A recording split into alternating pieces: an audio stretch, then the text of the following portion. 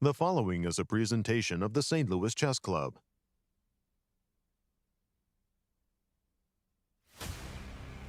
International Chess Day didn't disappoint at the U.S. Juniors and Seniors Championships in St. Louis. Reigning junior girls champ Zoe Tang is out front after another win, leapfrogging Rachel Lee for clear first. Dominant senior Vladimir Akopian is back in control, winning again to strengthen his lead. Favorites clashed in the juniors with Abhimanyu Mishra drawing Andy Woodward to stay a half point ahead. It's a two-horse race in the senior women's with victorious co-leaders increasing their advantage. Former champs are looking good. Is another trip to the podium on the horizon? Day 7 of Can't Miss Chess. Coming up next.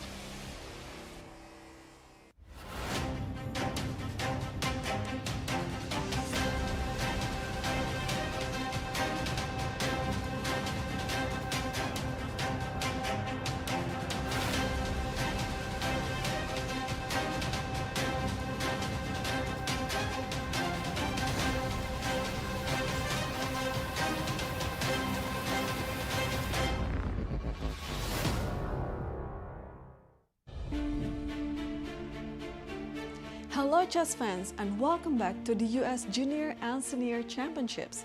As we enter round 7, the tension is rising. And with only 3 rounds to go, every game, every move matters more than ever. Today will bring us several major matchups across all the fields. The standings are tight and the pressure is mounting. Will we see any fireworks today? Let's send it to the studio and begin the action. The best juniors and seniors in the United States once again descend upon St. Louis at the St. Louis Chess Club for the 2026 U.S. Juniors and Seniors Championships.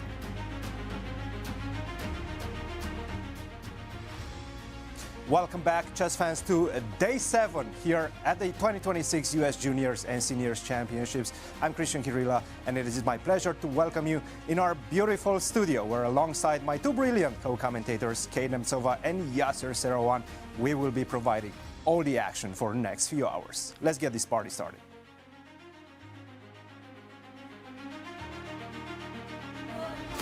Welcome to the show. I'm Women Grandmaster Katerina Nemcova, and I'm joined by 2 amazing Grandmasters, Yasser Seirawan and Cristian Chirila. Kate, as always, a great pleasure to be in studio Great with to you be here, and Yasser, with Cristian. you. I mean, you guys make it so much fun for me. Hello, everyone. I hope you're enjoying the show. Welcome to round 7. My goodness, the tournament's just sprinting away from us. But today, we have some amazing matchups in 3 out of the 4 tournaments as the leaders face off against one another. Kate, do the honors. Tell us the standings. Let's start with the girls. Yes, let's take a look because we have some changes in the leadership since the last round. In the girls junior, Zoe Tang won her game and Rachel Lee lost for the first time in the tournament, making Zoe Tang the leader with 5 points. And then we see Jasmine Zhu and Megan Paragua tied for a 3rd place with 3.5 points. And in the juniors competition? In the juniors, we have a sole leader, Abhimanyu Mishra. There were a lot of draws in round 6, so Abhimanyu Mishra keeps his lead by half a point. And the Woodward and Tani Adewumi are still looking and trying to catch up to him. And the women's seniors. Here it is story of 2 names. Angelina Belakovskaya and Natalia Tsodikova are cruising through the tournament so far with 4.5 points out of 5, suffering no losses and just leading the event. Fantastic. And in the seniors? In the seniors section, we have Vladimir Akopian, who won round 6, and now he's 5 out of 6, clear first, half a point ahead of Alexander Fishbein and Alexander Onischuk. For these 4 national championships, what format are these competitions? So these competitions have the same format. It is a 10-player round robin, which means each player gets to play everybody else in their respective section. No draw offers are allowed in these games. And classical time control, 90 minutes for the first 40 moves, followed by 30 minutes for rest of the game, and 30-second increment from move 1. As I've mentioned, we are in round 7. Tell us about the remaining schedule. Yes, we are going to the end of the tournament. Round 7 today, then 2 more rounds. And if there is not a clear leader, we will see playoffs on Friday 24th. fantastic. And Cristian, as I was saying, we have some absolutely marquee matchups today, don't we? Well, absolutely, because we're entering the final stretch, the championship rounds. And Right. there's a reason they call it the championship rounds. That's because that's when we get the champions Right. and when the nerves are at their highest. Now, let's take a look at the big clashes because we have quite a few in today's round. And we're going to start with the senior women's section, in which case we have two ladies that are really taking over these championships, Angelina Belakovskaya and Natalia Tsodikova, the defending champion. And guess what? In today's round, they are meeting each other. Let's take a look at their head-to-head because it's quite impressive how close, how tight this one is. 4.5 points each. They're tied for the first position, but look at that USCF rating, how close it is. 21.96, 22.23. Third and first, respectively, in the U.S. Seniors Women's rank. This one is going to be a barn burner.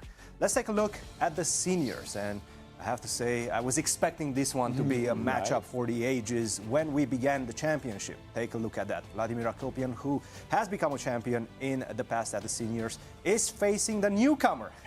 You might as well call him the newcomer, Alexander Onischuk, 50 years young. And right now, he's chasing Akopian. Take a look at their head-to-head.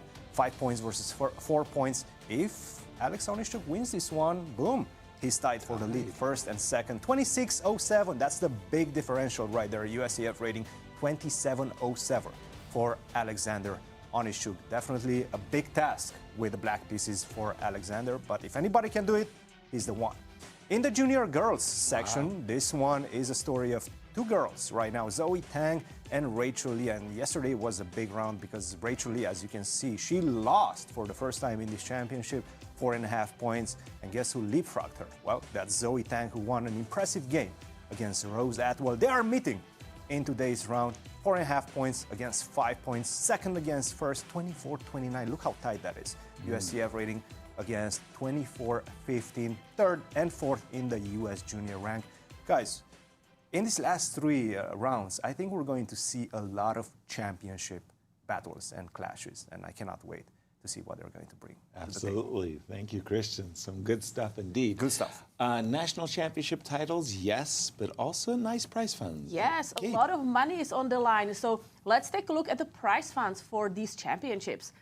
And we will start with the girls' junior.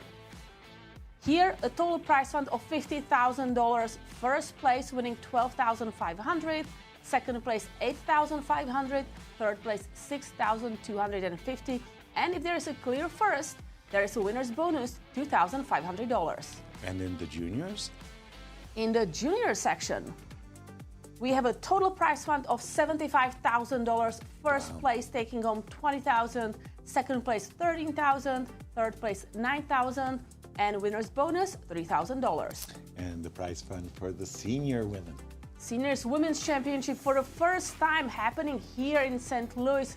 A total prize fund, $60,000. First place winning $15,000. Second place $10,000. Third place $7,500. And winner's bonus, $2,750. And finally, for the legends. For the legends, yes, the biggest prize fund is for the Seniors Championships, $100,000. First place winning $25,000, second place $17,000, third place $12,500, and winner's bonus $5,000. All very, very generous prize funds. Thank you to the St. Louis Chess Club for your generosity as we see the players taking their seats for round 7. See Vladimir just pacing because he knows this is such a big game. He's playing against the highest rated player in his field. If he gets through this challenge, he has a 1-point lead, don't forget. Well, the good news for him is that he has the white pieces. Yeah. This one, I think that's quite an advantage, especially when two very classical players are meeting each other because, you know, Alex Onischuk is coming into this one. He hasn't played a lot of chess in a long time, and generally the openings at that level with the black pieces, they're very stable. Right, solid. So if Vladimir Akopian wants it, most likely he will have the chance to try to force a draw or, you know, simplify the game as much as possible. Exactly. So it's a matter of strategy. What is his strategy? Does he want to go for it? Because if he wins this one, I mean, that's a huge, huge leap forward. Right. But if he makes a draw also, that's a positive result for Akopian. So very much depends on his strategy. Kate, it's so strange to be talking about the girls' championship and not mentioning Rachel Lee as the leader. She started 4 out of 4, and she looked like she was going to win the Bobby Fischer Prize. Now she's in second place. I mean, the field That's is very crazy. strong. Like, you start very well as Rachel Lee, but these players, they're ready to fight every single round. I know, and for Zoe, she couldn't ask for, dream of a better situation. She's the defending champion. She'll have the black pieces today, but she's got a half a point lead against Rachel Lee. She's playing Rachel at exactly the best time. Not when she's 4-0, but when she's drawn and lost. But as you mentioned, we have the defending champion Zoe Tang. Rachel Lee recently won bronze medal at the World Under-16 Championship. We have Iris Mo, who won the Continental Championships. I mean, these girls are very accomplished. We're just hearing the arbiter in the background. All right, looks like we're ready. Good luck, everyone. Please go ahead and start White's clock. And there you go. 40 competitors all underway for this round 7. And just to complete what you were saying there, the girls' championship is so strong that the highest rated player in the girls' championship, Rose Atwell, she's not even on the podium at the moment, and she's an Olympian. She's going to be playing for an Olympic team. I've got on my screen, I wanted to start with the seniors. I've got on my screen Vladimir Akopian and Alex Onischuk. I don't think I have any moves yet. Do you have any moves on your screen? No moves yet for me either. Nothing being relayed at the moment. So as we just, I think I see knight f3 on the board. If we can see the video. There's also e4 on the board. Helpful. We do have e4 on the board and e5. Knight f3, knight c6. Do we have... I was doing, yes, he's just played the Ruy Lopez, bishop b5. When I think about the Ruy Lopez, it's the oldest opening in chess, going back over 500 years, and the database is pretty darn extensive. a7, a6, the Morphy defense. This move was introduced by Paul Morphy back in the 1850s. Prior to that, knight f6 was the go-to move, as well as bishop to c5. Everybody is... I've noticed that it's becoming even more and more popular in these championships. Knight f6 just it's played, and then, oh boy, I want to say 100,000 games, maybe more, in our database with castles.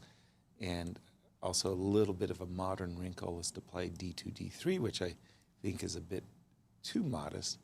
And now you see Alex thinking he's got a career of chess games, and he's going through his files, and he's thinking to himself, okay, I have prepared bishop e7 in my hotel this morning. I could also play the open knight takes e4. I could mix it up with bishop to c5, just double checking mentally what kind of game he wants. And I'm going to take a pause, and where would you like to take us, Kate? So let's check in with the Women's Seniors Championship, because we have a really important game to the defending champion Natalia Tsodikova against Angelina Belakovskaya. And let's see, and this is my problem. I actually don't have any of the moves from that game yet. We'll see if we can't see the video. Again, Natalia, Angelina tied for first. Coming into today's round, Angelina with the black pieces. She's the rating favorite, but Natalia, she's the defending champion. And let's see if we can get a video of the game. Yeah, we've got knight f3, c5. Okay, we do have e4, c5. So it looks like it's going to be an open Sicilian. Knight f3, e7, e6, and Natalie. C3. No. Alapin. The Alapin variation. How did you pronounce it? Alapin? Alapin? Alapin? Alapin, yeah. Okay, c2, c3. So this is really borrowing a page from the Ruy Lopez. quite simply, white wants to play pawn to d4, like, for example, after a7, a6, not a good reaction. Pawn to d4, this is what white aspires to in the Alapin, trying to get the central pawn duo.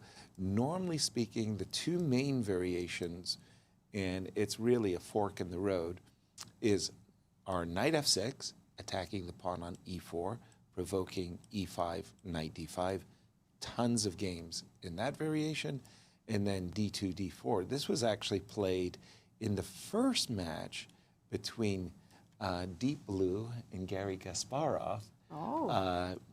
Way back. That was the match that Kasparov won.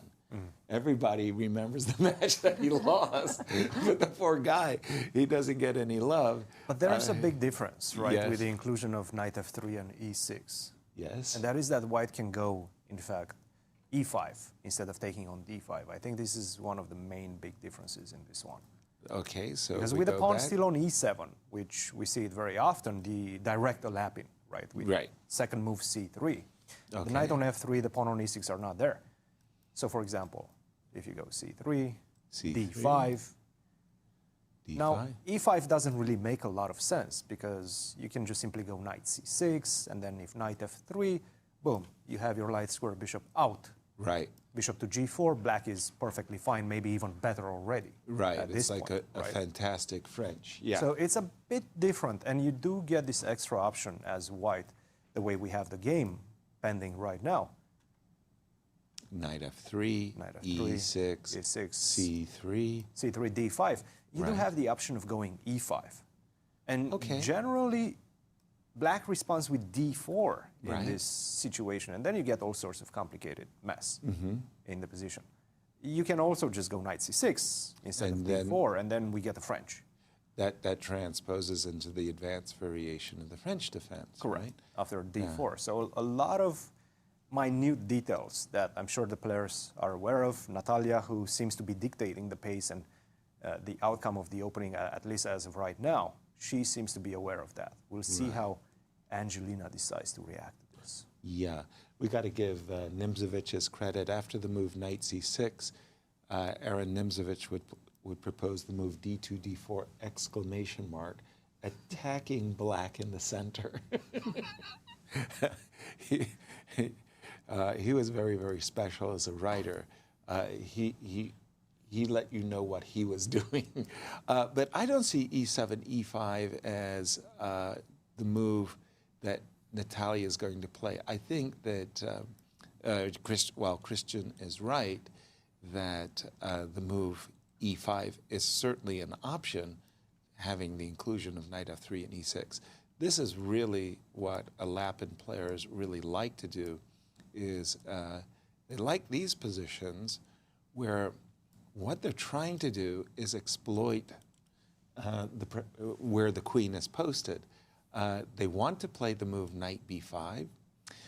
Interestingly enough, a lot of Alapin players like to capture on c5, proposing a queen trade and having a queenside majority, but many times including the move knight b5, but also bishop c4.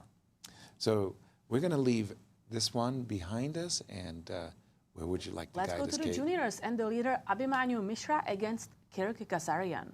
For Abhi, again, he's entering this round with a half-a-point lead. He just faced a huge challenge against Huge Andy game Woodward. against Andy, and He passed the test. he passed the test. It was not close. easy. It wasn't easy, not at all.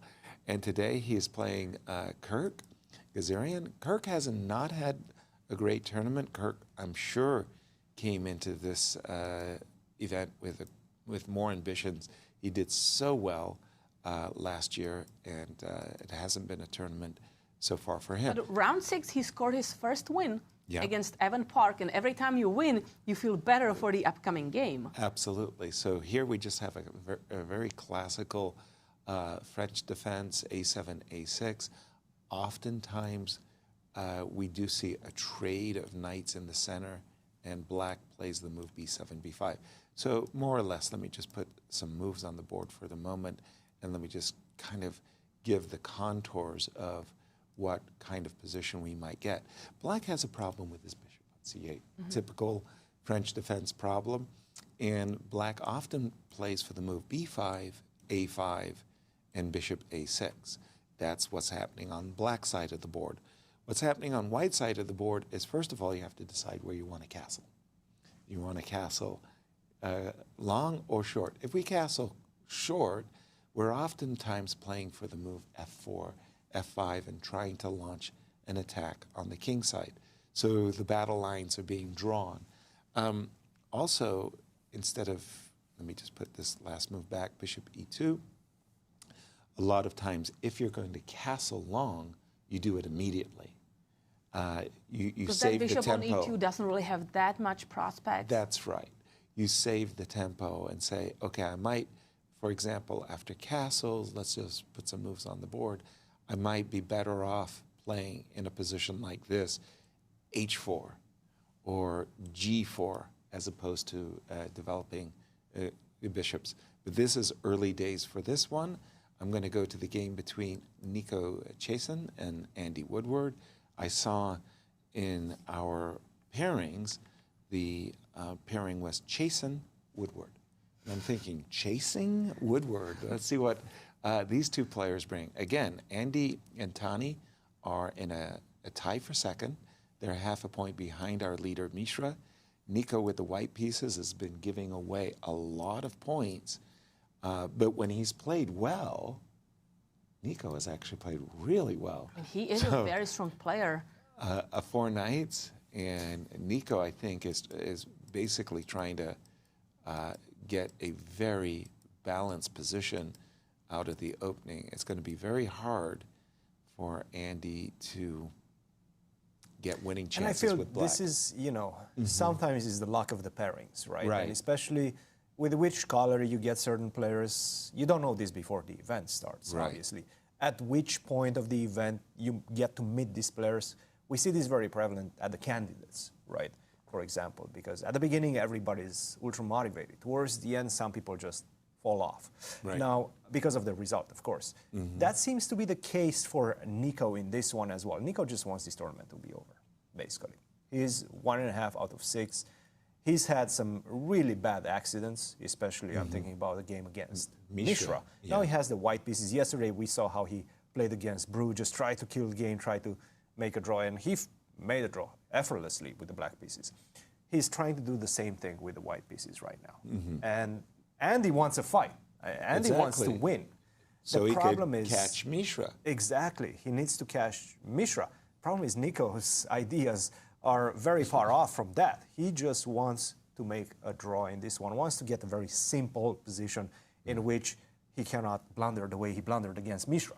Right. So it's a battle of concepts right now and the strategies going into this one. And for Andy, it's a bit unfortunate that he's meeting Nico at this point, at this juncture in the event. Because if he had met him in the first, let's say, 2 rounds, 3 rounds, then we would see a fight. Now, a bit less likely. Yeah, and I know from my own personal database, a lot of games in this variation. Bishop g5 is the major move, and oftentimes Black just drops back with the bishop, bishop to e7. But a lot of games have already occurred in this line. I'm going to go to the game of Tani for just a moment, because again, Tani's had quite a tournament, and last round he was up against Bach and defended like a genius, actually, just to save the game from After the opening stages. Opening. Yeah. Today he's up against Brewington. Brewington also having I want to say, a very decent tournament. An extra half a point here or there, and Brewington himself might be on the podium. Okay, we have a Rossalimo, d7, d6, castles, bishop d7. Essentially, Black is saying, I do want to force the capture of the bishop. Bishop takes c6, but I don't want the double pawns. And Tani's saying, well, I understand what you want. I tell you what I want. I don't want to give up my bishop. I'm going to pull it back, bishop back to f1. And from White's point of view, more or less like Natalia in her game with Angelina, Tani's intention now is to build the center with c3 and d5. Anticipating that setup, Brewington has just played the move e7, e5, trying to delay the advanced d4. Oftentimes he's going to play it with bishop g4. Kate, where would you like to guide us? Let's check in on the leaders in the girls section. Okay. Zoe Tang playing Rachel Lee. Absolutely. Huge matchup. And if you had asked me before the tournament began which were the key matchups, this would definitely be one. And the matches when Rose would be playing would be the other. Let's see what we got here, because I'm not really sure how the ladies got to this position. Okay, it's a closed Sicilian with knight c3. We are seeing a lot of closed Sicilians, not just this round, but in these all tournaments. In general, yeah. In d7, d5, okay. So this actually reminds me of the match between Fischer and Spassky in 1992. And Bobby was playing the system with the knight going to e2 and bishop going to g2, and when he provoked d5, he jumped with his knight to d5. In this moment, Rachel has played d2, d4, which is an indication that she might be playing bishop b5 in the near future. And then my question for her is, explain the logic behind g3 and bishop to b5. Let's see what happened. Captures, captures.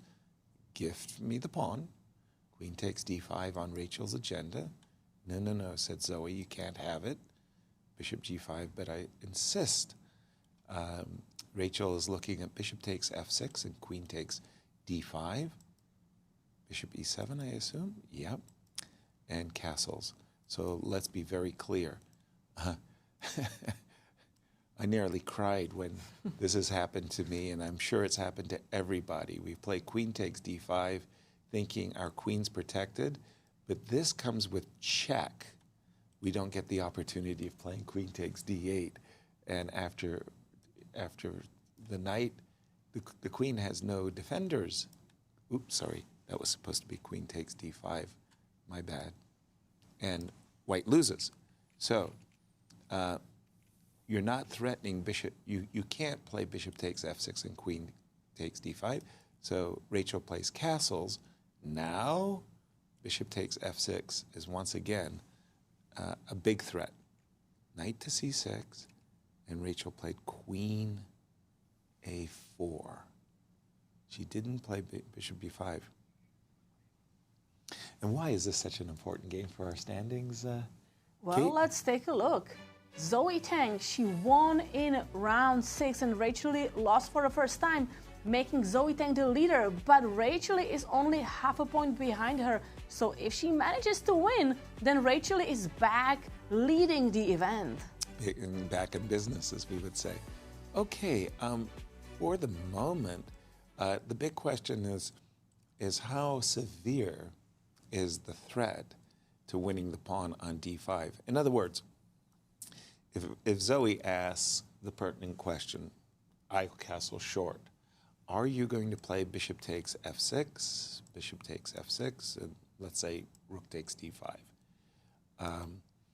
My feeling is that the compensation for the pawn is really, really great. For example, Queen b6. after queen right. b6, first of all, black has the two bishops, so that when you play the move bishop e6, you start to realize, well, actually white's king is going to come up under severe attack. You know, this reminds me Sicilian dragon from Yes. black's perspective. That's and we right. oftentimes give up this d5 pawn because we have this really strong bishop on this diagonal. On the long diagonal, absolutely.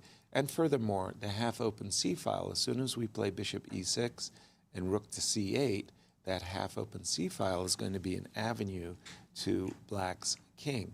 So I would say after castles, white is not going to go after this pawn right away. probably play a move, I don't know, maybe like knight e2, just to kind of prevent d5, d4, and follow it up with bishop to g2, and maybe slowly with moves like knight f4 and knight takes d5, trying to win the pawn. From black's point of view, it's all about development. Get your pieces out, bishop e6, h6, queen b6, connect the rooks, and go after white's king. This is going to be a Donnybrook. The players have castled on opposite sides of the board, and who gets to attack whom. It's going to be a fun game. Again, I'll ask you where would you like to take us? Let's check in on Vladimir Akopian and Alexander Onischuk. Yes. And again, this is number 1 and number 2 players in the standings.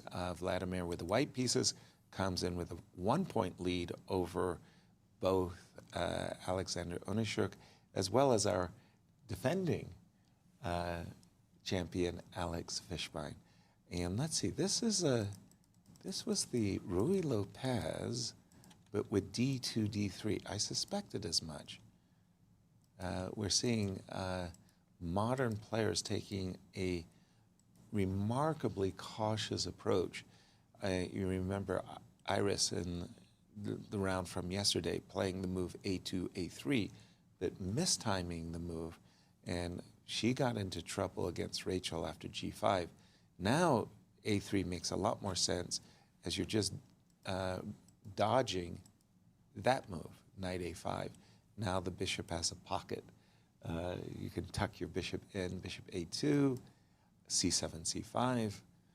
Very classical approach by Alex, just taking as much control of the center as he can with his pawns, knight d5. Now you have 2 choices. You can play knight takes d5, bishop takes d5, bishop b7.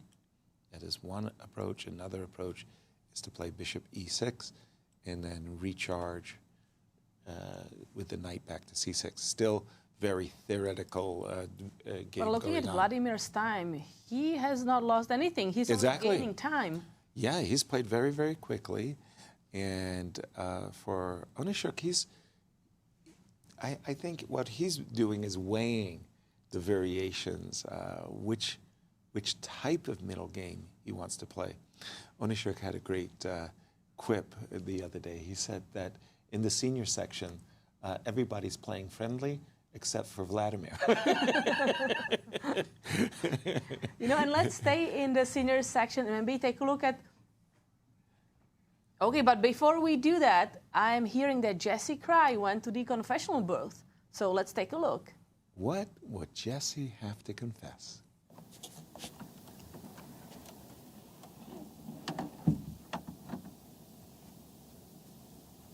Well, I don't know if you can see me here, but I have a confession to make. Today, I'm playing my coach, Alexander Golden, a.k.a. KGB. I'm expected to lose the match, I feel, just psychologically, but I'm wearing all black to try to overcome that deficit. So there it is. It's going to be a tough game. I don't like my chances. Very, very funny confession as Jesse says that Alexander Golden used to train him. And it's tough when a student and teacher play against one another, and he's not feeling optimistic about today's game. He's given up the 2 bishops for fast. But he's wearing all black. He's trying to stay very tactical. Yes. Yeah. He's wearing all black, right? Like Johnny Cash, the man in black. Knight takes d4. Golden in pink, though. So it's a bit of a contrast there.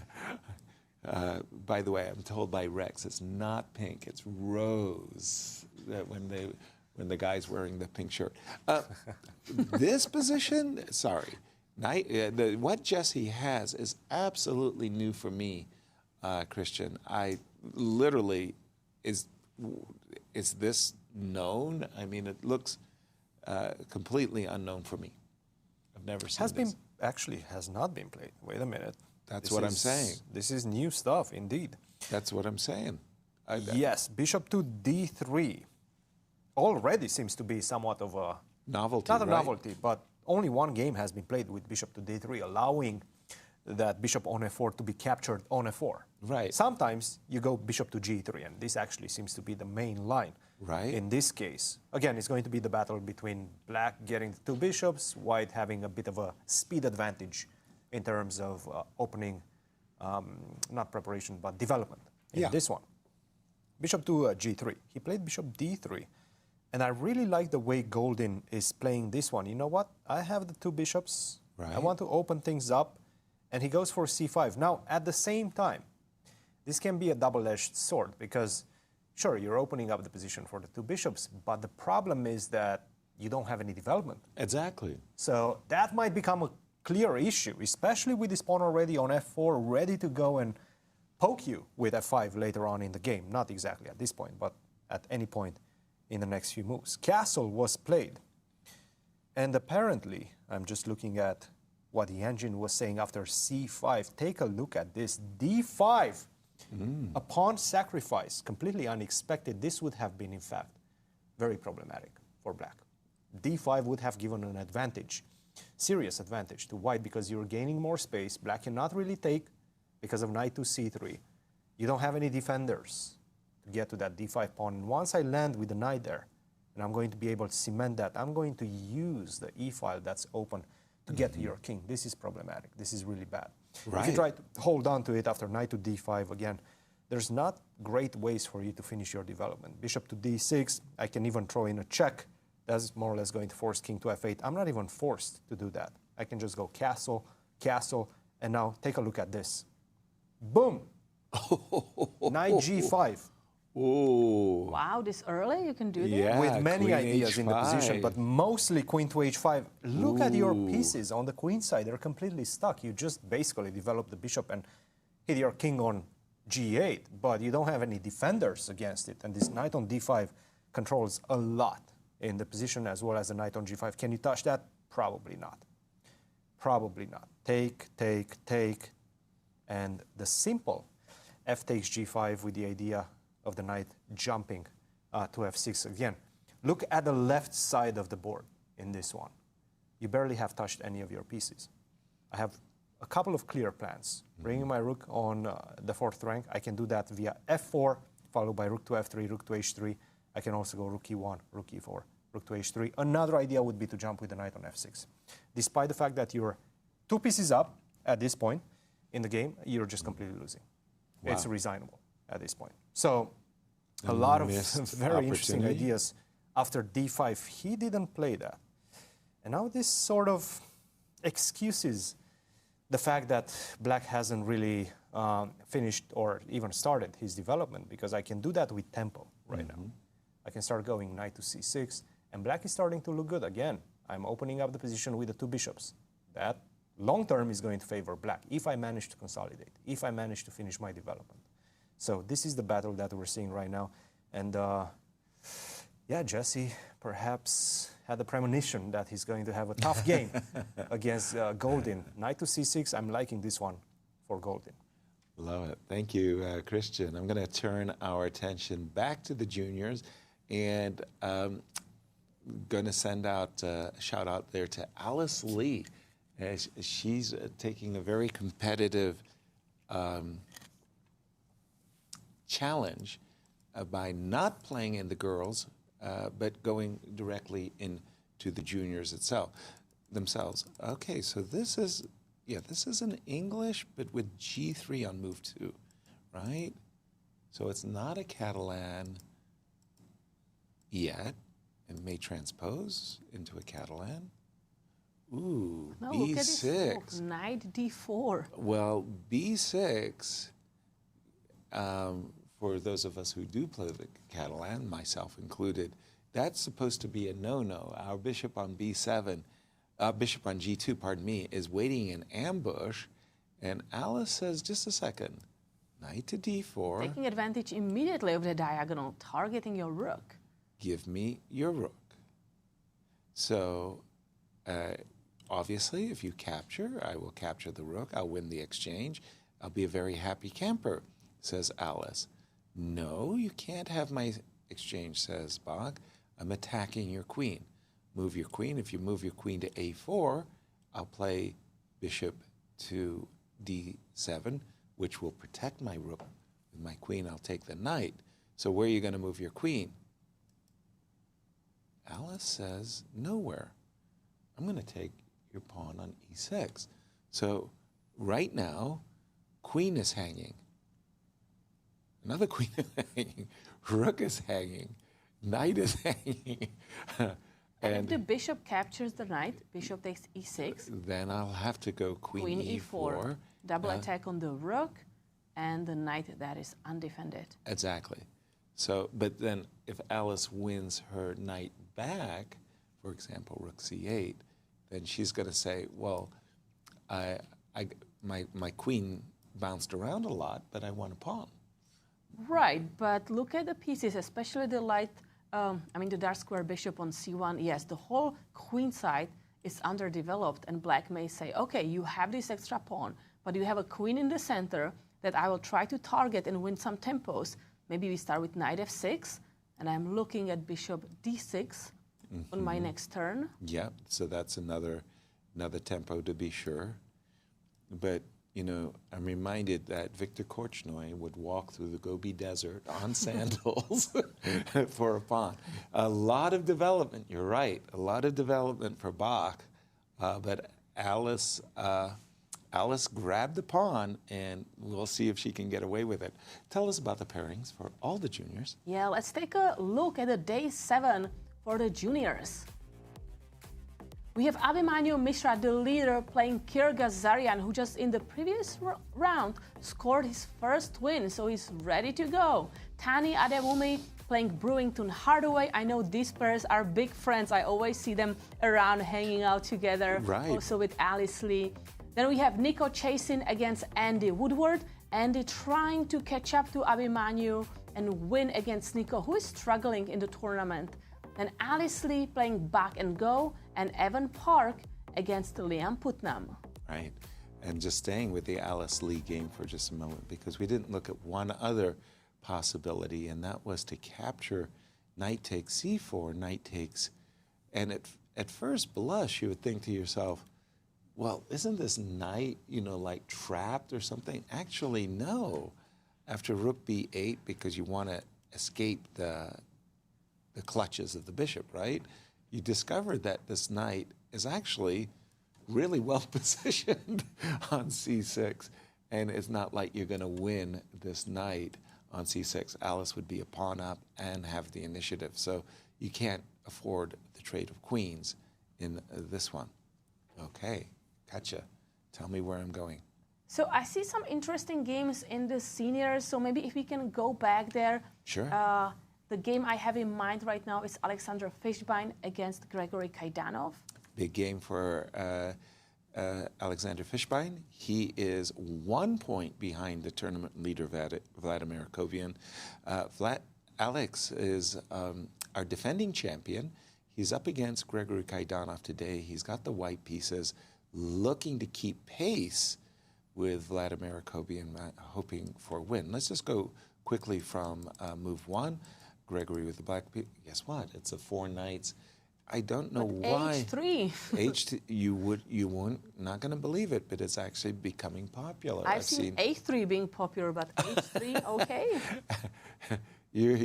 Well, basically, white is saying if you play the move d5, there's going to be ramifications that are not going to be favorable for you. For example, this looks like the reverse of Andy Woodward's game. Against Nico Chasin. White's got the extra tempo H2, H3 that Andy doesn't have in his game. Let's see how this game continued. A bit of a success, I want to say, for Fishbein in the sense that he's getting a nicely imbalanced position. And I really like the bishop on b2. Because the bishop will have the diagonal open at some moment when white decides to push the center pawn to d5. Yeah, it's interesting. I couldn't resist, personally, wanting to push the pawn to d5, and I would find myself drawn to the move queen e2, protecting the bishop and setting up for d4, d5 with a tempo, and possibly even c5 followed by d5. That was not what Fishbein did. He played the move rook e1, and for the moment, leaving up to Gregory, what's he going to do? I remember a game I had against Viktor Korchnoi, where we had such a tension between the queen and bishop, and Viktor played a really stunning move on me. He played a move bishop to c5, and I was like tasered because I really wanted to play the move d4, d5, and the move bishop c5 kind of threw me off. In this particular example, there might be an issue with the e8 square, so I might not suggest that particular move. At the moment, it looks fairly balanced. Cristian, I am going to invite you into the discussion and tell us what has attracted you.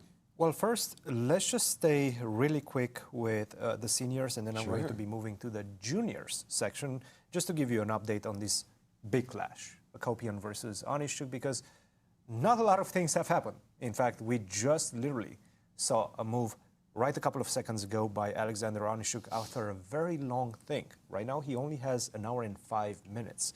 His opponent, Akopian, 1 hour and 31 minutes, and it is exactly what we discussed at the beginning of the show, before the game even started. What will the strategy be for both of these players? Alex, he's bringing a very stable repertoire to this competition, and Akopian is trying to take advantage of that. Sure. Because that's exactly what we're seeing. We're seeing a very, very stable Ruy Lopez position where a lot of theory is involved. Bishop to e6 has been played quite a few times, and it's a bit of a sideline, not one of the main lines. Knight takes d5 being the main line, followed by knight to c6 in this position, just trying to bring the knight back in this one. Bishop to e6, pressuring up the knight on d5. The thing is now b4 most likely will be played, and it's the very typical way of playing this position. Oops. Oh, never mind. Knight takes f6 was played. Yeah.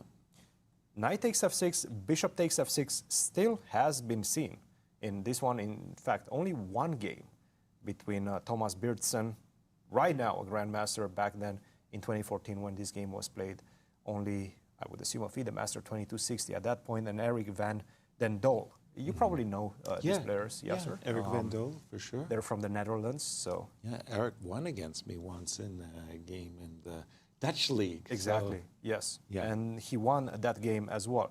This is the way it was played. Take on f6 followed by bishop to d5. Do we have bishop d5 on the board? No, he captured on e6 as well. Okay.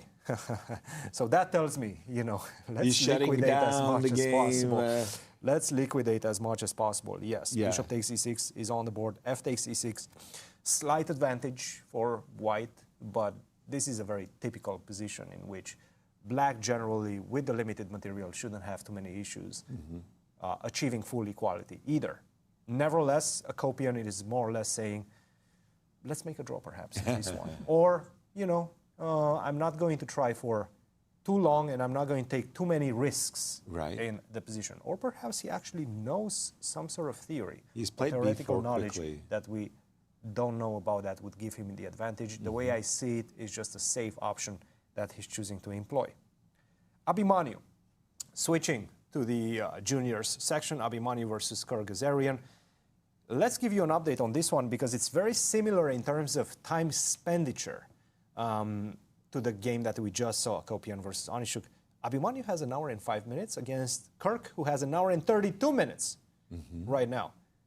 I haven't seen this one. I haven't seen this type of time management from Abhimanyu in this competition. He was surprised by Kirk's opening choice, and it's a very typical French, as we will see, knight to c3, f4. This is a very typical way that many players usually follow. Queen to b6, very, very aggressively aimed at going into the endgame, saying, you know what, I don't care about the fact that you have this beautiful d4 square. I don't care about the fact that you have extra space advantage. I'm just trying to limit the resources in the position and equalize like such. Knight to b6, h4 and h5. By the way, up to this point, Kirk had an hour and 35 minutes, so he definitely knew what he's doing. Knight to e2, that's precisely what he's going for. Abhimanyu, and finally Kirk is taking his first thing. I see this one as a very balanced, let's say, game. Nevertheless, it's one of those positions in which white will press for a long time because white has more space. Limited resources in the position, more space, better pieces. When the knight lands on d4, you can see the difference between a knight and the bishop on c8, which is still struggling to find a good square. But black is saying that, you know what, that's not enough. That is not enough. I'm solid enough. I don't have any structural weaknesses in the position. So those are the discussions that these two players are having. Abhimanyu certainly is not too upset with it. You know what, it's a risk-free position, more or less, for white, in which he's going to try to outplay his opponent. He knows he has the slight advantage out of the opening, has more space. Let's see what he can do with it. Exactly. It seems like it's a day for the French defense because I'm seeing a lot of positions that appear to be a French defense. I want to go back to our senior women's competition as Natalia and Angelina crossing swords in this one. And it started as a Sicilian Alapin. And then transposed to it sure looks like a French defense to me. And I didn't like the decision. I did not like the decision of Natalie to give up her bishop, and it occurred to me only later that it has a dollop of poison, what Natalie has done. She's invited Angelina to play what looks like a very strong move. Bishop to b5. The bishop on the light square bishop in the French defense, the problem child, now suddenly looks regal. Like, look how wonderful that is, stopping white from castling. But this was the trap that Natalia had set up for her opponent. After the move a2, a4, the only way to justify the move bishop b5 is to go to bishop a6, is to go to bishop. Control of that diagonal. Precisely so. And then Natalia will say, aha, gotcha there. I want to take a pawn. If you recapture, naively thinking white is helping with the development, nope. b4 attacks the bishop, followed by b5 traps the bishop that is sitting on a6. Hence, am I hearing that Natalia had already this position twice in the tournament, in round 1 and 2? Oh, there you go. Shame on me. I hadn't paid attention to those earlier rounds. She gave up her bishop in queen c7. Again, I'm all about good squares for our pieces, our fair share of the center, so forth and so on. I don't see the queen as being effective on the c7 square, and I kind of asked myself, why did I put my queen on a c7? Aren't there better squares in the position than the square c7? So I'm not a big fan, but let's just see what happened. Queen c7, and I think Natalia is just going to castle. Okay. We see that Angelina took a lot of time figuring out what to do in the position because she's already down 30 minutes to 1 hour, while Natalia, she spent just 6-7 minutes. Yeah, I'm trying to think of the logic behind queen c7. We could trade, and you can't recapture with a knight because a queen takes d4. So Natalie's thinking she did play castles. I'm going to interrupt myself? Because I'm hearing that Alexei Ruth is again in the confessional room. So let's hear what she has to confess. Well, she liked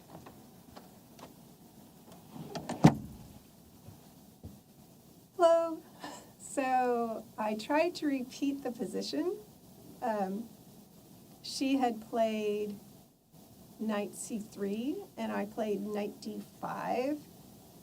And then she played knight e4, and I played knight back to f6. So then if she went back knight to c3, then I was going to play knight d5 and try to repeat like that. But she didn't do it. So now I know she does not want to draw. And for me, a draw with black against a strong player like Beatrice would have been nice, and also just having a quick game instead of lasting forever. But now, I guess I confess that it might last a long time. By the way, I wasn't expecting her to play knight f3 in the opening. She usually plays d4, and I was going to play a Dutch. So she played knight f3, and I kind of played a Dutch anyway, which is probably not a good idea. So hope you can make something of this. Thank you again for the commentary, and I'll look forward to hearing what you have to say about my position and my attempted repetition. Thank you. Lovely. Thank you, Alexi. The best laid plans of mice and men. So what Alexi was saying is that Beatrice, she was expecting Beatrice to play 1d4, and she had it on her agenda that she was going to play the Dutch defense to come heaven or high water, and away you go. But Beatrice surprised her. Exactly. Beatrice surprised her with one knight f3 on move 1. And so then Alexi said, okay, I'm happy to play a French defense. Do you want to play a French defense? No. Beatrice said d2, d3. And he said, so Alexi had the Dutch defense with f7, f5 on her mind. And Beatrice must have sensed something there and was playing for e2, e4, which is really an anti-Dutch. Uh-oh, Alexi followed it up with, I think, a poor move, d5, knight d2. I think because of the e5 square is so weak, I would have just jumped on the opportunity to own the e5 square with something like bishop f4 myself. Okay, Beatrice didn't do this. She played knight to d2, and then Alexi confessed that she was hoping for a repetition here after knight f6, knight c3, knight c3, knight d5. The knight went back to e4. Alexi went back to knight f6, saying, do you want to go back to c3? Want to make a draw? Happy to have a short day today? No. And she said, well, now I know you're playing for a win.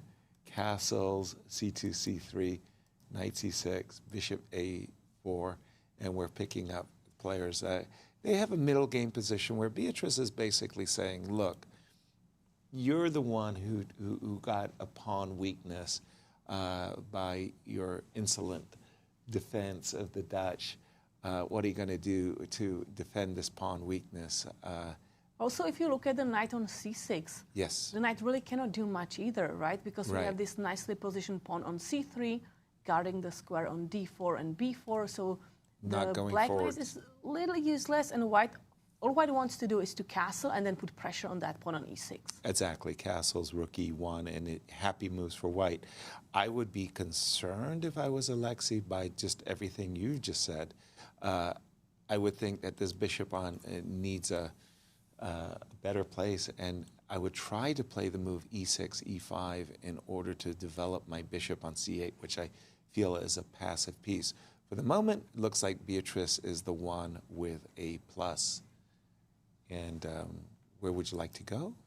Yes, sir. I think we're going to take a pause and see the pie charts. Our in-house statistician, Ben Underwood, prepares these pie charts so we can see what are the chances for which players to win the tournament. I can always vehemently disagree with the statistics. So let's take a look.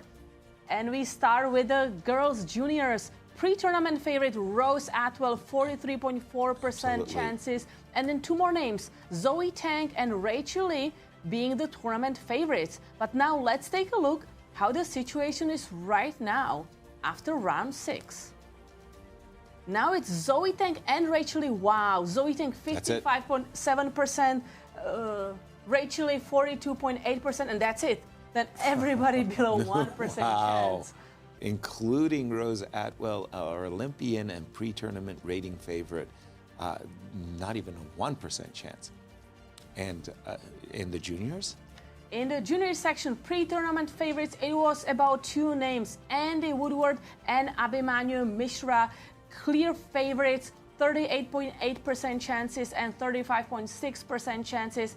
And let's take a look how it changed now after round 6 when Abhimanyu Mishra is leading the event with half a point advantage. But this is a big 70.5% chances. And Andy, half a point behind, but only 19%. And Tani half a point behind and only 7.9%? That's correct. Also, it's because Mishra has more games with the white pieces. Yes. That's right. And this one, and he starts especially this one against Ghazarian. while Woodward has to face another very strong opponent, but with the black pieces in this round. So Good point. that's why the pie chart looks so dominant in favor of Mishra as of right now. And in the senior women, Let's take a look how it looks there. Pre-tournament favorites Angelina Belakovskaya, 42.2% chances. The defending champion Natalia Tsodikova with 24.1% chances, and Olga Saganchik, 15.4% chances. let me interrupt you, and I'm going to say 95% for the top two ladies. Well, you're very close. to Yeah, that. you're Yes. very close, Yasser. Good job. Because it's about only Angelina Belakovskaya and Natalia Tsodikova. And a lot of it's going to be decided today because guess Absolutely. what? These two players are playing each other. Facing off. And finally, in the seniors, In the Seniors Championships, pre-tournament. Pre-tournament, it's Alexander Onischuk and Vladimir Akopian, the only two names really seriously having chances to win, with Onischuk 33.4% chances and Akopian 32.1% chances. And there's defending champion Alex Fishbein saying, "Where's the love? I mean, 2.7%. I won it last year and only 2.7%. I mean, give me family 5%. He was unhappy about that during our interviews. Yes, he Let's was. take a look how it is right now after round 6. Okay. Will Alex climb up the tournament, or will it only be Akopian, Onischuk, and, well, wow, 81%.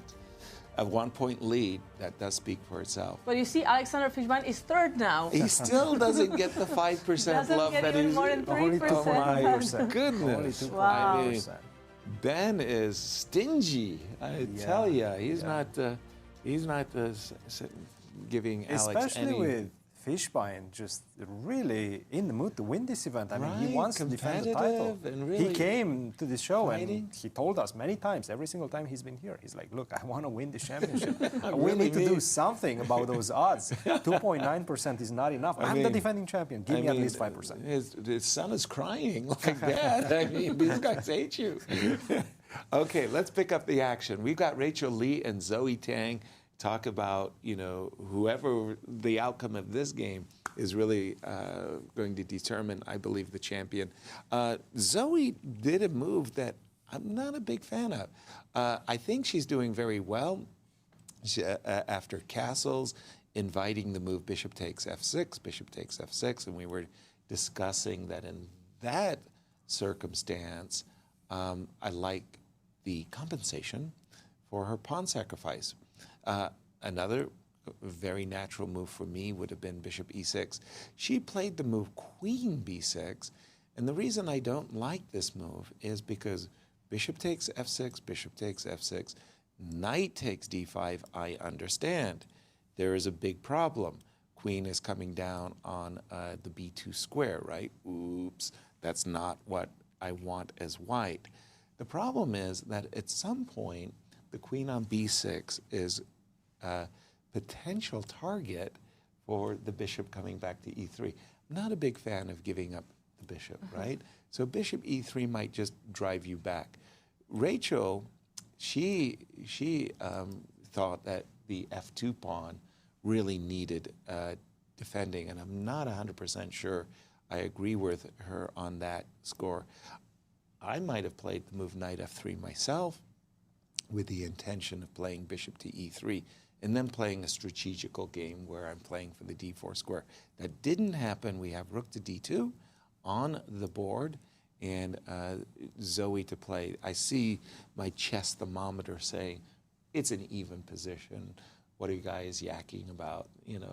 But what do you think? But I think this is the position that Zoe Tang actually enjoys, because she has some dynamic chances. The queen on b6 is active, as you mentioned, on f2, on b2. Right.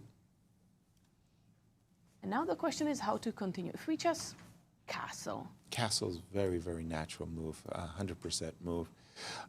It's funny, Rachel played the move g3 a long, long time ago to park her bishop on g2, and I'm kind of reluctant to do it. But let's say, having said A, let's say B. By the way, in that variation where I was playing bishop takes f6 and allowing queen takes b2 and getting myself checkmated, here we see another let's say, drawback of the move, queen b6.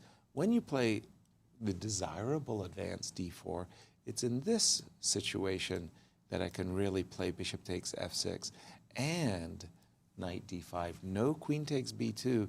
There's a pawn in the way, and then I can trade off this bishop, the knight for the bishop on f6.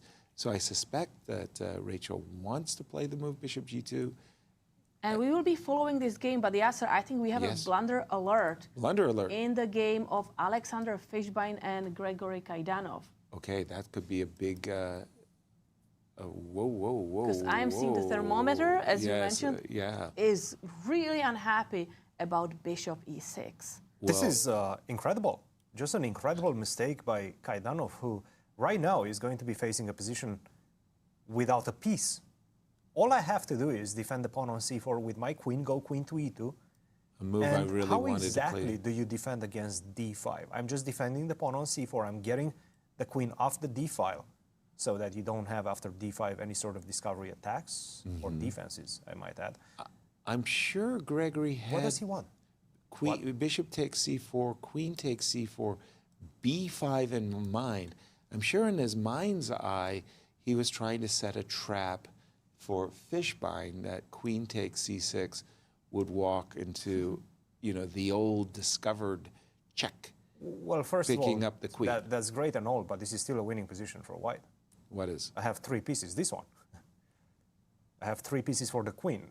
Probably I want to take with the king, to be honest. Okay, Just to sure. go bishop b3 and get my knight to e5 as fast as possible. 3 pieces for the queen is great compensation. It's great I wouldn't compensation, but say also it's the light square winning. bishops, the bishops are so strong.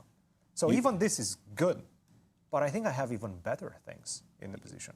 That would be painful if you did have better things than this, because I like White's position too. I like the 3 pieces, but I wouldn't But say there's it's just pressure on This is f7, winning. knight No, e5 winning. coming. This is just dominating. But I can go the simple queen e2, I think, right? at this moment. Yes, you take my bishop on a4 and I just go d5.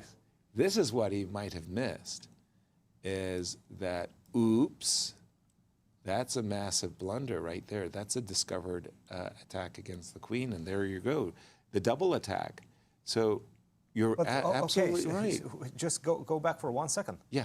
Is that the only way? I mean, To win? No. Even at that point, I don't think that's the only way. I think I have more No. than that. That's the other problem. Is Maybe even queen to c2, the same idea, just to defend my, maybe queen to c1. Actually, queen c1, just because I don't want to allow you knight b4. Precisely. Any d5 is coming. Next move, that's it. any defense of the bishop, queen c3, queen. Oh, Oh pardon my me, queen goodness. c1. This is bad. Yeah. This is really bad news. Gregory, I think that game with Alex Onischuk Took him off his took him, rhythm. yeah, Yes, yes. because he had such a dominant game. He really, and I think it really impacted him, because right now, queen e2 and Not the d4, only move, by the d5. way. Queen e2 is fine. Queen c1, the same exact idea, just to go d5 next move, is winning as well. Here, maybe there's some Maluch I can play for, I don't know, some kind of cheapos. Maybe. I mean, knight h4, I'm pretty sure you're still losing even this one. Probably, yeah. I feel. Queen c3, for example. Is that convincing though, Cristian? Queen Well, c3? I'm trying to take your pawn. Sorry, I'll actually start with d takes c6. Yeah, I just want to take- exactly. That's what I thought you wanted. D takes c6, just winning. And after queen h4, then I go queen c3. Yes, precisely. Because that's a double attack. We are threatening checkmate on g7 and threatening the bishop on h3. So queen c3, a very strong move. Absolutely. Bam. And just as you just said. But for Alex Fishbein, if he could win this game, that would keep the pressure on Vladimir. Is it going to Akopian. increase his chances, though, from 2.9% to 5%? That's the big question. Ben has been stingy. That is the big question, and Ben should be working on that. Exactly. What do you have for us, Kate? So we will take a short break, and during the break, the viewers will be able to check in with the women's seniors to hear about their experience. Okay.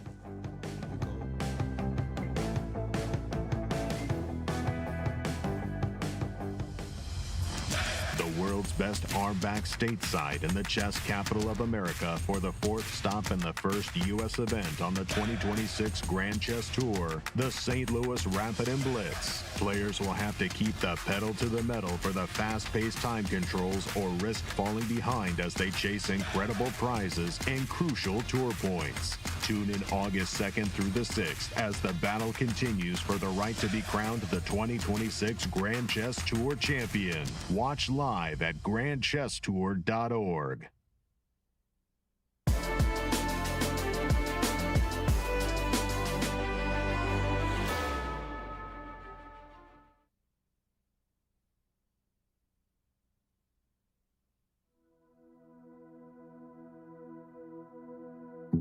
Three years, 3 podium finishes, silver, bronze, and finally, gold. At the 2026 World Senior Team Championship in Durrës, Albania, the United States women's team didn't simply win a title. They completed a journey years in the making. Their success wasn't built on one brilliant game or one dramatic finish. It was built on trust, resilience, and 5 women who believed the team mattered more than themselves.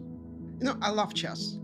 And so when there was an opportunity to play, I felt this opportunity is great and it should be seriously considered. Then the idea became to, hey, let's go to the World Championship as a team. And so we played 3 times in 2024, 2025, and 2026. And so for me, it was great. Going back into the same atmosphere, seeing a lot of old friends, playing games, trying to prepare, but also to extract the knowledge that was like hidden deep inside. I played chess all my life, and I love chess. And I'm so grateful to have an opportunity to continue playing chess, even in my senior age, yes. I took a break, 18 years from chess, and just by accident, I got back into it. I met friends, and I just totally realized how much I missed chess all these years. So I'm so happy to be back. I love chess. I was an active player when I was much younger, but then I started coaching and also an organizer. But then at some point you start missing playing chess too. So once I saw the senior events, I started looking for the opportunity to play again. So, you know, I went not just because I wanted to play, also because of the team and the opportunity for us to go for a gold medal. My love for chess been my life. I do teach chess, and we got an opportunity to play in your senior championship and then be part of the team. I jumped right into, and I love it, and so it's a wonderful experience. I love the game. I love teaching chess to kids, and also I like to compete. You know, the team competition, it's very different from individual competition. It's not like your personal result matters so much. It's just what the team does. You know, if the team wins, even if you lose, the kind of team carries you on, you know. The team already knew what it felt like to come close. Silver in 2024, bronze in 2025. Every year ending just short. So the first time in 24, we got silver medal. We were very close, but did not work out. In 2025, we were even closer, just like one last game, and it's turned out to be not in our favor, ended up to be a bronze medal. And I felt it's necessary. Like, we are ready for it. It's just a question to have a little bit of luck. I just tried to convey to everybody, is like, don't get disappointed if we lost so much or we made a draw. If you did not perform well in one single game, it doesn't matter. So everything is going to be decided in the last 2 rounds. So let's just be cheerful. In the first year, we got the 2nd place. Second year, we got the 3rd place. So biologically, it was like our turn to get the 1st place. But with chess, it's never easy. Instead of chasing standings, they focused on each other.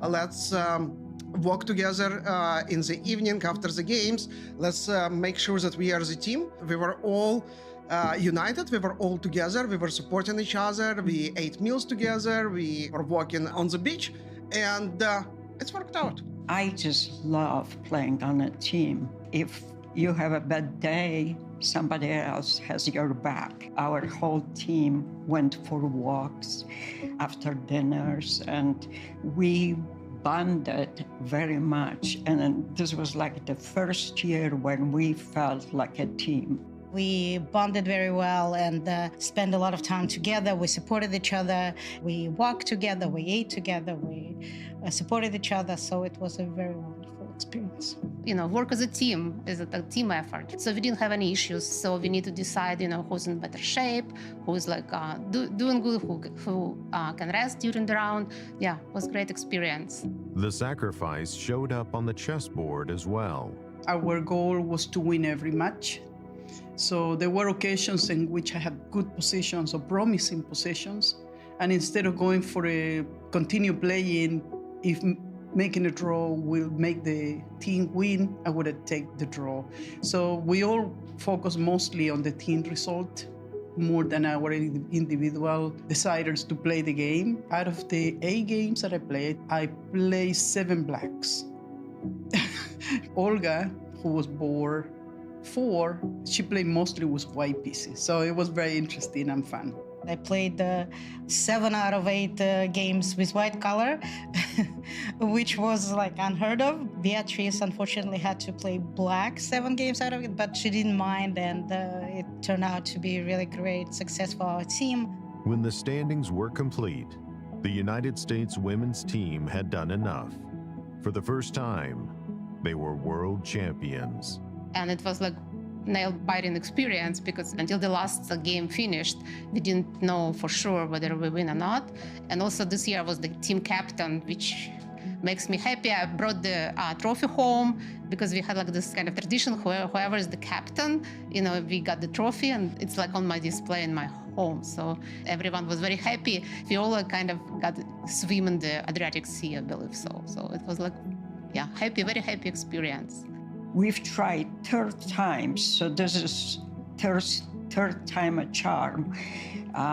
In Krakow, we were silver, in Prague, bronze, and now gold. It feels really good. It was exciting to finally won something, a goal, and then actually making it happen. So it was quite amazing. I will call it one of the highlights of my chess career, and I love every minute of it.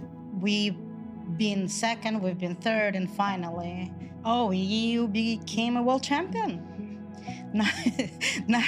Not too many people can call themselves, I'm a world champion. So it's that title attached to it, and it stays for you now for the rest of your lives. Just think about right now, this year, 2 teams became the world champions. First time in history, the Open and the women's team became the world champion at the same time. I think people who play chess, they can't give up. 3 years, 5 teammates, 1 shared belief. The medals changed from silver to bronze, and in 2026 to gold. And the USA women's team finished the journey together.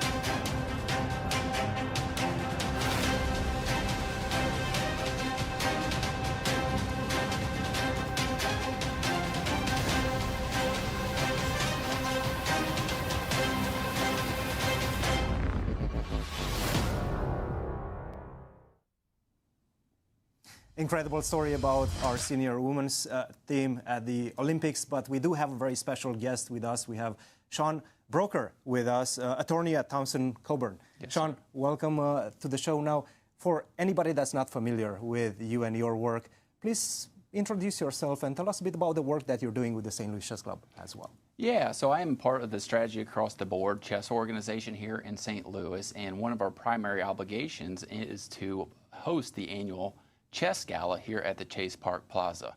And so we are partnered with the St. Louis Chess Club and the World Chess Hall of Fame to raise money to help support the educational programs that the organizations help run. Tell me about the gala, because we do it every year, and we have a lot of fun doing it, but of course we also support a lot of initiatives. Tell me about the gala this year. The gala is a great night. It's on August 15th here in St. Louis this year. We always have great speakers, great presenters. This year's theme is actually chess and sports, so we're sort of exploring the intersection of those two activities to see how they interact with each other. But it's a great fundraiser. It's a great night.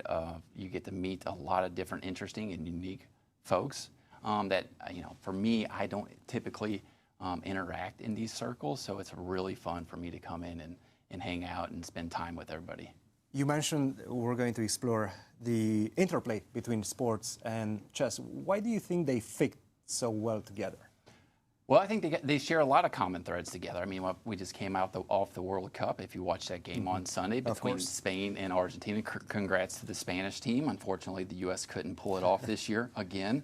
But of course, when it comes down to strategy, right? I mean, when you're watching that Spain and Argentina game on Sunday, you could see and visualize, imagine those players were chess pieces out there just moving around, all sort of working for the same and towards the same goal. So I really enjoy that. But I also think there's a great interplay and interaction between them. And chess and sports, you have to learn how to lose. It doesn't matter how good you are. You could be Michael Jordan or LeBron James, or you could be, one of the best chess players in the world, right? You have to be able to lose and learn from your losses. So I think that's a pretty unique common thread that's important to learn. Absolutely. Now, Sean, you're a litigator, but also I would assume one of your passion projects is Welcome Home Forum, because you are a veteran as well from the Iraq War. Tell us a bit about that work and your passion related to that. Yeah, so I am an Army veteran. I served in Iraq back in 2009 and 2010, and coming home, I started, there I am as a young man, and as an event at the Arch here in St. Louis, honoring some vets. And these are some photos from the Welcome Home Forum. And really what I'm trying to do here is showcase the positive contributions that veterans make to our communities. A lot of times we hear about the struggles that veterans have, the PTSD, substance abuse, homelessness. These are public forums that allow us to enjoy. And that's a photo with Magnus Carlsen. There we go, right there, yeah. And celebrate the good work that veterans are doing in our country. I mean, they're leading publicly traded companies, they're in elected office, you name it. And I wanted to help tell those positive side of the veteran experience. Tell me about how you came up with the idea. Obviously, that's not an easy project to take along, and you're a very busy man. How did you come up with that idea? Yeah, the motivation behind it really came home to me from my return from Iraq back in 2010. Our first stop stateside was in Bangor, Maine. And I was extremely tired. As our first stop back in the United States, I'd taken a lot of sleeping pills to make the flight home, of course. And when I woke up, walking down the jetway and I walk out into the terminal, there's just hundreds of people standing there, just members of the community from the Maine Troop Greeters Club, all saying thank you, giving us presents and hugs and things like that. So, they showed up for us when we returned that day, and I host these forums so I could continue to show up for my fellow veterans out there in the nation. Well, I'm sure that's a very fulfilling part of your life, Sean. I want to return to the gala for just one more second, because the St. Louis Chess Club works within the education system as well, and we love to inspire young kids to play chess because it's so important, right, for their mental state, for their ability to strategize and think forward. What can we expect in that concern from the gala? And we can see. Oh, yes, right that's now. our beautiful promo there. Yes. Part of this is just networking with folks, and there's a lot of young kids that show up to the gala that get to experience these things as well. And like you said, chess is incredibly important to them, and especially to help you think critically and strategize moves, several moves moves ahead. I think that's important, especially in the age of artificial intelligence when those skills may be diminishing a little bit. So I also enjoy it because you know, some young folks out there aren't comfortable with your traditional sports. Maybe they're not tall enough to play basketball or big enough to play football. So this gives them an outlet to be competitive when they may not have that outlet in traditional sports. Sean, thank you very much for all the work you're doing and for your help at the gala as well. Absolutely. Thank you for having me. Thank you. Thanks. Appreciate it. Yep. Guys, back to you. Thank you, Cristian, and thank you, Sean. Definitely, I'll be seeing you at the gala for sure, and thank you for all the work that you do. We actually have a result in the juniors, kind of surprising in the junior one, section, actually. we have Tani Adewumi making a draw against Brewington Hardaway. Yeah, for Tani, he was a half a point behind with the white pieces, I might add. He certainly came into today's match looking for a victory in order to keep pace with Mishra and earn a ticket to the U.S. Championship as well as the National Championship title. And it really was Tani who decided that he wanted to shut down the game. Exactly at this point, I mean, everything to play for. White has developing. He's got his wedge in the center after rook c8 with the threat of knight c2. Tani defended that threat by just repositioning his bishop. Bishop back to d3, knight f6. I was expecting Tani to continue h2, h3, putting the question to the bishop. More or less, you don't want to drop the bishop back and allow your pawns to be doubled after knight takes d4. So if you want to drop your bishop back, you could take the knight and then drop the bishop back, or from the very get-go, you could drop your bishop back and then deal with the consequences of g4. Like, is this a pawn sacrifice that you want to make? Not sure you do, because, again, this That's pawn... a lot of space for white pieces. Exactly. In any case, h2, h3 was the critical moment in the game. Tani went a completely different direction. He played the move queen a4 check, which Brewington said, wait a minute, I'll just play b5. Now, by the way, I'm ready to double up your pawns. Yeah, but I'm going to take your pawn, says Tani. And then Brewington said, well, I'm just going to trap your queen. How is your queen going to escape? And it's not. We're going to make a repetition. That was how the game ended in a draw. And for Brewington, that's a great success. Easy day at the office with black. So, but this draw basically says to me that Tani is just looking to score well and not necessarily play for first. Right. Now we can see that Tani with this draw is tied with Abhimanyu Mishra, but Abhimanyu still is playing his game, so we are expecting him to keep the lead in the junior section. Andy Woodward also at play in his game. So I suspect that one or both of them are going to have more points than Tani going forward. Maybe let's go to the girls section, because Sure. Jasmine Su has an interesting position against Iris Mo. All right. Iris Mo taking down the leader Rachel Lee in the round 6. Okay, we'll pick up. Iris is playing the Dragendorf. Is that a fair pronunciation? Bishop h6, bishop e3, takes. Queen a5, so far so good. Rook c8, so far so good. Okay, Rook e1 finishing the development. Isn't it time to castle here? You have to be really careful about allowing e5. Queen c5. Okay. Now e5 is a serious threat. Time to play queen e5.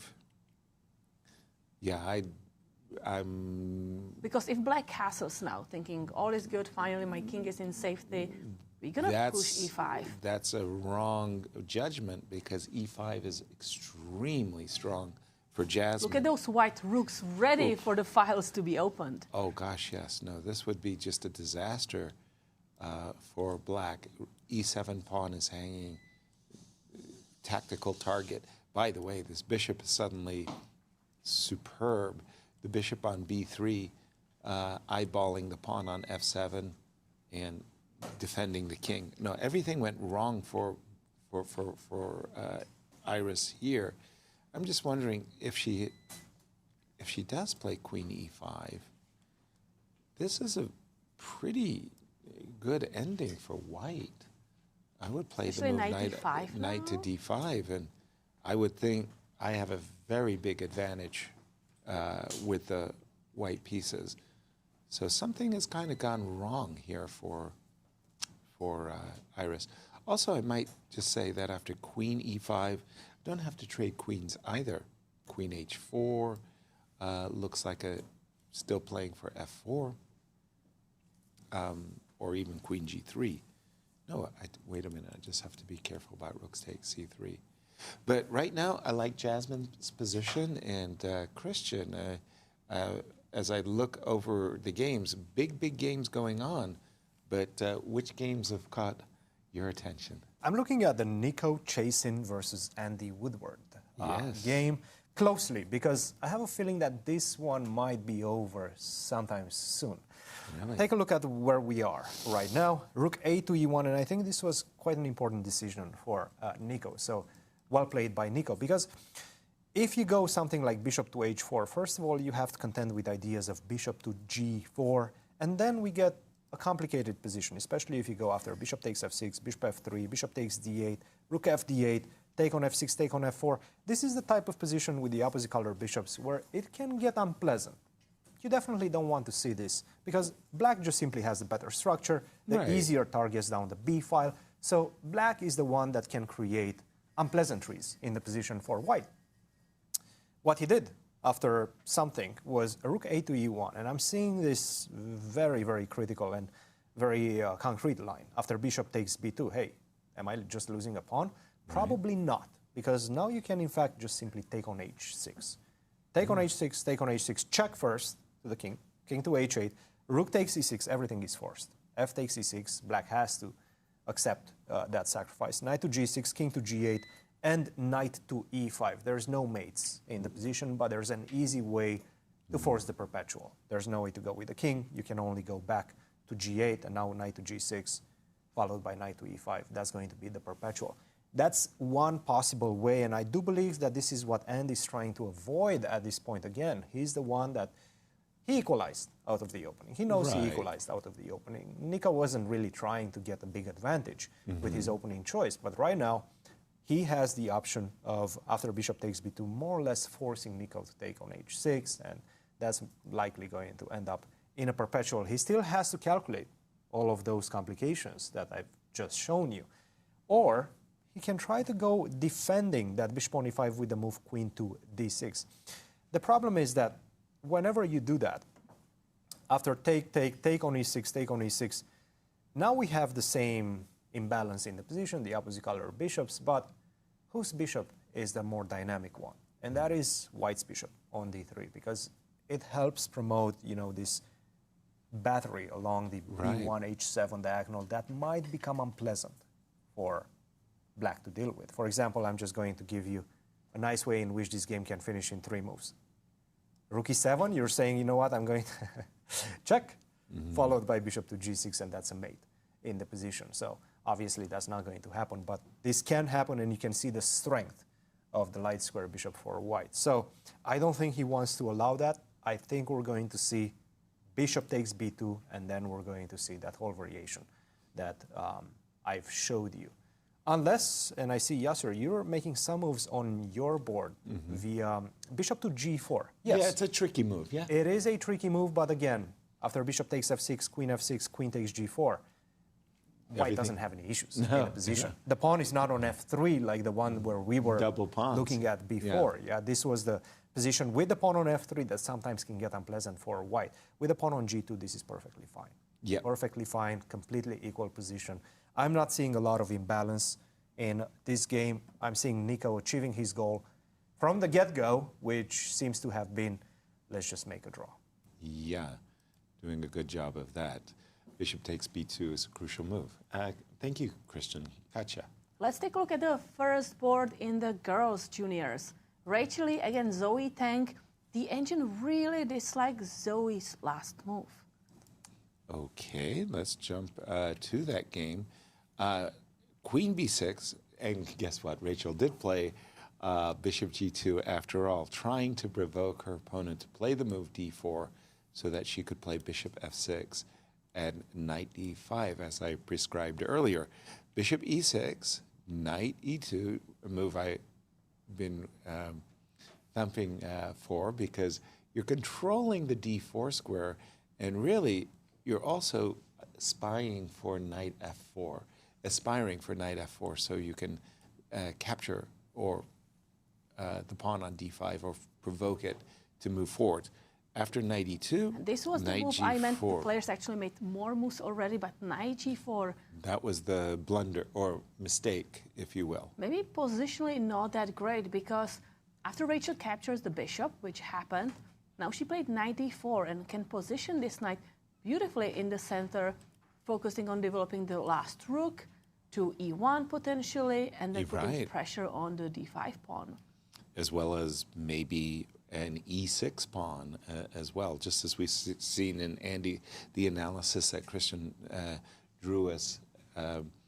If there's a weak pawn on e6 and you get to play rook e1 and maybe spy it, tee it up with bishop h3, white is cooking nicely. So knight d4, and I agree. I think that this is just a very risk-free position for Rachel. And so let's say black plays rook ac8. Yeah, rook ac8. One of the things, and we've seen these sacrifices against a castle king, whether it be rook takes c3 or rook takes f3 against a king is castled. My temptation is to quickly play a move like queen b5 and say, okay, no more attack, and I'm still keeping that whole knight takes e6 as well as rook e1 in reserve. So for me, the move rook c8, I don't know. Can I try to? No, my knight on g4 is hanging. I can't forcibly resolve the situation with my knight. Because now the knight on g4, yes. Exactly. Very careful. Ooh. Yeah, very careful. So and let's just remind viewers why this game is so important for the girls' championships. Well, it could decide first. It's number 1 versus number 2. Because as we see, Rachel Lee and Zoe Tang. Zoe Tang is the leader. She is half a point ahead of Rachel Lee, and this game is going to decide who's going to keep the lead for the last 2 rounds. Absolutely, and the last 2 rounds, the championship rounds, whoever goes into those rounds of the lead most likely is going to win. Knight d4. Now I'm thinking, really, the situation calls for a panic. This knight on g4 is actually more of a tactical target than doing me any favors. I'm looking at the move knight e5, and I'm hoping, please allow me to play knight c4 and queen takes b2. The knight on g4 is misplaced. I'm trying to reposition it. Does Rachel have a good way of punishing that move? I'm afraid there might be. Can I do knight takes e6? Yep, legal. Legal. Yep.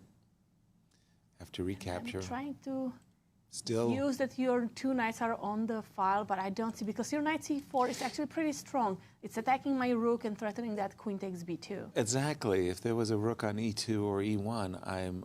By the way, as we're speaking, Zoe's chosen the move knight e5 to avoid that line that we were looking at with queen takes g4. So, good move. Now Rachel, how will she exploit? It really looks like these pieces are all jumbled up, and But maybe your idea, queen b5, offering a trade. 100% love it. That takes the sting completely out of knight c4. I can trade queens and just move my And even rook with to the queens off the board, I can still put a lot of pressure on your minor pieces on the e-file. Absolutely, as well as the d5 pawn. Funnily enough, I'm not worried about my minor pieces pawn on d5 getting captured. And we might see that, by the way. Queen takes b5, knight takes b5, and just saying there's a knight c7 sighting. But Cristian, looking good here for Rachel Lee. It's looking Early great days. for Rachel Lee. In Yeah. fact, objectively, that position is already winning. I know. Winning, that's winning, strong. but it's a winning advantage. It's about +2 extra points in that position, which is a bit surprising, right? Because it's equal material. Right. So, and there's no immediate tactics happening. It just seems to be one of those situations where you're never getting better long term. Your pawn structure is not getting better. You will be losing some material along the way. A player that already lost a lot of material is Gregory Kaidanov, and we sort of expected this when he played this move, bishop to e6, a very inexplicable blunder at his level. Obviously, Yasser, you attributed that to perhaps his game against Onischuk and the fact that he wasn't able to win that one. Impacted him, yeah. That took him off his form at that point. He played the move bishop to e6. Look, when you play bishop e6, you know that you're looking at d5 in some capacity in this position. And of course, Alexander Fishbein immediately took advantage of that, played the move queen to e2. More importantly, not only getting off the d file, but also defending the bishop on b2. Exactly. So queen to e2, a tremendous move. Perhaps this is what he missed, but it's very difficult for me to believe that this is what he missed. Queen to g6, if you go d5, of course, bishop takes a3, and this is the idea, taking use of the g2 pawn and the fact that it's pinned. The problem is I can just simply kick your queen off the g file with a move bishop to c2 first. That forces the cover-up with bishop to f5, and now just a double attack. Very typical double attack. Knight to h4, attacking the queen, attacking the bishop, and your only alternative to losing a piece, which would be resignation immediately, is to take on c2 and offer 2 pieces for the queen, but this is just not enough. No. I get it. You have 2 pieces, you have the bishop pair, but White didn't give any of his pawns yet, didn't give any of his squares yet. You don't have anything to attack. You don't have any targets in White's position right now. So I'm not going to call it completely hopeless, but it's pretty bad. It's borderline hopeless right now. And Fishbein is on his way to another crucial victory in the title race. Exactly, and trying to bring Vladimir closer in the points standings. I'm going to turn the game to Vladimir Akopian and Alexander Onischuk, staying in the senior section. And for Vladimir, he's doing exactly what he needs to do to win the tournament, keeping his rivals at bay. He's got the white pieces. He's playing for, well, I want to say equalizing the game. He's going to play a3, a4. Alex is going to play rook c8. Eventually, there's going to be a capture on e3, followed by a capture on c5, restoring the material balance. But it's going to be 4 versus 4 on the king side.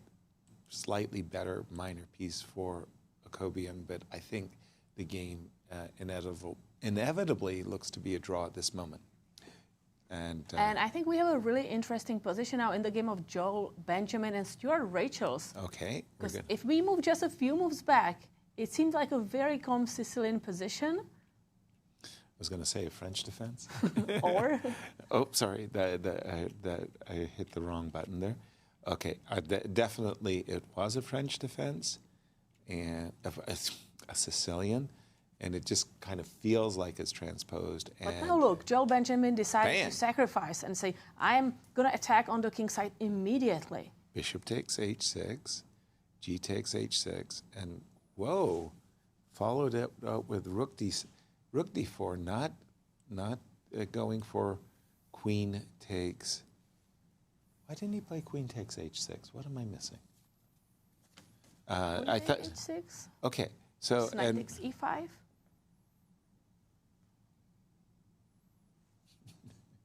Knight takes e5. Sorry, forgive me for just a moment. Queen takes h6. Knight takes e5. And the old rover, rook up and over. No, chess thermometer says not in time to create any kinds of winnings attack. Knight to g6 just covers it up. So Joel sacrificed a bishop and now played the move rook d4. So he's looking at rook g4. Well, he wants to play queen takes h6 and rook g4 mate. Okay, Stuart Rachels to play and defend. the desirable queen g5 has a brutal ending, rook g4. So there's no queen g5. Bishop to b6 to pin. Because we may survive one check. If we play bishop b6, rook g4. Okay. No. And king h7. Then we got Oh, bishop then to there's d3. bishop d3. Then we are not going to survive this. No, we're not surviving that one. So Stuart needs to come out. Knight takes e5 again? Similar idea as before, that in case you play queen takes e5 now. Queen g5 is with a check, forcing a queen trade. But maybe this plays into Joel's hands, I'm not sure. Rook to g4. Okay, with or without bishop takes f6, I will play c3. f6, h4. Don't know, it looks like a really, really sharp game. Not sure what's going on here. The chess thermometer tells me that black is doing just fine. Thanks for asking. But a very enterprising piece sacrifice by Joel. It is, and the fact is, you probably need to give it back. The best thing takes e5. seems to be knight takes e5. Yeah. Right. And it makes a lot of sense. It's a nice transition into an endgame, because after knight e5, queen e5, queen to g5 check, that's going to force the endgame. I have the two bishops. My pawn structure is once again beautiful, and I don't see white's compensation for that. I get it. You have somewhat of an attack against the black king on g8, perhaps a little bit exposed, but in the endgame, that doesn't mean as much. And those dark squares, very often in this type of Sicilians, in order to enter this type of endgame where I have dark square and you don't, as white, black usually sacrifices a pawn.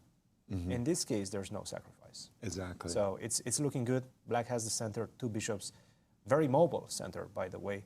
e5, c5 can be played, followed by d4. Slowly but surely, I'm going to push you back, push your pieces back, and I feel like the two bishops are going to prevail in this one.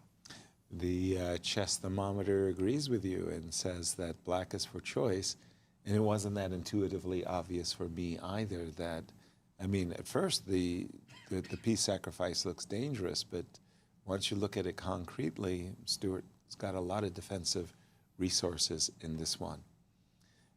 As you say, Rachel Lee and Zoe Tang, they've gone for this position.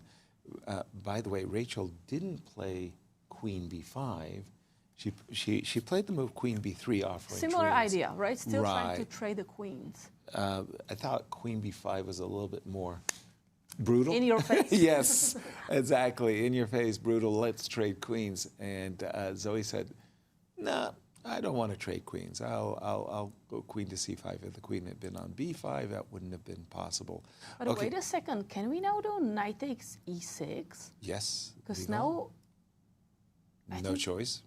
I got to take. Yes, and now if I go... I was looking at some bishop takes d5 or rook e1 starting with. Uh-huh. Well, rook This is starting e1. to feel really suspicious for black. Definitely, 100%. I mean, and even moves like bishop h3 also caught my eye with those ideas, what you were thinking of bishop e6, knight takes d5, and vis-a-vis the queen on b3 having a tactic, a breakthrough tactic. Zoe really in trouble in this one. But you're right, you know, in a way, like, we don't have to maybe capture the bishop immediately because we are opening the file for the rook. Right. So we can keep the threat. Right. And starting with rook e1 now, but then you have knight c4. Let's see. Yeah. I mean, that's the saving grace, is that knight, if you attack Zoe's knight, she's going to play knight c4. She's got a tempo. I mean, it's still, I mean, let me be clear, I still prefer white a lot because of knight takes e6 threat, maybe queen b5 threat as well, trying to trade queens. Again, Rachel Lee, who drew and lost after a 4-0 start, is no longer in first place, but a victory today would sure make amends for the sins of the last two games. And she just played rook a to e1. And here we go with these standings and why This game Yes, just so Zoe Tang winning in round 6 and Rachel Lee losing in round 6, changing the leadership here. But now Rachel Lee has a really good position against Zoe, saying, you know, I want to be back first. Yeah. If I'm Jasmine and Megan and I'm that far behind, I'm kind of saying, okay, Zoe, go ahead and beat Rachel as well. We could catch up with Rachel in the fight for second. But we'll keep an eye on this one as, again, there's a couple of number ones versus number twos in this competition in this round. And I want to just check in with Natalia and Angelina for a moment, because when we left it after the move Queen C7, and I was expecting castles. Another move, very, very reasonable move would be bishop to e3 and maybe planting my bishop in the middle of the board, that type of thing. Castles, knight e7 takes. Everything is going okay. Pause right here, because, you know, it's funny, in these positions, I would rather have the doubled C pawns than the e5 pawn. In other words, I say to myself, I'm going to lose one of these pawns. I'd rather lose the e5 pawn. Because the c5 is gaining a lot of space on the queen side and still guarding the important d6 square. Yes, and there's another very important point, is that after, for example, bishop e, a move I would like to investigate would be queen d4, by the way.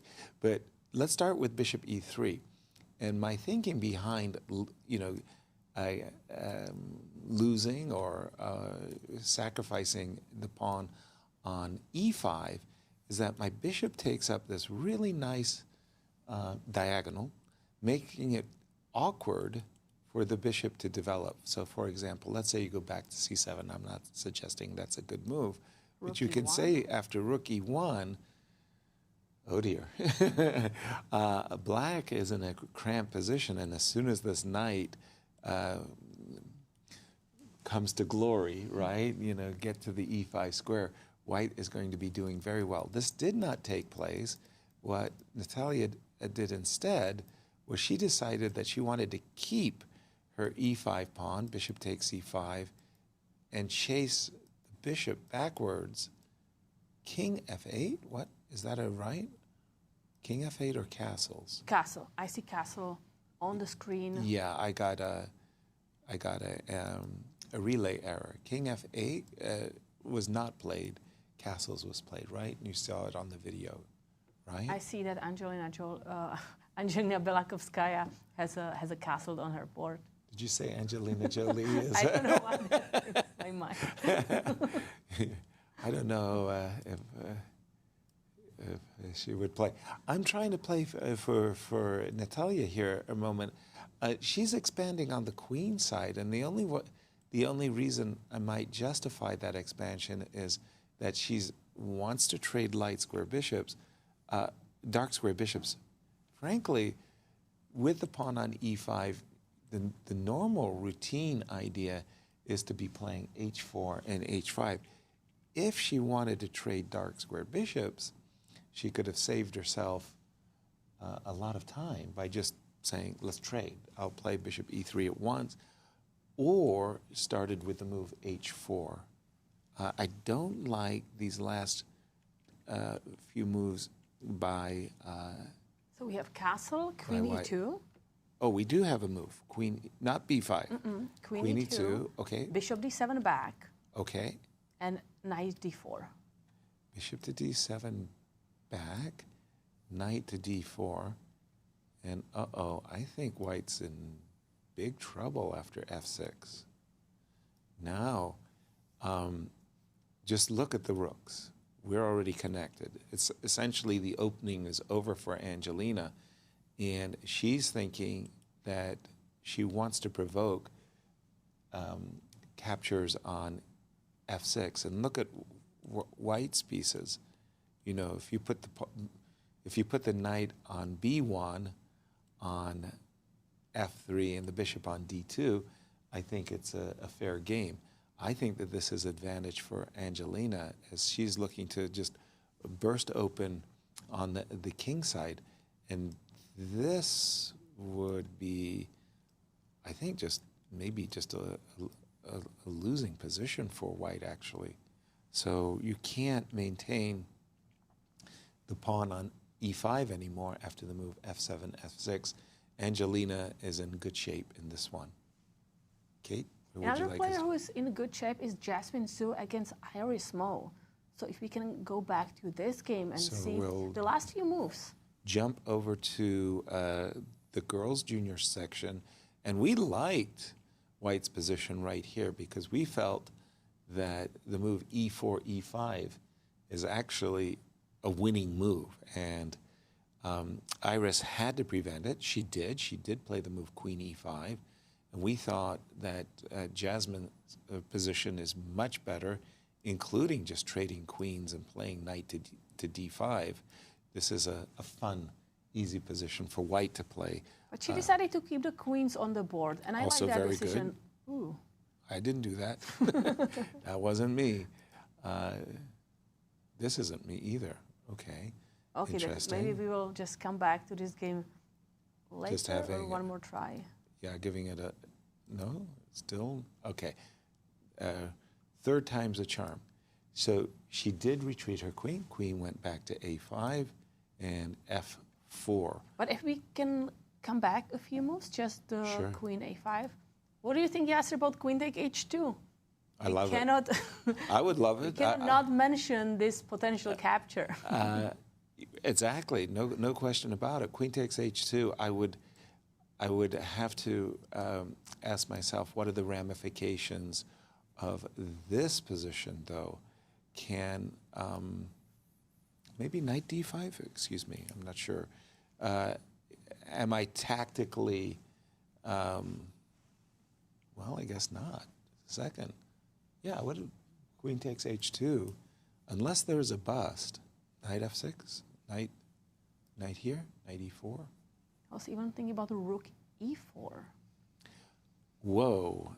I didn't think about rook e4. What's the idea of rook e4? Well, first, I don't allow your queen to come back, and I'm looking at rook b4. Oh, the engine really dislikes it. Yeah, I got the g3 square as a breaker, but I was thinking that there was a tactic along the d file that I didn't want to deal with. I was looking at knight e4. I was kind of feeling maybe queen takes h2 was too ambitious. That's a good word, by the way, ambitious. Explains what pawn grabbing is all about. I decided not to take that queen one, a5. and we totally understand that decision. But I'm not sure about this decision by Jasmine either. f4, because there is a bishop g4 sighting that you. I think she's saying go after my rook. I'm just going forward with e5. e5. That's now I have a lot of power to play this move. Exactly.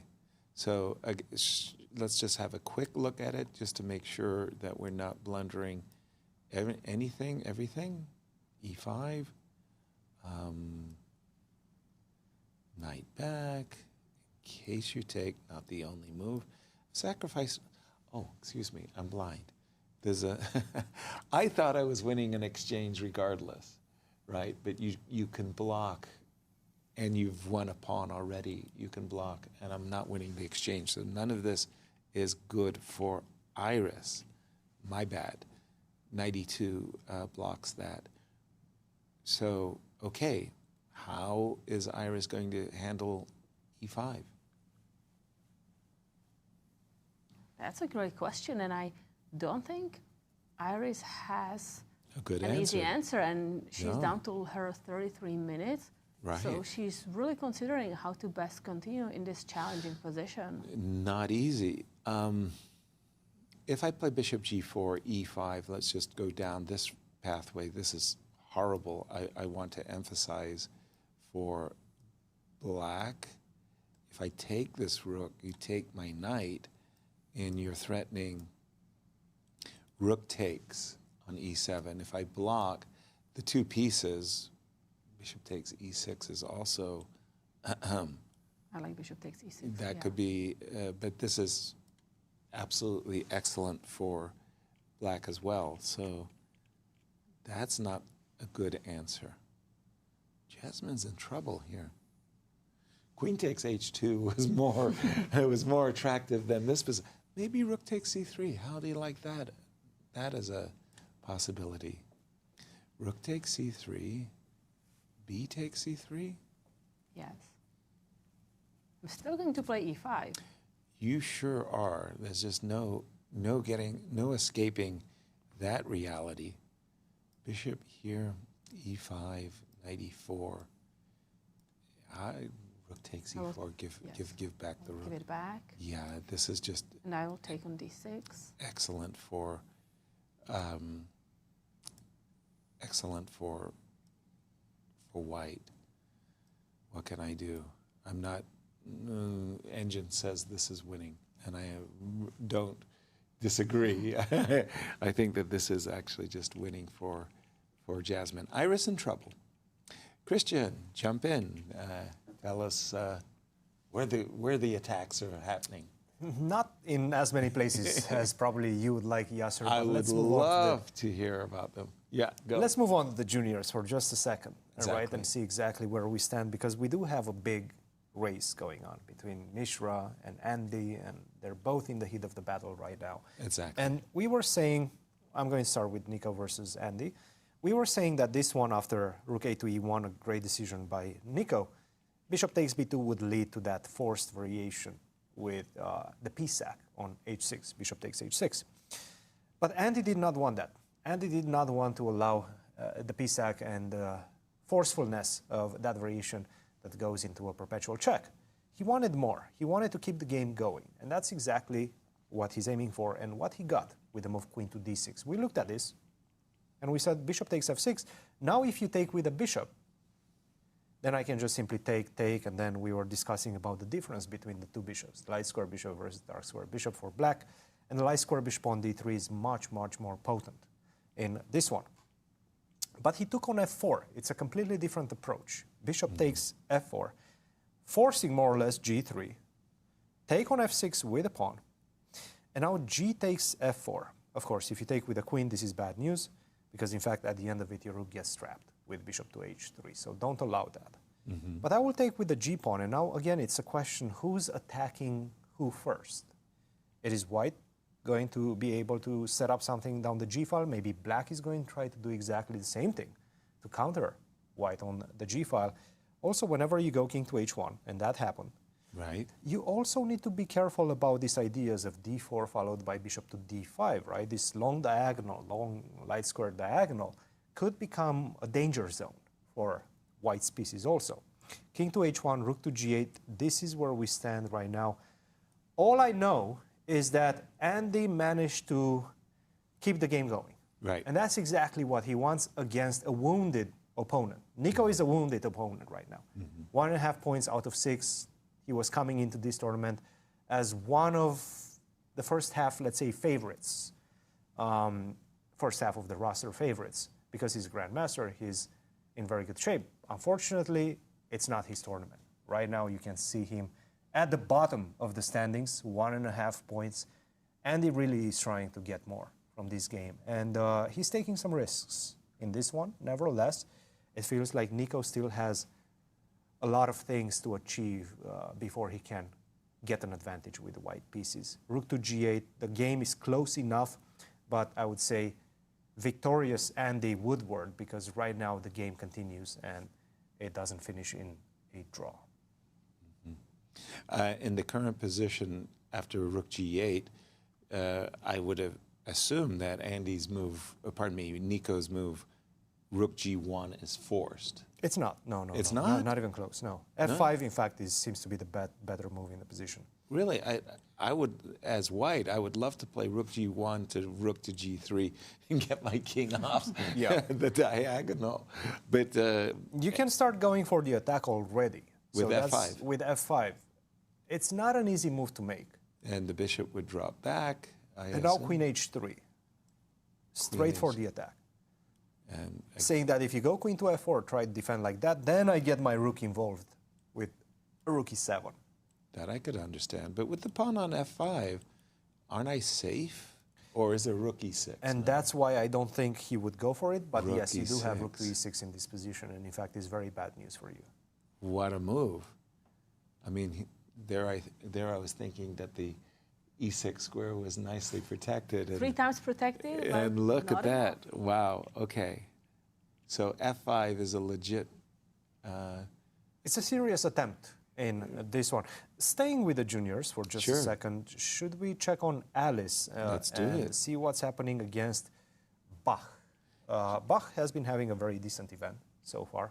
Lots of decisive games. He got his first draw yesterday against Tani, but brilliant preparation. Now he's in trouble. He's in trouble. Alice is putting on the pressure because this is the position that we have. We have an endgame, equal pawns, but the pawn on f7 is in fact going to fall next. Also, you have to face the music down the e file, and you don't really have a lot of compensation for it as black. The bishop on c3 is absolutely brilliantly placed as an outpost supported by the pawn on d2. And if you try to disrupt that with the move knight to d5, knight f7 is somewhat of an issue.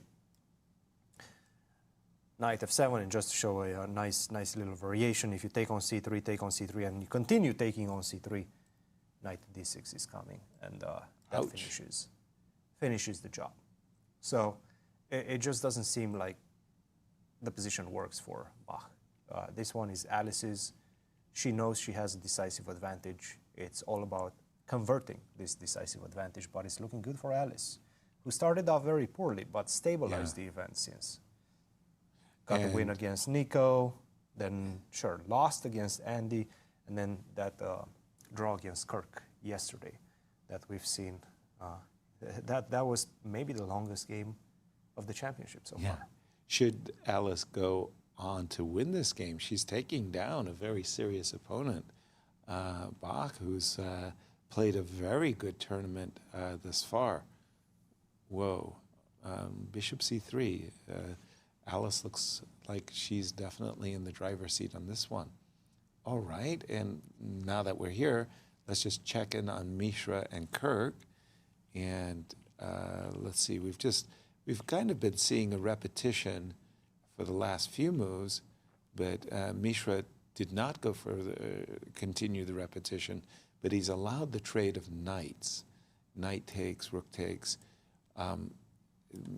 There was a Grandmaster, Michael Gurevich, who oftentimes got himself into these French defense endings, and he actually liked defending these as black. He keeps the flexibility of an f6, maybe trading on e5, and then playing for g5 as well. As black, I would avoid playing g6 and letting white shut things down with a5. I would rather put some of my pawns on dark squares at this moment, playing a move like a5, maybe to play rook c5, and maybe to follow it up with b5. And I do think that Kirk is very close to a full equality. Michael Gurevich might look at this game and say, yeah, I used to, back in my day, I used to play like this as black. Can a white start with, or have the idea of, let's say you play a5, and I go something like g4? G4, yep. Because I want you to take there so I can recapture with the bishop. Yep. Then maybe try to push for h5 and create some kind of counterplay on the king side. Yep, that's right out of Michael Gurevich's playbook. You'll be happy to know you're playing the music. Okay, h5. H5. And let's say we take this. I take. We take this, and am I worried about h6 or the g-pawn or not? I'm not sure. Because I'm trying to say that my bishop is more active than the black bishop. You might be right, and black might try to argue that they offset one another. If the bishop moves, black will play rook f5, intending to capture the pawn. If the bishop doesn't move, well, I can maybe go. Pardon me, that was supposed to go to f2. Rook to f2. Yeah, rook to f2, and I don't know, trying to be a little cagey along the f line. balanced. I don't know. It's Mike. Black is making an argument. Actually, the king is a little bit more active. If I ever get to play rook takes e5, not that you should ever allow me, maybe the king will come to d6 and push the pawn. And you are saying white is just not in time to attack the g7 pawn, that black has enough counterplay there. As soon as you move your bishop. Pawns. Yeah, exactly. And maybe you should be playing for c3, king a3, b4. That's an idea to try. Maybe you should be playing for bishop f3 and c4. So if I start rook g3? Rook g3, good move. Bishop e8. Wow. You can have my pawn if I can have yours. You can move your bishop away. C4? c4. Whoa, okay, c4. Didn't expect that one. Am I allowed to do this? Would you like to take? Yeah, I want to take. Am I allowed to take? I want to take on g7 with check. Rook to f7. I want to play rook takes e5. I've kind of advertised that for a long time. If I take the rook. Yep. Take on d5. And take on e5. Yeah. This is how we're going to make a draw. We're going to make a handshake. Fighting draw. But stay with us for the handshake. Kate and I are looking at each other, looking for a repetition. Where do we go from here, Kate? I want to go back to the Rachel Lee and Zoe Tang game. Yes. Oh my goodness. No, I think this is it's a transmission error. It's a transmission error because I got Zoe just won the game. Oops. My guess is the position is queen takes b7 already happened, and perhaps that's the last queen move. b5. Okay, so let's go back a few moves. So more or less we left it here, right? And then we saw knight c4, let's say. And let's say Rachel rook just e1. brings back her rook, saying okay. And she did not play. I think she just played queen b7. Queen takes b7. Yes. Okay, Because capturing if the we pawn. look at the white pieces, just for a second, we have rooks that are developed, knights are centralized. Okay, bishop on g2 maybe a little bit blocked, but still developed. So time to capture a pawn and still continue the pressure on the minor pieces and also on the d5 pawn. Absolutely. Again, Rachel, pawn to the good. Everything you just described, perfect, everything really good. Maybe the bishop would be prefer to be on f1 rather than g2. But as far as I can see, Rachel is doing incredibly well against the defending champion. And Zoe's going to have to prove compensation. I don't see it. Wow. So big game going on here, Katja. And we will take a short break, and during the break, Irene will show some analysis. Wonderful. Looking forward to it.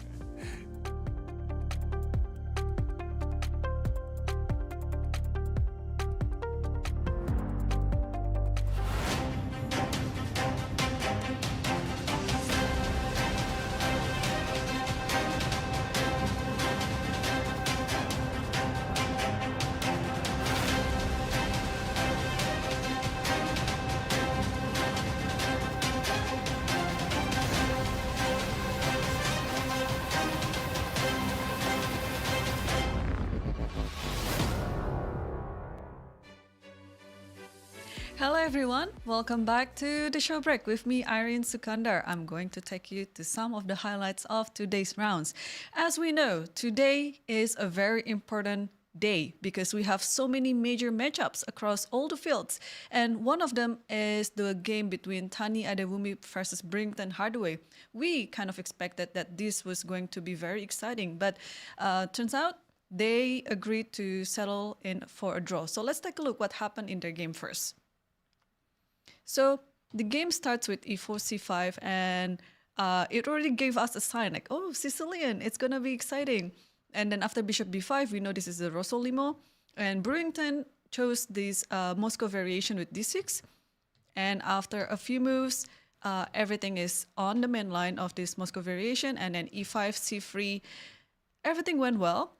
And after, in this position, after bishop g4, d5 was a good move, and after knight d4 here, this was actually the crossroad of a positional game versus a tactical game. I was expecting maybe Tani would have gone with bishop e3, and then we might see some a very open game, for example, knight takes here, gf3, and then with the king over here, white will try to defend it, but also in the same time, white will try to attack. But in this position, unfortunately, we didn't see that. Tani just played a very solid move, knight bd2, so there is going to be no more double pawn on the f file. And rook c8, trying to attack c2 with knight c2, so bishop d3 was played by Tani, and after knight f6, queen a4, and this is already kind of like a sign, probably a silent offer of a draw after b5, because after b5, if you move the queen back, then you just lose the tempo. So probably the most natural move is to take the pawn on a6, but the pawn on a6 is not completely free because black would be able to force a draw by doing this repetition, and this repetition is the one that both of the players should take. And yes, so after like not bishop takes f3, so after here, queen b7, players agreed to shake hands and agree for the draw. So let's go to another game that I think is also very interesting. The opening prep by Bach Ngo against Alice Lee. So Alice has been playing lots of Catalan game as white, but sometimes she mix it up with some English and some Reti. So in this game against Bach Ngo, who's, by the way, having pretty good tournaments so far, she chose to play with English opening. So in this position, after taking here, queen a4, you just want to get the pawn back like this, and c5. So when I was watching this game, I thought c5 would be just a transposition of other main variations that black normally does. So for example, next move could be a3 or knight f6, but the next move after knight f3 is surprising because here Bach Ngo chose a very unusual line of b6. And we know that the bishop on g2 is always going to try to attack this diagonal, and b6 is kind of a provocation to it. And if, for example, white didn't react to b6 and then just play castle, for example, after bishop b7, everything is fine in black's position. So here Alice was kind of forced to do something for this diagonal, and she played knight to d4. And this looks very attacking and very dangerous as well. Bishop is attacking the rook on a8, and if the rook goes to b8, then it's almost GG because knight c6 and it's just a fork, and white will win an exchange in the end. So black does what black must do, that is knight to e5, attacking the queen on c4. And now, if the queen moves elsewhere, for example, something like queen c2, then you can just simply play rook b8 and black should be fine in this position. So in this position, there are a few lines that white can play that is not touching the queen at all. You can play knight c6 and you can play knight e6. Alice chose to play knight e6, but let's see what happened after knight to e6, to c6. And in this position, you should take the queen, and after taking the queen on d8, you have to move the rook because the rook on a8 is under attack. You cannot take the knight on d8 because you'll lose an exchange. So after rook b8, the knight goes back, and then in this position, there's another good variation here that black should do. That is bishop b7, allowing the knight to take on b8, because what happened after knight takes b8, bishop takes g2, rook g1, and the bishop just moves back to b7, and this knight on b8 will get trapped. So I think this is one of the opening prep that Bach Ngo has done at home to prepare this game, because let's say b3 happens, then knight goes to e5, white would just develop the pieces normally, and after f6, let's say knight c3 and bishop d6 comes, and the knight on b8 will just be captured on the next move. So this was a very interesting variation. So no wonder Alice took time on the crossroad here after knight e5. Yeah, she took time to choose which one to take. And in the end, she decided to take the pawn on e6. So knight takes e6, bishop takes e6. It's all still prep. And after queen e4 here, it looks very dangerous because the queen is attacking the knight on e5 and also attacking the rook on a8. Of course, you have to save the rook. But in this position, you just don't save the rook yet because then white will just have an extra pawn by taking the knight on e5. So what Bach Ngo did was knight to d3, forcing white to have a double pawn on d file. And after this, rook c8. And then the rest of the game, it's kind of like equalish, especially after the queen trades over here.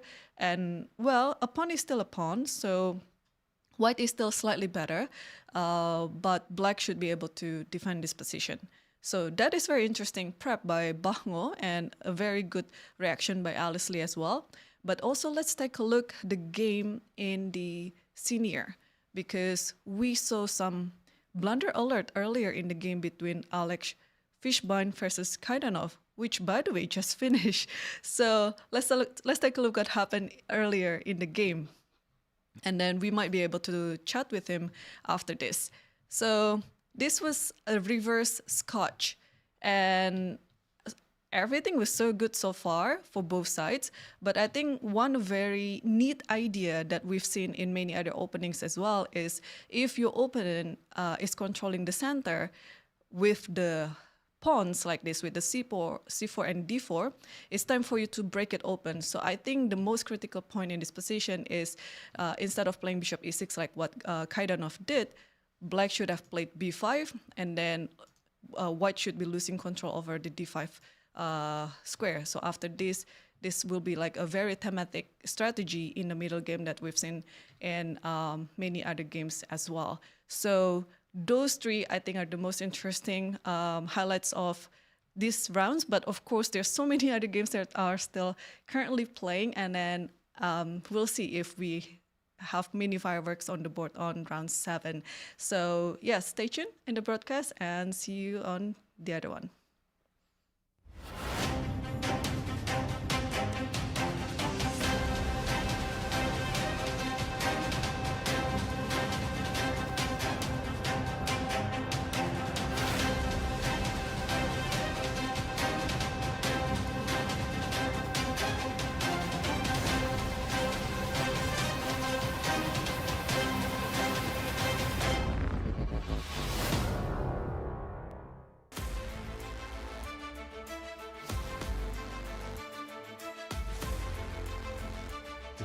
Welcome back to round 7 of the US Juniors and Seniors Championships. Let's take a look at the senior standings. All right, let's do it.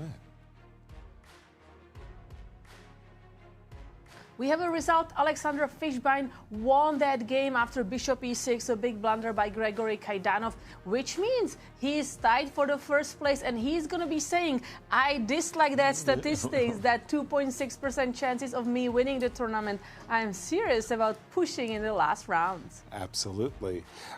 Picking up the game between Mishra and Kirk, I noticed that after the move a2, a4, G7, G6, just the exact move that I prescribed not playing, was played.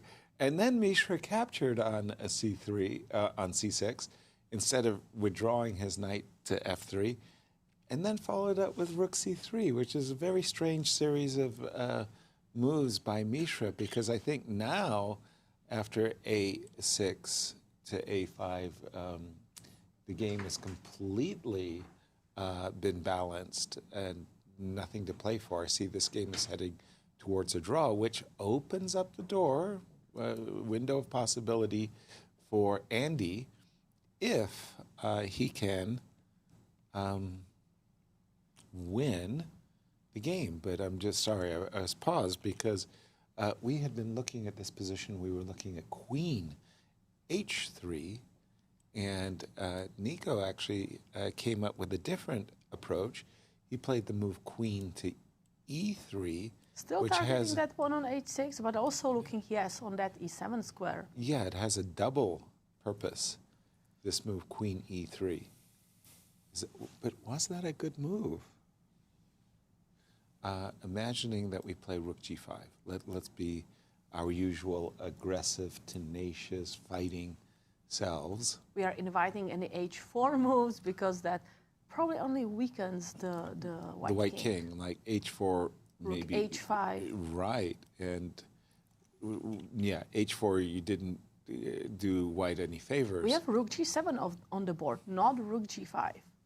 Rook g7, inviting queen takes h6, check, rook to h7. Andy is saying, I've got a trick. Don't take my h pawn, rook h7. Whoop, that's the end of that one. That would be lights out. I wonder why he didn't play rook. Is it because he wants to meet a game? He wants to try to put some complications on the board, because that's the only way how he can try to have a win in this game. Right. Well, I mean, to play rook g7 means that he's trying to invite this ending. Let's pause our analysis and throw to Irene, who has a special guest. Hello, now I'm with Alex Fishbein, our defending champion in the senior championship, who just won a very important game against Gregory Kaidanov. Alex, how do you feel? This is such an important game result for you. I feel good, but he blundered a piece. I mean, Gregory and I go way back. He was my coach for a couple of years.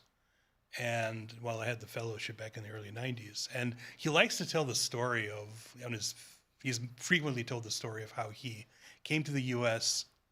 at that time, still kind of as a visitor. He played in his first tournament here, which was a round robin, and he won the tournament. He beat Geller in the last round, winning the tournament, tying for first. And then after the tournament, he went to celebrate to a restaurant, and he tells a story of how he went to this restaurant to celebrate. And he came back to the car, and he left his suitcase, it was in New York. He left his suitcase in the car, and there was no suitcase in the car. The suitcase was stolen from the car when he came back. The suitcase had thousands of dollars. Wow. And more importantly, all of his notebooks, because back then we didn't have like databases and computers and email you can send your preparation to. It was all written in notebooks. So he lost all of his opening books. But guess whose car that was? Was it Geller's? It was my dad's car. We were hosting him during, and he tells that story. We were actually, I was playing the tournament also. In fact, we were both celebrating because I made my first GM norm there, and he got first. So it was a mutual celebration. And we came back, my dad's car. We came back, and yeah, the suitcase was gone. So we've been friends for a while, and I actually felt kind of sorry that he blundered like this. But he's not, he's obviously not having a great tournament. But I mean, so it's sort of like he just blundered a piece. But yeah, was this like a subtle revenge of what happened? Oh, no. Actually, we've had a lot of games. Until last year, I had never beaten him, but we had some good fights, and I think we're friends. We're definitely friends, and he taught me a lot. It was thanks to him that, in a big part, that I became a grandmaster. Wow. Yeah, what a story. Thanks for sharing it with us. Yeah, it's a funny story. He tells the story all the time. Well, okay, let's take a look at what happened in the game, because it was very interesting choice of opening from both of you. So the opening actually, last year he played the French against me. I played the exchange French. He kind of went into my strength. I was expecting e4, e5 this time. h3 is a line that I had never played before, and he was definitely not expecting because I'd never played it. Did you prepare h3? I prepared it. I prepared it for this tournament in case I face e4, e5. It wasn't necessarily against him, but just in case. Just in case general. I face e4. It's like a very solid line where, like, it's like a reverse. He has to be careful. Yeah? He has to be a little careful. It's actually a reversed Scotch game, right? I'm playing, it's like I'm black in the Scotch. I've played this important H3 move, so he doesn't have bishop. And the only problem with it is black can, earlier on, he can just play something like bishop b4. Like, it would be hard for me to play this line against in all my other turn. In which? Yeah, earlier, much earlier. Like, it would be hard for me to play this line even earlier, yeah. Like, immediately after h3. It would be hard for me to play this line in most of the Swisses I play in because opponent can just go, this is a Rubinstein variation, reverse, knight d5. But this is just more or less a draw. I mean, I mean, maybe white has a little something if black is not careful, but this is very hard to play for it. So it would be hard for me to play this but here, like, I'm usually okay with a draw. I'm not thrilled with a draw in every game, but I mean, it's not the end of the world. So, but you're playing white. Yeah, and I'm white, but there might be a little something somewhere. So I'm not, and he's not expecting this opening at all. So I've never played it even in a blitz game. I've never played it even in blitz games because I just prepared it for this tournament. Right. So here, bishop b2, you finished the opening. Both of you are, and after rook here, I'm still in my prep. I think that's still part of my prep. Yeah, a6. So I don't want to share my prep, but I think I'm still part of it. So bishop e6 is definitely a blunder. That is the blunder. Yeah, I thought he should play bishop f5. So I analyzed this, and actually b5 might be interesting. b5. And then you takes. I looked at that. And knight b4. Yeah, and then I might have had something there too in my prep. Yeah, I don't remember. But this might. What if he just plays queen g6 instead of b5? Instead of b5? Yeah, is that a move? It's a decent move. Yeah, it's a decent move. Doesn't lose the game. Because now, if bishop c2, bishop f5, I can't play knight h4, right? But I can take and just. No, I can't do that. Yes. Yeah. So my queen hangs. Yep. So let's take a look after. So I'm not sure what was in my prep file here, but it wasn't bishop e6. Yeah. Now I think it's bishop e6 is just a blunder because after queen e2 I have two threats, right? I'm threatening d5 with a fork. Yes. After bishop e6 it's almost just bishop GG. b2. And by the way, here, if you go queen f6 back, I can play d5 anyway because he can't. If he takes in b2, I go check on h7. Yes, there's a discovery here. Yeah. So, let's... But now he probably, under the circumstances, this is the best chance because at least it's an imbalance. But I think I did this pretty cleanly. The idea is just to try to trade one pair of minor pieces. Yeah, I think the conversion was very smooth here. I think now I'm okay even if I lose a pawn, as long as I have the a pawn left. Yep. And then c4 is probably not best. But the a pawn is the deciding point. Yes. There's no. I mean, I think even if you had a position with a queen against a rook and bishop and knight on one side, I bet even that's probably. But I'm not going to let it get to that point. Yeah, this is good enough. Well, I think you played your opening very well, and. But it was like I didn't really have to. I don't think I had to play any moves. It was all my. It was all my prayer. You just blundered, so it was sort of a unfortunate situation. Like I hate to see people, even if it's my opponent, I don't like to see them blunder like that. Do you consider this as a gift day for you? Because tomorrow you have a big matchup too. There's no such thing as gifts. I've definitely played well in this tournament. I've had really good preparation in a lot of games. That playing things that I've never played before and just catching my opponent's surprise in various different ways. And tomorrow you're playing against Vladimir Akopian, the leader of the tournament. So what's your plan? Akopian right now, what's his position? It's probably equal, right? Yeah, I think it was just kind of equal. We have it in front of us. It's probably equal. So assuming he draws, he would have 5.5 out of 7. Yes. I would have 5. Onischuk would have 4.5. And then maybe somebody might have 4. Or maybe even, I don't know, Jesse Kraai, I thought his position was worse. I'm not sure. But, so somebody else might have 4 or 4.5. But the three, I think Onischuk, me, and Akopian are the only legitimate, probably, well, maybe somebody else. But that puts me in a position where I have to figure out the strategy for the game. Like if I'm a half point back, but I have black, usually they don't just go all out playing for a win with black against somebody who's much higher rated. Mm-hmm. But there's a way to, I don't know. I'm probably not going to share what my strategy will be, but obviously there could be different strategies. One could be, various strategies could be, one just play real solid, try to make a draw. Another strategy is go all out, play for a win. And a third is somewhere in the middle. Yep. Somewhere between. So I'm not sure what I'm going to do.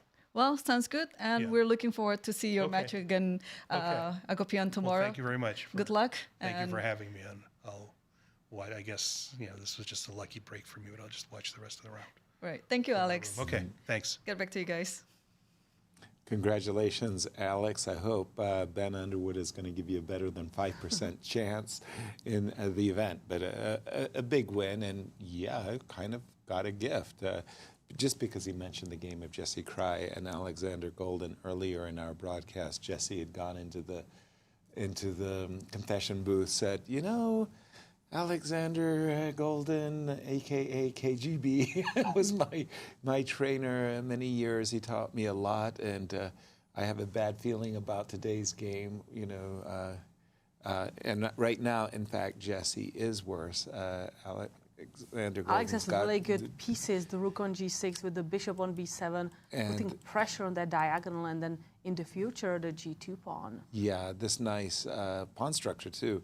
Black has more than his fair share of the center. I was going to say that if I was in white shoes, I don't like my queen sitting here on h3. I think it's way off sides, and this bishop is just so good. I probably want to try to do something against the e6 pawn and maybe even sacrifice a piece with bishop takes f5. But for the moment, Alexander Golden, there you see him with his cap on. He's looking like he's enjoying the sunny side.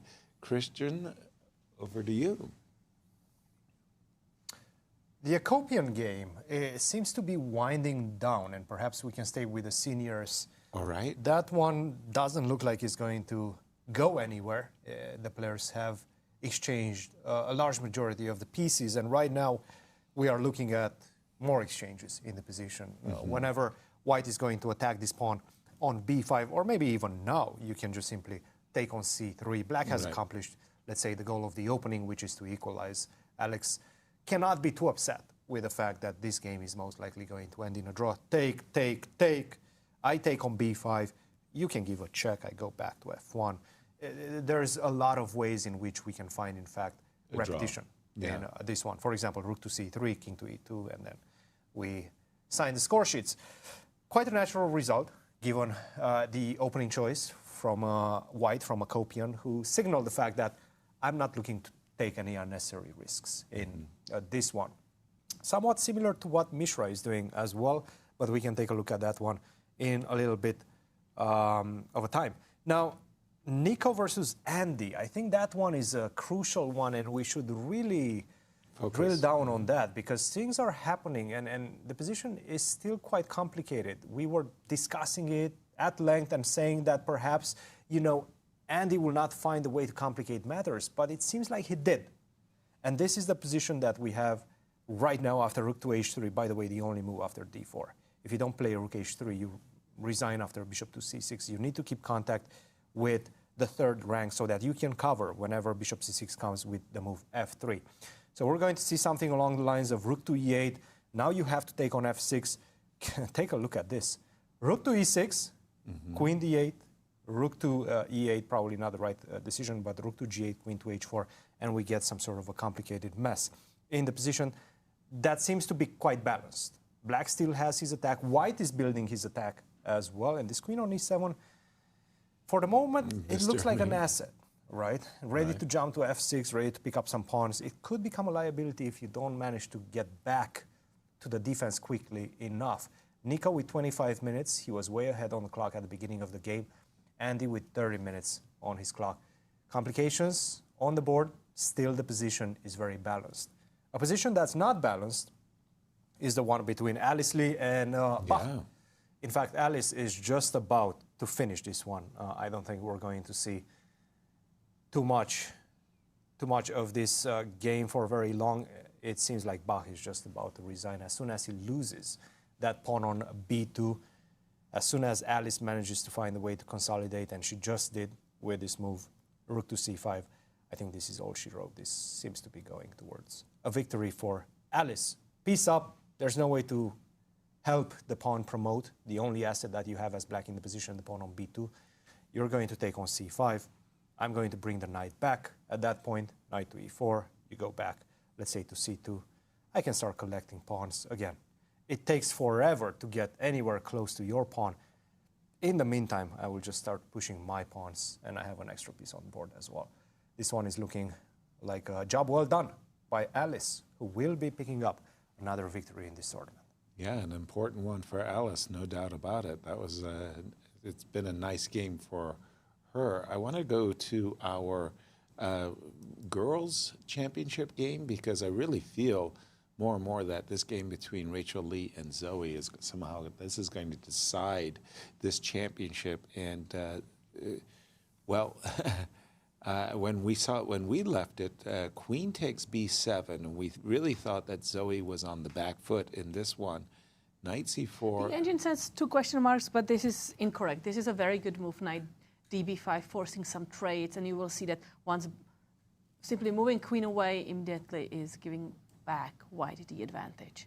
Why did the chess thermometer think it was a bad move? I think it's just a glitch, because it says it's one of the top best moves. Exactly. b3 and the glitch again, and there is the handshake as Alice Lee wins. Nicely done, Alice. Very well played game, very controlled played game by Alice. Queen takes d7.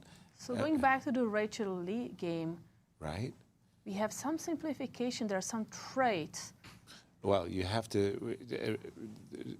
The bishop was just captured. Zoe's bishop on d7 was just captured by the queen, and I'm expecting a takes b. That is on the board, and knight b1 as well.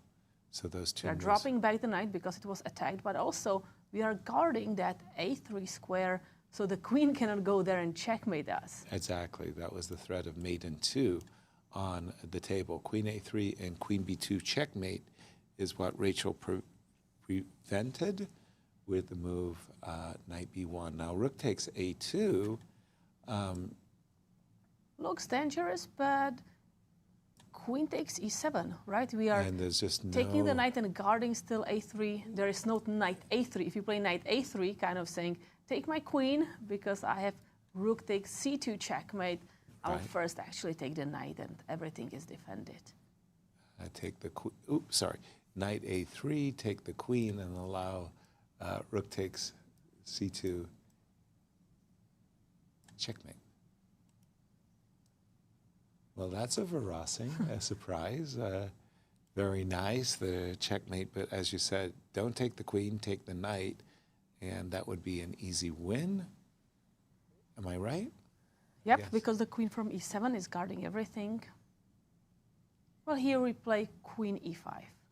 Because the knight on a3 is now guarding the pawn on c2. Exactly. Everything is good, and we are slowly chasing the queen away. Makes good sense.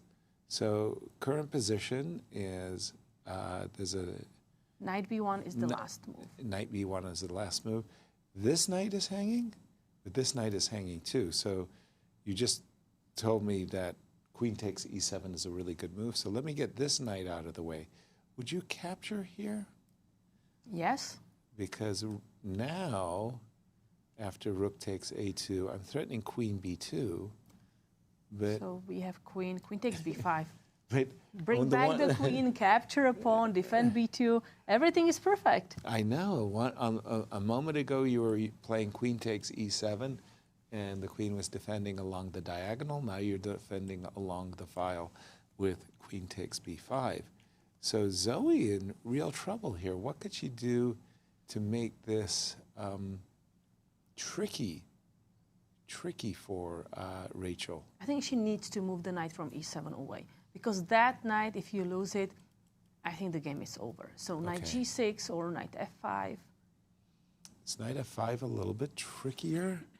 I'm just not sure how I can... Let's see knight g6, right? Knight g6, pawn takes. B takes. Now pawn takes back. Pawn takes back. Don't know if I should like push the queen away a little bit. Well, if you don't, I go c3, right? So you do have to be somewhat careful about that. Sorry? If you don't attack my queen, then I go c3 myself as black. Yes, So yes. that could become an issue. Exactly. But the problem is the queen goes back, but where? To b6, To with the idea of B6? bringing now rook to b file. And now we munch a pawn. Yeah, I don't know. This doesn't look that to easy. B8. Rook a b8, or okay, maybe both. That's true. Rooks can do this. You could easily end up in a situation where black is actually the one with a better attacking. initiative in the position. Not that easy. Not that easy? So this does indeed answer your question. How do you continue this one for Zoe? Knight takes g6 c4. and just sacrifice the knight on c4. But we do have Irene once again with a special guest. Irene, take it away. Hello everyone, I'm back with Alice Lee, who just won her game against Bach Ngo. Alice, how do you feel? This was the English game for you? First English game in the tournament for you? I feel pretty good. I think this is a pretty, at least quick victory. I'm not sure how smooth it was, but I thought that it was, I didn't have too much trouble. Like, I wasn't ever in big danger, I think, so that was pretty nice. Right. I mean, you have a high accuracy in your game. And I just want to ask you, when we're looking at your game in this opening with the English, did you expect that your opponent would play this unusual move b6? No, I thought that I was actually preparing, instead of against d takes c4, move 3 if he plays knight f6, because I think that's where all of his games in the database are. And then like knight f3, d takes c4, he usually plays bishop d7. So I like very briefly checked knight d7 also against queen a4, but it was like a bit different. So I really didn't know what to do against b6. But I always knew that there was this knight d4 idea. I might have checked it in a different line, knight d4 and knight c6. But then I saw like when we got in the game, this is also knight takes c6, which was quite interesting. Right, so you know this this line, yeah, with knight c6 and then also with knight e6 both. Yeah. And then why did you end up choosing knight e6 instead of knight c6? I wasn't sure if I remembered like the position correctly, so I wanted to win a pawn instead of playing knight c6, which I knew was like in a probably the same line, but it was the best move, I guess. Yeah, it would have been a bit different actually if knight c6 just something like this. Yeah, and b7. here, bishop b7. Yeah, you cannot take because of bishop g2 and then bishop b7 again. Knight b8 is trapped. Yeah. So you cannot do this. So you just castle and then rook a8. It's very neat. Yeah, but you chose actually a very interesting line with knight takes e6 here, and takes, and then of course you expected knight d3. Yeah. I thought we'd probably go into an endgame because I always have like queen a4 and then he has to do queen d7, otherwise the a7 pawn is hanging. And here there are 3 different moves to capture the queen. Did you expect that he would take it with the king? I mean, I know he wouldn't take with the bishop for sure because I think I have like some rookie one. He doesn't want to get into that pin, but I thought either king takes c7 or knight takes c7, and I didn't really calculate too much. I thought I'd just let him choose. Just play, start the end game. I was thinking of like after knight takes c7, either like knight c3 or. Oops, sorry for that. Just the. Knight c3 or rook e1, but it just depends on in some lines if I get d4 and then knight b5, I guess. And then after this, after the captures of the queens, exchange of the queens, which point do you think was, going wrong in black's position? I'm not sure. I felt like after I played knight g5 at some point, like here knight e4, I thought knight g5, I just felt pretty good about my position, because I saw like his bishop d5, rook e1, and his f7 pawn is just so weak. And then when he played like rook to e8, then he just got into this like, also it's a problematic pin for him. Yes, and turns out you are right. The bishop on e7, this pin is your winning point, towards the end of the game. So, Yeah, I think it's a very good conversion. Like, thanks. as you said, it was a quick victory and doesn't really give you enough problem in the game. Yeah. Well, Alice, congratulations once again. And you're going to play in the Olympiad. Yeah. What is your next tournament after this US Junior? I'm actually going to be back in St. Louis for the Karen's Cup, which starts in like 2 or 3 weeks. August 8th until 21st. Yeah, August 8th. I guess like 18 days. I don't know. But like, yeah, then I have the Olympia, so it's just that tournament between. But obviously, I think the Karen's Cup is a very serious event, so I'll be focusing on that, and then I have a few weeks in between to think about what I'm going to do for the Olympiad. Yeah, well, important events back to back for you. And well, congratulations once again, and good luck for the remainder of the tournament. Yeah, thank you. Back to you guys. Thank you, Irene. Again, congratulations, Alice. Very, very important victory. Nice one as well. As there you see our standings in the juniors, Kate. Yeah, and right now she is tied for the 6th place. She's having a strong kind of finish after the bad last start. Games very much better than the beginning. Exactly. Now tied for the 6th place.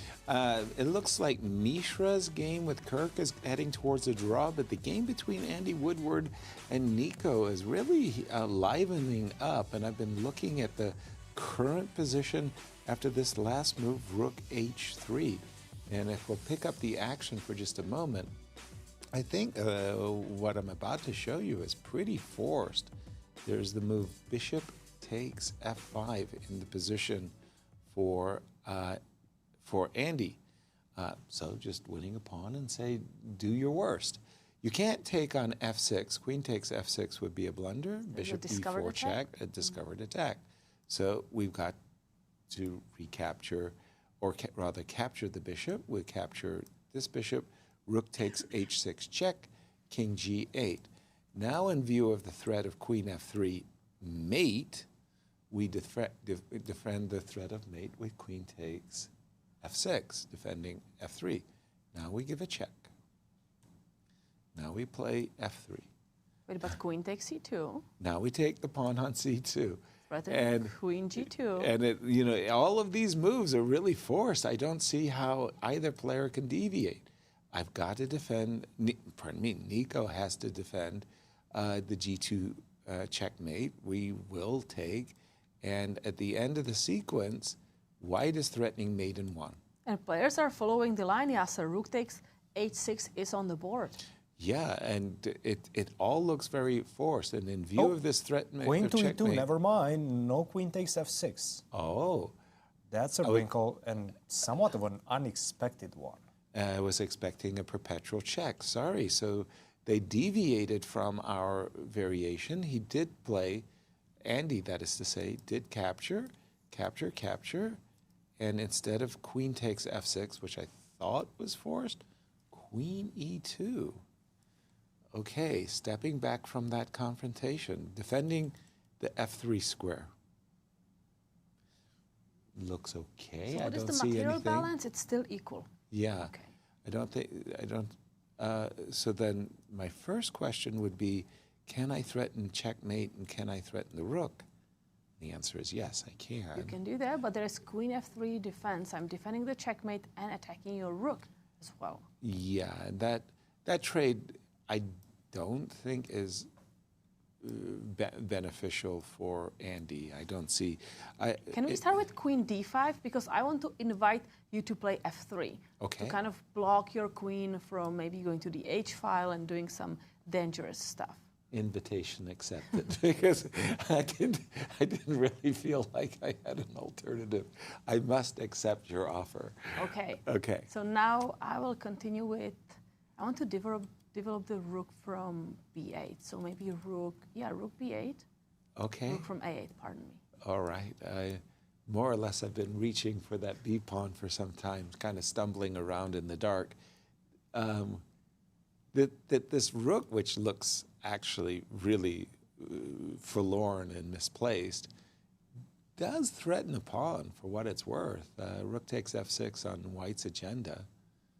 I don't know. You could, Queen G5, you can chase me, but chasing me back, I don't see the benefit in doing that. Let's just back up for just a moment here. So this is the current position, right? And let's see. You need to figure out what to do with that rook in the corner, right? The rook on a8 is just the only piece that is not good. Yeah, for sure. I would love to play king to g7 and somehow include this rook. I mean, the rook on b8 or d8 or e8, they don't impress me. I would love to have the rooks doubled on the g file. So imagine rook to g5 just for a moment here.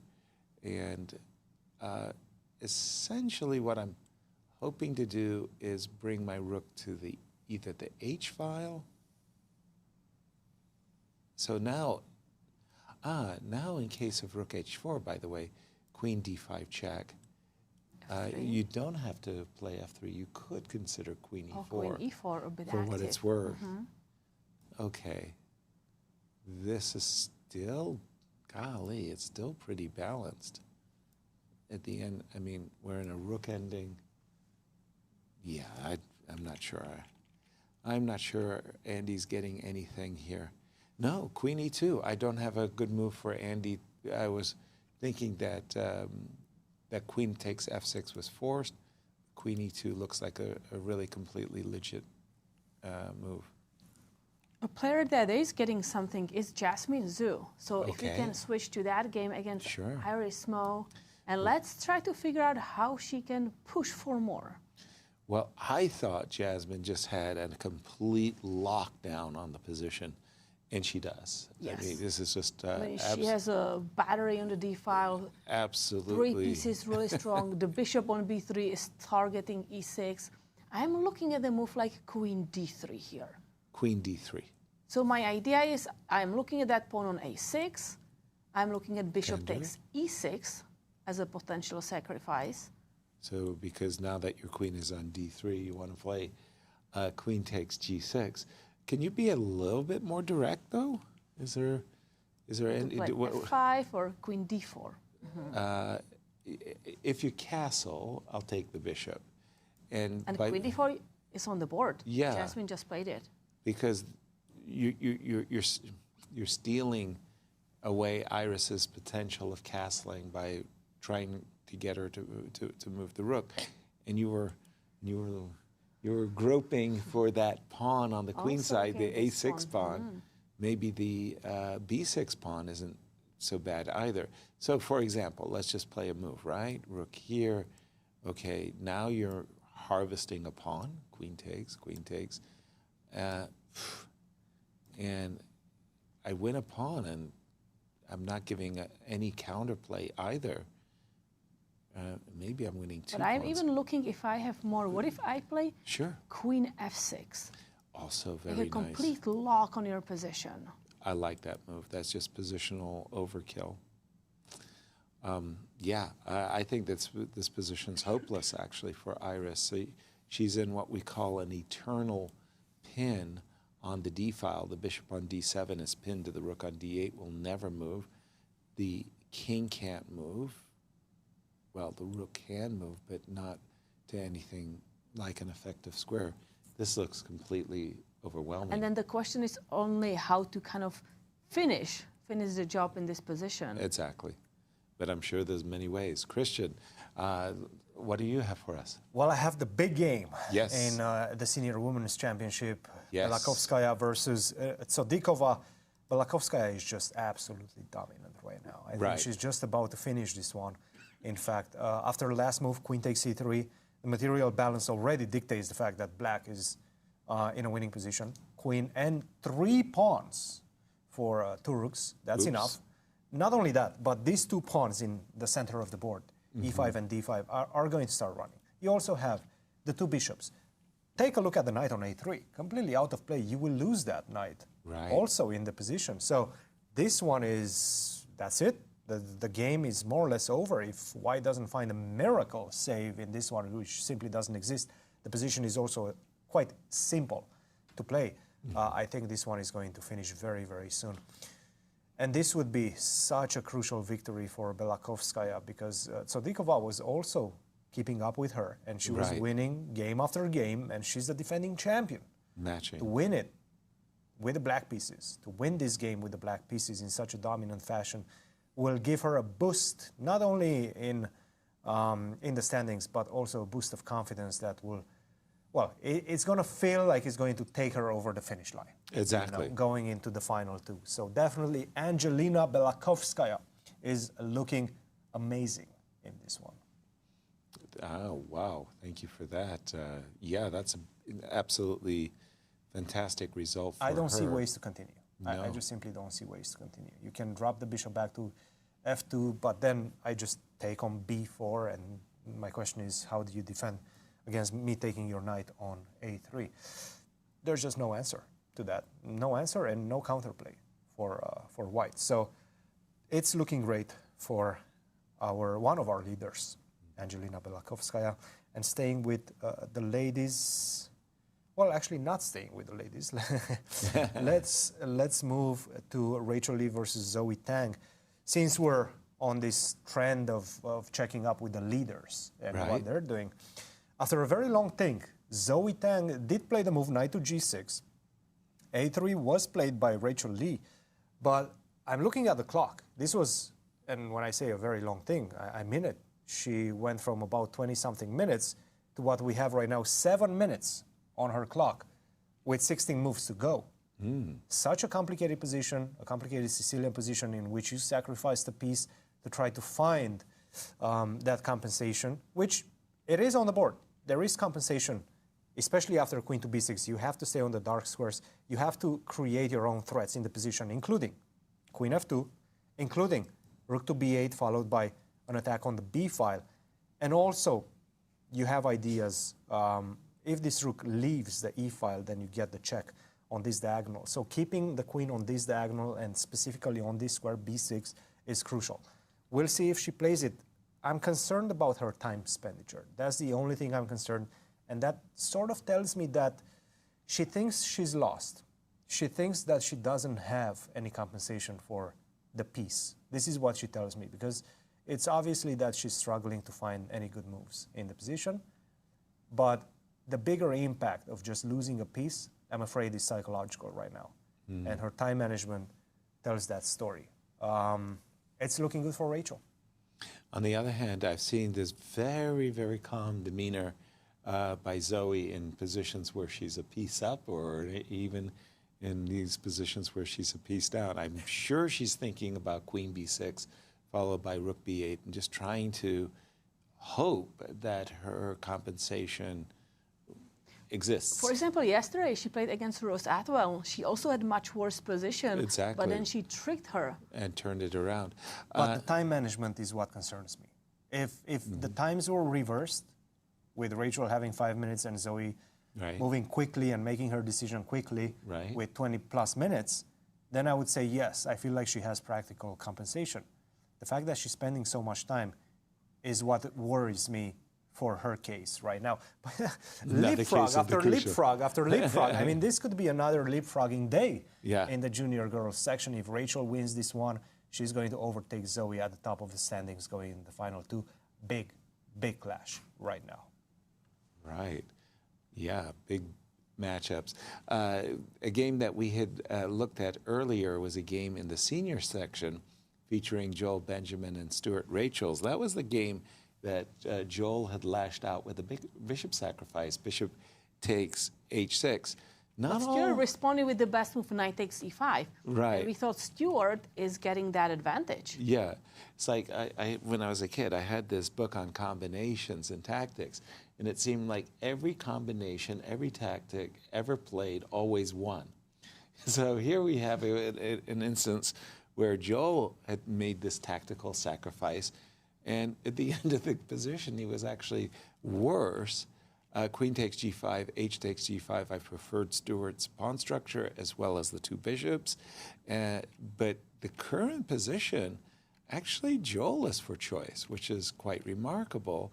And again, exactly at this moment, two bishops, Stuart's in control, but a few things started to go wrong. And here we go, rook a5, f6, bishop g4. So from White's perspective, he would be very happy to deny Stuart the 2 bishops. But Stuart said, I'm going to keep the bishops even if it's wrong-headed. Knight e3, and suddenly, wait a minute, aren't White's pieces jumping into the game? And guess what? They are. After the move, I believe it was e4 was the last move. Let me just, e4. I'm looking at this position for Joel, and I'm saying, this rook looks terrible. Well, what exactly is this rook doing? What is this bishop doing?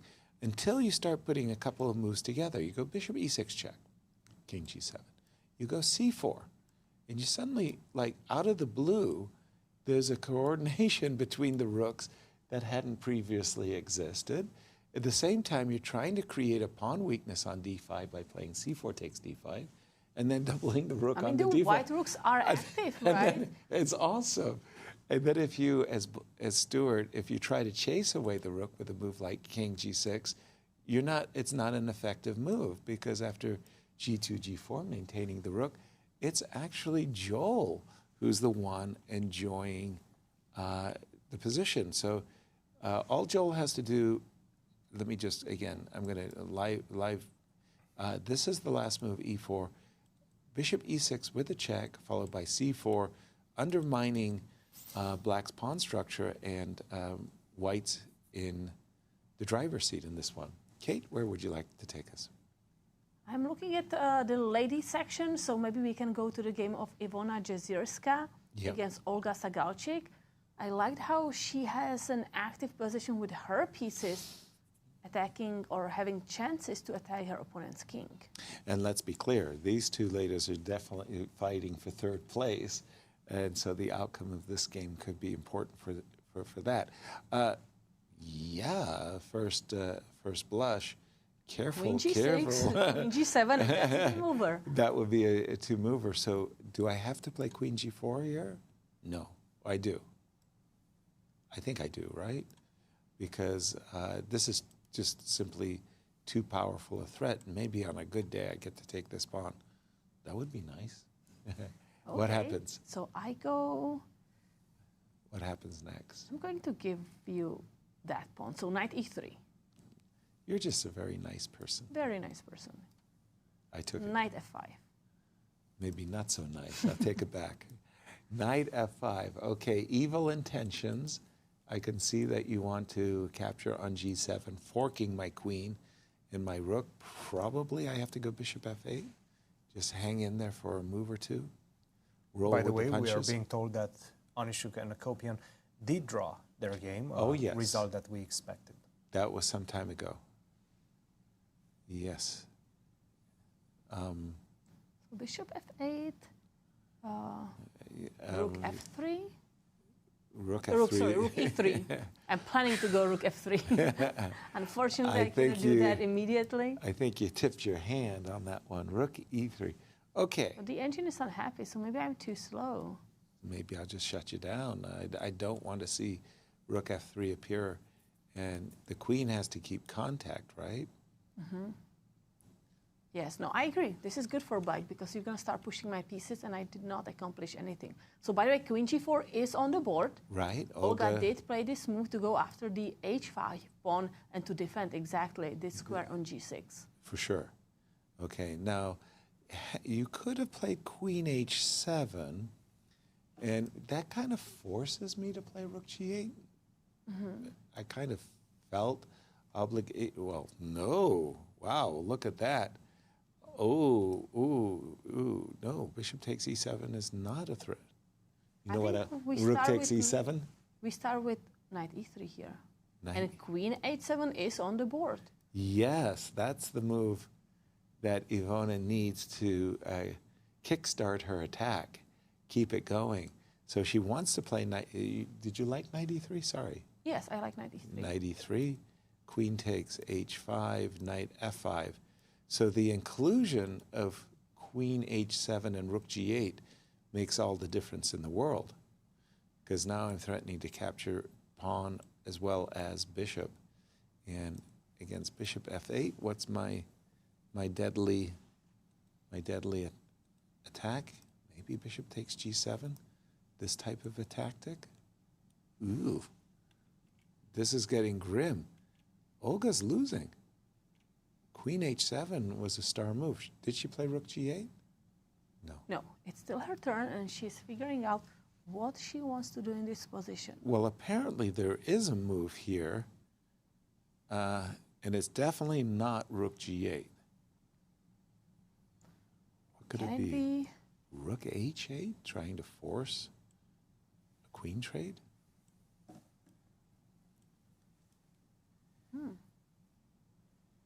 Let me just put that on the board for a moment. No, this is definitely advantage white. So it's not rook h8, and I definitely don't like rook g8. Bishop c8? Nope, that's another one of those knight e3. That kills it. I'm missing a defense here for Olga. What's a good defensive move?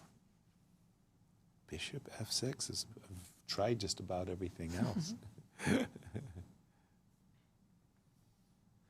me try bishop f6. The difference is that in this case, when you play knight e3,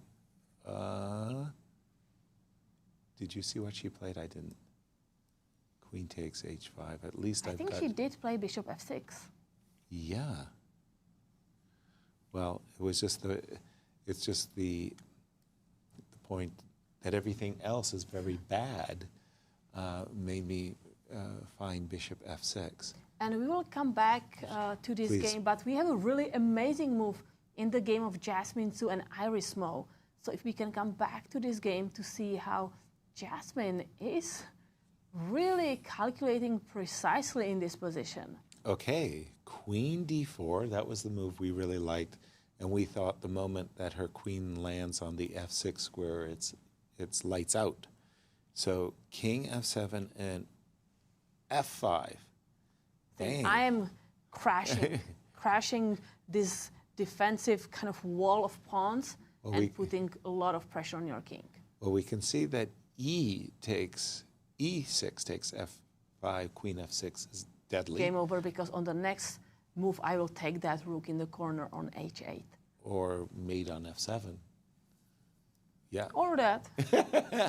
Or that. So we have to take with the g-pawn. And now bishop takes e6. I think that is the idea, because you cannot recapture now with your pawn. I have queen g7. Oh, that is nasty. And this is why you so desperately wanted to take the rook, because this was on your mind when we went e6 and f5. That's winning. That's a bishop takes e6. Ooh, wait a minute. What am I missing? Bishop takes e6. Now you take here. I think rook takes e6. Oh, rook takes e6. Wow. So pawn takes queen g7, and that's a skewer as well as a rook. And if you capture with the king, rook e1. That's a picturesque. And that's why she played f5, so that after g takes f5, you no longer have that escape hatch with the king to go to f5. You're saying that the reason she didn't start with bishop takes e6 is that in this case, now that there's no longer a black pawn on that square, she could play this move. Mm-hmm. And she's escaping. In fact, she's winning right now.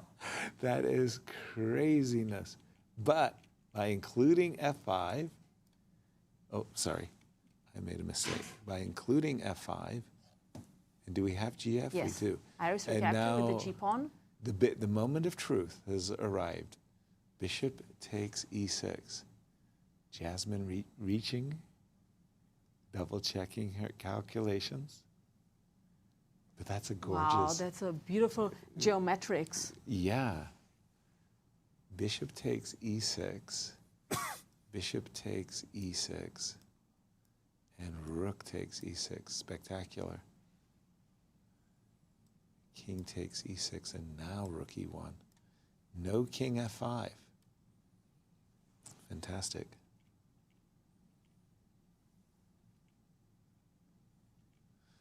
Don't leave us hanging, Jazz.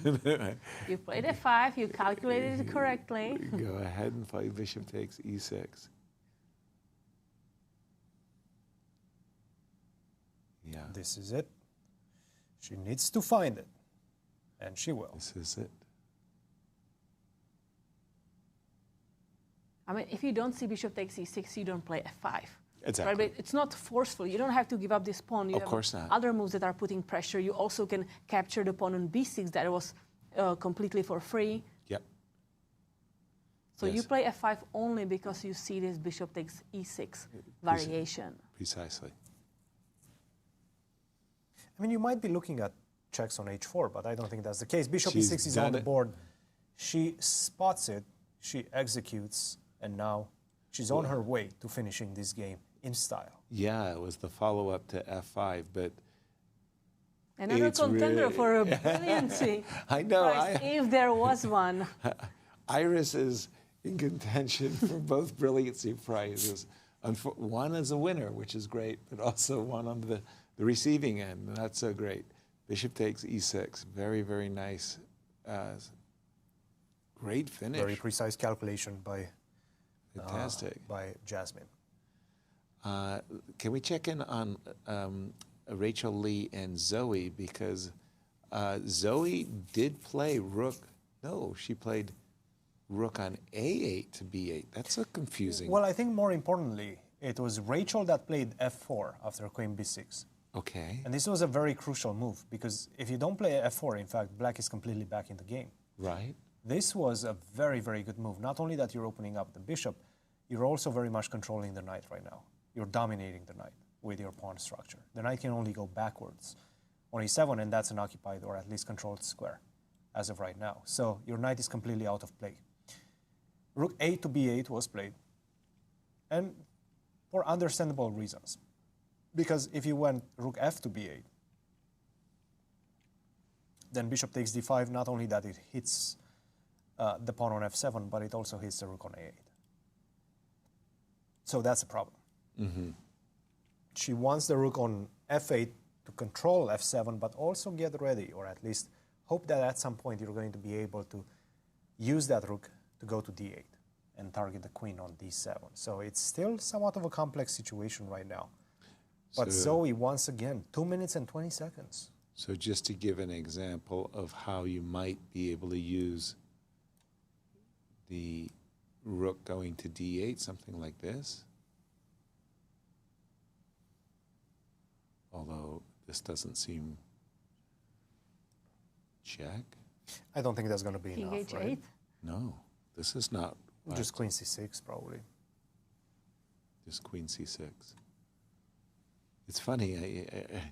You so think that you could exploit this this pin. It's not that obvious how to. But you're playing without that knight, right? Yeah. As well. So you're basically 2 pieces down almost, it feels like, as of right now. So rook on a8 to b8 has been played, and Rachel with 18 minutes and looking at a winning position. She's got the material advantage. Her king is still, it's not like you would feel 100% confident as a white here, but bishop takes d5 does look like that's no, the bishop winning move. d5 is definitely a very bad move. Very bad move? Well, I'm just picking up your knight on b1. Your knight is under attack, right? Oh, sorry, you're not playing queen takes b2. No, I would take the knight. You're Yes, just taking directly. the knight and forcing my king in the middle of the board. Excuse me. I'm having a mental blackout. Oops. I was getting on my running shoes and I was going to go king e2 to f1. But okay, so then that means we're playing knight Just knight c3. c3, right? Yeah. Get the knight out of dodge. And once again, we see another example of why that pawn on f4 and the bishop being open is so important. For example, if you go queen b2 check. Yeah. King d2. King d2, now you go d4. Yeah. Saying, take my pawn because I'm going to pin your queen with rook f d8. But you're not, because bishop to d5 comes in the position. Yeah. And you're using all of your pieces to defend your king. Gotcha. So it's very nice. It's a just very as you- nice position. Now the knight doesn't have where to go for black. It seems like it's controlled enough. Rook to b1 is coming. I don't see any ideas for black. So rook a b8, knight c3, and the onus at that point is going to be on Zoe to find a way to continue her attack, which I don't see. And it's a battle for first. There's no question about it. As you have Jasmine on screen, she's just played that move, bishop takes e6 against Iris. That's spectacular. But this fight for first between Rachel and Zoe, more or less from the opening, it's really gone in Rachel's favor. Zoe didn't settle in, I want to say, didn't get comfortable in this game, and Rachel, with the move knight c3, enjoying an advantage of a piece. And she's also enjoying time advantage. She has 15 minutes on her clock, while Zoe only 2 minutes on her clock. But isn't Zoe that look of absolute calm at the board? She's like, normally when you're winning, you want your opponent to be nervous and... By the way, Rachel is playing king d2, I believe. Wait a minute. She's immediately putting on the running shoes. Whoa. Didn't expect I like that. it. I like it. From a practical perspective, I sort of like this decision. What? It's not best. It's definitely not best, but... Hold on. What if I go d4? D4? Okay. Yes, I don't want your knight to go back to the That's to an the interesting game. move. And I don't think you can easily play king e2. Why not? Why not? Because I think I go rook e8 check. That's fine. And run like rabbit I'll hide into the very quickly. into the corner. Yay. Very quickly. Whew. I was worried. A moment ago, my king was on c1, and I made this unbelievable pathway. But wait a minute. Why is king e2 not a draw? Check. Rook e2, check. King e1, check. Bishop g2. Bishop g2 to f1. Now the king is perfectly protected. It's weird. It's like, it's a kind of a checkers. All of the pieces are on light squares. So king d2 didn't cost anything. That's weird. King d2. Queen f2 check. Okay. Queen f2 check. Rook to e2 immediately played. That was, I was thinking, should I play knight takes f4 so that in this position I would have queen takes e3 check. She's played queen f2 check already. Correct. Zoe can take her piece back right now. Can she? Yes, she can play c3. I will do it.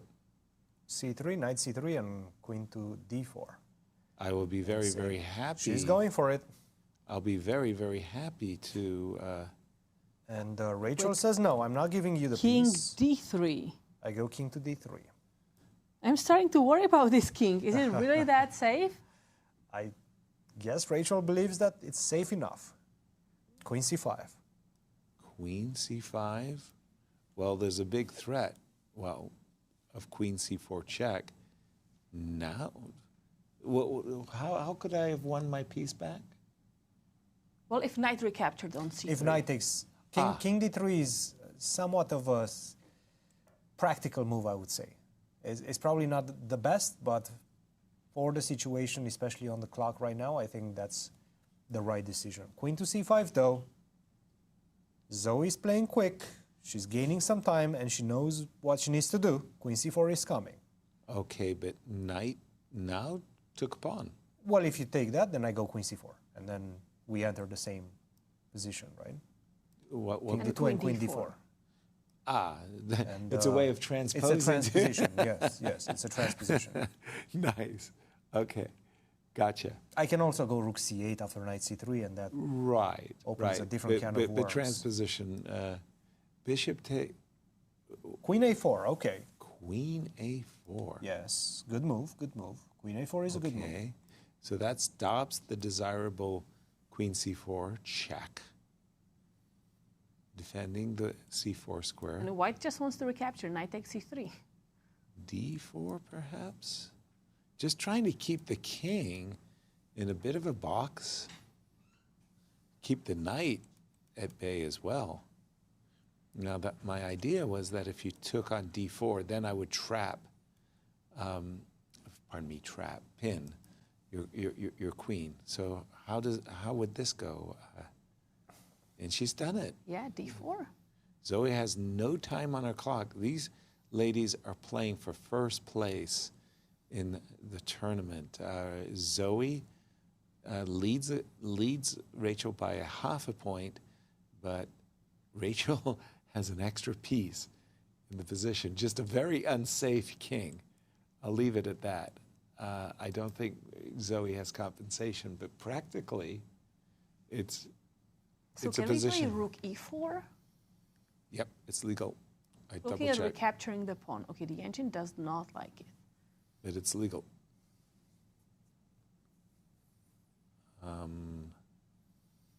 By the way, d4 was a good move. For Very, sure. very good I move, mean, yes. knight takes c3 was a winning. Rachel will develop her knight, bring her, play knight takes d5 as well. But rook e4. Now I actually have to understand. Is there some crazy move with queen h5? I would hit the rook on d1, and on a good day, I would get to take this pawn on h2 and then on g3. That might be. Nice. That might be.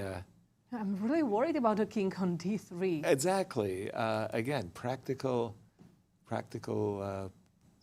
chances here for Zoe. Let me be more cautious. Please. So instead of rook e4, I will play something with a light square bishop. Maybe f3, but then you give me check on f5. Check on f5 is potential. Then I can offer a queen trade, queen c4 or queen c6. Queen c6 does come to mind, by the way. Boy, I can feel the tension here. 14 minutes for Rachel, and the king is leading her army into battle. I don't think this is what she had in mind when she played the move king d2. Hey, look, Zoe has been playing really good the last few moves. I mean, she's playing her only card in the position. That's the compensation card. Get the king out. The knight is sort of stuck on b1 right now, so be careful about that as well. Right. And now after this move d4, I also have another avenue for my queen. Queen h5, queen h2 is coming in the position. There's ways in which white can go wrong. For sure. Easily. Guys, should we switch it up? Go to the juniors. Okay. Kate, you've been watching this game, Nico versus Andy. What's happening? Yeah, it looks like Andy is getting what he wanted, some really good play, because Nico, he played f4 move. So I want to maybe take a look at how we feel about it, because the engine doesn't like it, and maybe it feels it's weakening the king too much.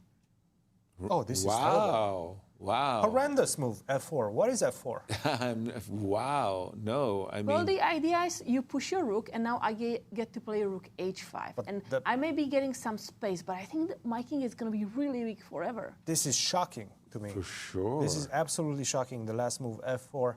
First of all, the rook on h4 was doing a fantastic job supporting the queen coming to e4, occupying the long diagonal, but also attacking the pawn on d4. Right. Why would you cut off your rook like this, and then that f2 pawn is the last frontier of defense that you have against any sort of checks on the long diagonal, because you can push f3. Right.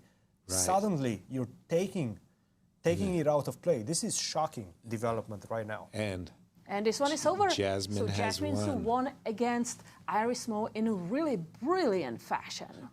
Tremendous finish. Staying with the game of Andy and Nico for the moment, I mean, for Andy, this is just a dream come true. I mean, he's trailing Mishra by a half a point. Did Mishra draw already, by the way? I thought he was against Kirk. The game is still going on. Okay. But assuming that game ends up in a draw, Andy would need a win in this round to catch him. And it looks after this move, Queen d7, that the advantage is big. Nico got too ambitious with this f4 rook h5. He sure did. Because now he's realizing this queen on d7 can go to that a8 h1 diagonal. Also, the checks. pawn on b2 is hanging as the rook on b8 is active. But white doesn't have that counterplay on the h file, on the g file. It's black pieces that have harmony. Oh, Absolutely. This is absolutely horrendous. Oof. Horrendous decision, this f4.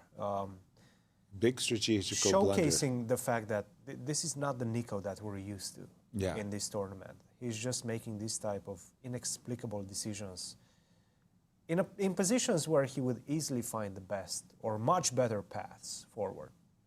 And f4 just right now leaves him in, I wouldn't call it a hopeless position, but this is really bad news. Yeah, right? this A is weak not... king.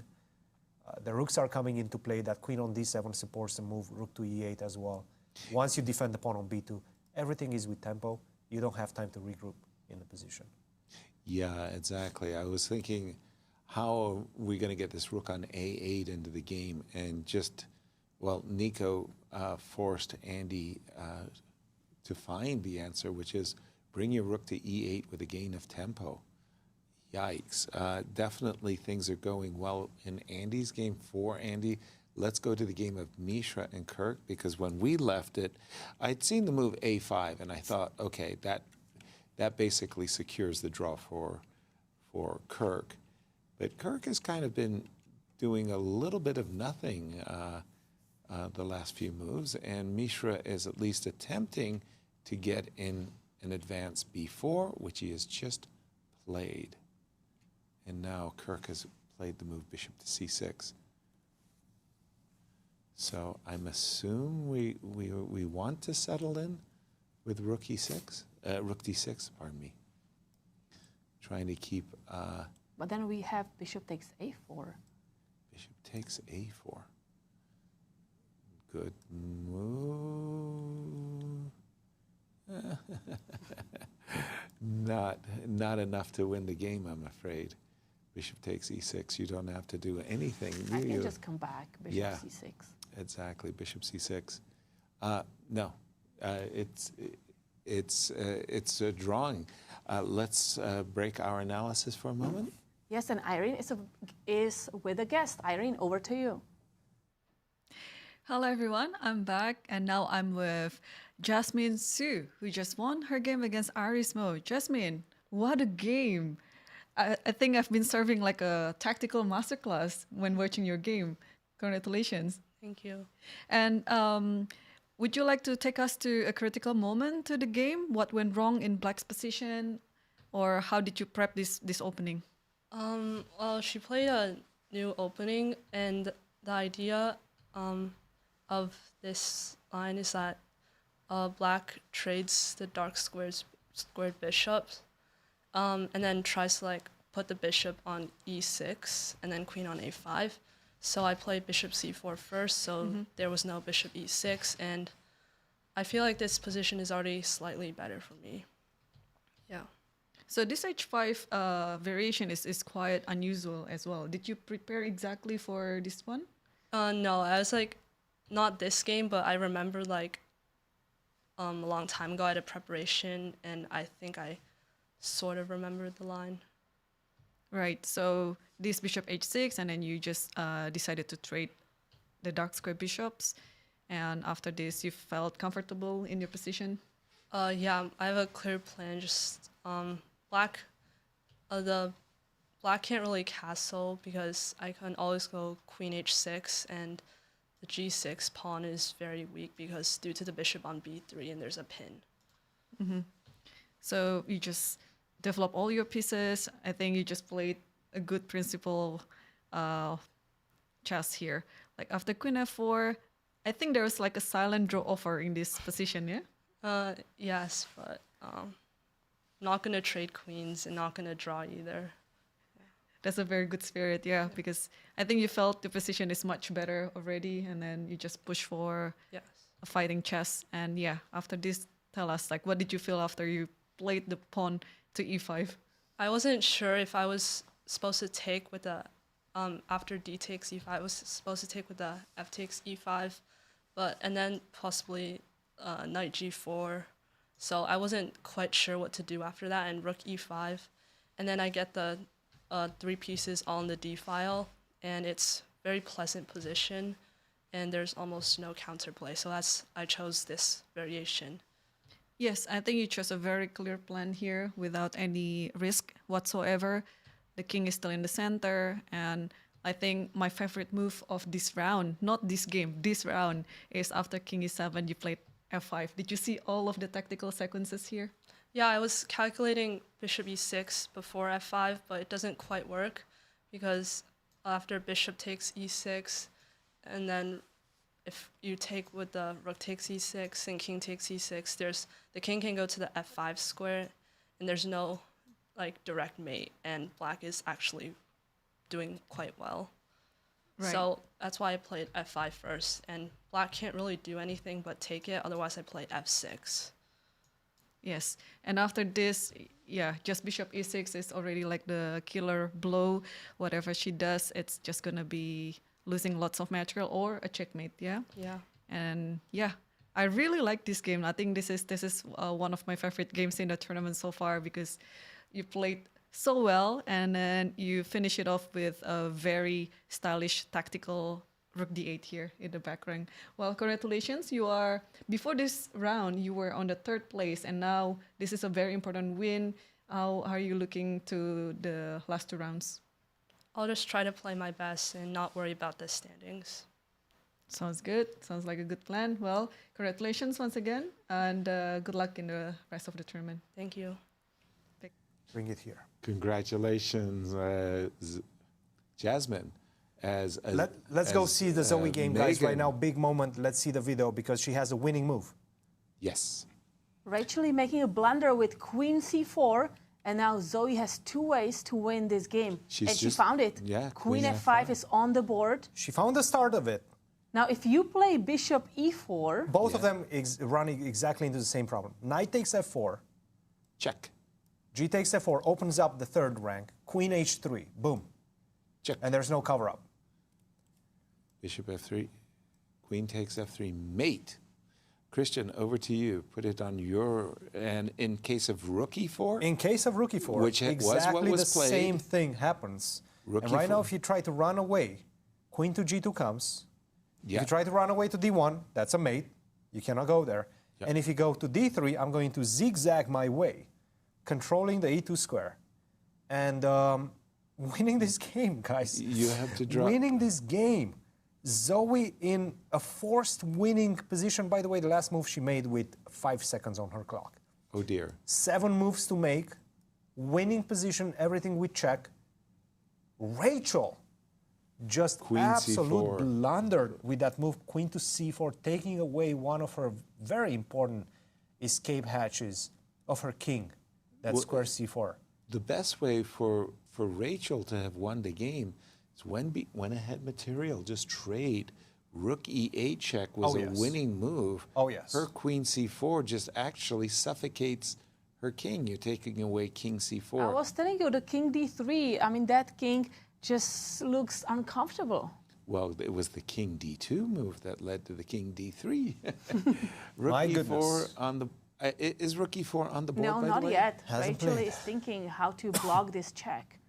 Well, as Cristian says, bishop e4 is too easy.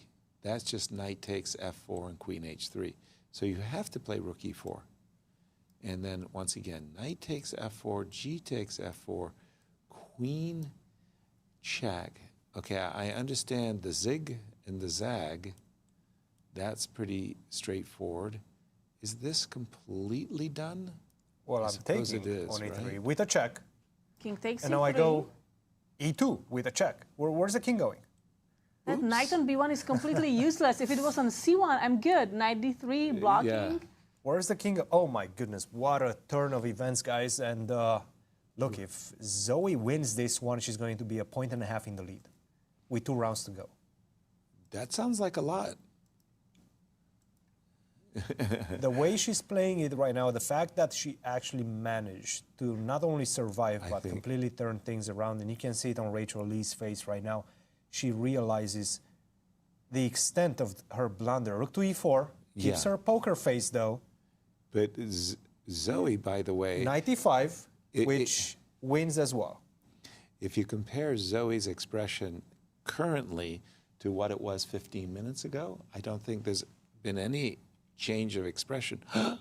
She played knight e5. It's fine as well. She didn't. The other way, it was much better. But this is also winning. No. It's also winning. It's not over yet. Though. But you don't have e2 because your queen is under attack, so you have to move the queen. Knight e5 is a terrible It's move. a completely different, yes. It prolongs the game. Objectively, it's still winning, but it's a completely different story, yes. Knight takes f4 would have won on the spot. Whoa. Okay, but that's a time trouble thing, because had she seen knight takes f4, not only does she win a pawn, but she opens up the third rank, and just in that variation that we were looking at, her queen would not be in capture. Like well, currently, the current position, the queen is on f3. Can actually be in capture, right? Because you can go king to e2, Yeah, we can G2, zigzag, and you will and still force get the queen zigzag, to and then do the F3. same thing. Like this. But she would, yes, she would have an extra pawn, quite an important one, and that e file wouldn't be blocked by the pawn on e5 that we have right now. So that could open up the possibility of some attacks as well. Okay, so some inaccuracies by both players now. But she's still winning. And queen f2 is the best move, by the way. And she has played it. Yes. She's played. Her idea is to push the other rook to d2 and then capture on c2. And so just to capture the rook right now. So you're threatening to capture a rook. It's a big, big threat, That's actually. a big Where threat. do you put the rook? Well, I want to play queen e2, but I don't want to play queen e2. Queen But e2. once you play queen e2, rook c8, rook And- goes on c8, and that's it. yeah, You lose the bishop and- on c6. The knight is hanging as well. Yeah. Oh dear. Okay, I'm not exactly sure. And as you, Kate, suggested, rook d2 might be on the agenda as well. Oh my. What to do? If I move the rook, there's also e2. And that's pretty nasty. Sorry, the only move I'm seeing that might make the game, can I play rook f? Oh, rook f1, e2. Oh dear. That is a strong, you take the queen, but I promote to a queen, and white's position is... It's a triple. Yeah, it's collapsed. It's a triple attack. Oh dear. Oh my goodness. E2, what a move. Rachel Lee, 6 minutes on her clock. She had a winning position. She was a piece up, and then she made a decision that was okay, but very double-edged. She advanced her king d2, d3, and blundered with queen By c4. the way, Queen guys, c4, just the one big blunder. Andy Woodward, well, Nico, in fact, I would say, right now is back in the game. Really? No longer losing and entering the final 2 minutes for both of the players. Wow. Perhaps we can go to that one, and we do have a result in the Abhimanyu Mishra versus Kirk Ghazarian. That was a draw. Okay. And you know Abhimanyu is intently looking at this game right now. Of course. Trying to figure out what's happening. Let me just take you through the last few moves. Queen to f3 after queen to d7 was played, cover up, long diagonal, f5, good move, b3, rook to e8, rook to g1, and d3. This is a big mistake. What he had to do was just go rook to e3 first, potentially, or maybe even cover up this diagonal with c6, set up for the idea of rook to e3, and not allow the queen to go to a8 and create mating threats. It's a bad position, and it slowly becomes worse for white. He hurried with the move d3, and after rook takes g1, I think what he missed is queen to f2. Has to be played. Queen to f2 has to be played. Let's see if he plays it. It's a big moment, because if you go king to g2, for example, after rook to e3, you're still suffering in this one. And it's not going to be a pleasant position for the rest of the game. But queen to f2, queen takes d3, now you can just simply go queen to g3 and at least exchange the queens. Wow. So this is the moment. Not sure what Kirk played. Queen f2 is on the board. Good move. Good so move Andy by just Nico. Andy. No, I'm sure Andy was thinking that he had rook e1 check, king g2. What else? Yes. Queen check, and I'm sure Andy was thinking that he had rook g1 as a winner. Of course, yes. But I will just move my king up, king h3 now. And now take a pawn with check. But then check in return, king g3. And then the desirable rook e3 is not possible. Is not possible. There's a check. Not possible. Oh no. Queen g3 came with check. So queen f2 right now. Let's see, rook to e1 on the board, king g2.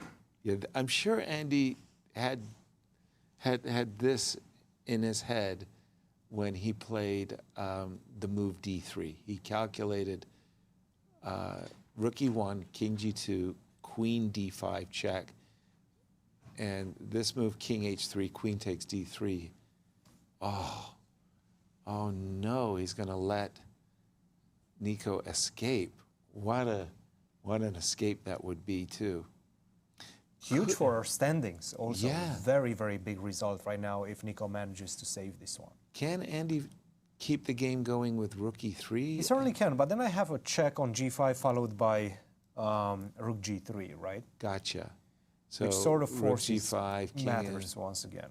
Well, maybe I should try to tuck my king in for just a smidge. Rook g3, queen d5. No. Still that move, king h3, huh? King h3 or king g1 even. King g1 is fine. Yeah. No. Oh my. What a g2, 1 minute right now for Andy. What a missed Struggling to find the opportunity. finishing punch because there is no finishing punch anymore. Right. No, I'm absolutely sure Andy just had king g2, queen d5 on his mind, and he kind of just stopped right here and said, I'm winning because I win the queen. When he played d3, he thought he was winning the queen by force. And we think Angelina wins, not Natalia. Definitely not white wins. Yeah, I don't think white won that game. I think they just set up the board wrongly. Unless So Angelina black Balatovskaya won against the defending champion, Natalia Tsodikova. to take a 1-point lead with 2 rounds to go. Big, big game. Okay, Andy has blundered his advantage away. Let me go back to Rachel and Zoe. Rachel also blundered her advantage away, but in a worse way because In a much worse way. she's actually losing. Yeah, after queen f2, rook e2, queen b g1. Targeting the knight on b1. Exactly. The knight on b1 is such a sad piece. captures, Zoe captured the pawn. Queen takes e6, king h8. And now White's king is left to face the music. And Zoe is still asking, how do you defend your knight on b1? And the king on c3 is under heavy. heavy attack very soon once the rook moves to the c file. And the times have actually tightened up as well. At one moment, Zoe had 1 minute to 15. Now it's 3 minutes for Rachel and 1.5 minutes for Zoe. If White has to play something like queen a2 to defend the knight, But you're not defending the knight. I can It's still take attacked it. twice. I have 2 attackers on that. I thought even not about capturing it. I thought if you go queen a2, Yes. I may just go queen d1 because I'm looking at queen d4 checkmate. And I think that's a very good look. It's a good looking move. Queen takes e2, queen d4 checkmate. Yeah, rook takes b1. The victories are piling up here. The winning lines are piling up for Zoe. As Rachel is looking, she really wrecked her own position. Jesse Kraai is also completely lost against Alexander Goldin. He's 2 pawns down and his king is also under attack. Well, he called that one. Yeah, when Jesse went into the confession booth, he had a premonition about today's game, and it turned out to be true. And we just have a result. He resigned. So Alexander Goldin with a win against Jessie Kraai. So Rachel's trying her best to make it difficult. Queen takes e3, queen takes b1 is about to be played. And unfortunately for Rachel's king, the moves queen a1 check and queen b2 are going to be hurtful. The king is going to go for a walk, and it's not a walk in the park. It's going to be bad news. Queen takes b1 is the, and she's reached for the knight, and she's captured the knight. Queen takes b1. Oof. Nico and Andy have reached the time control, so in fact, Rachel and Zoe have reached time control as well.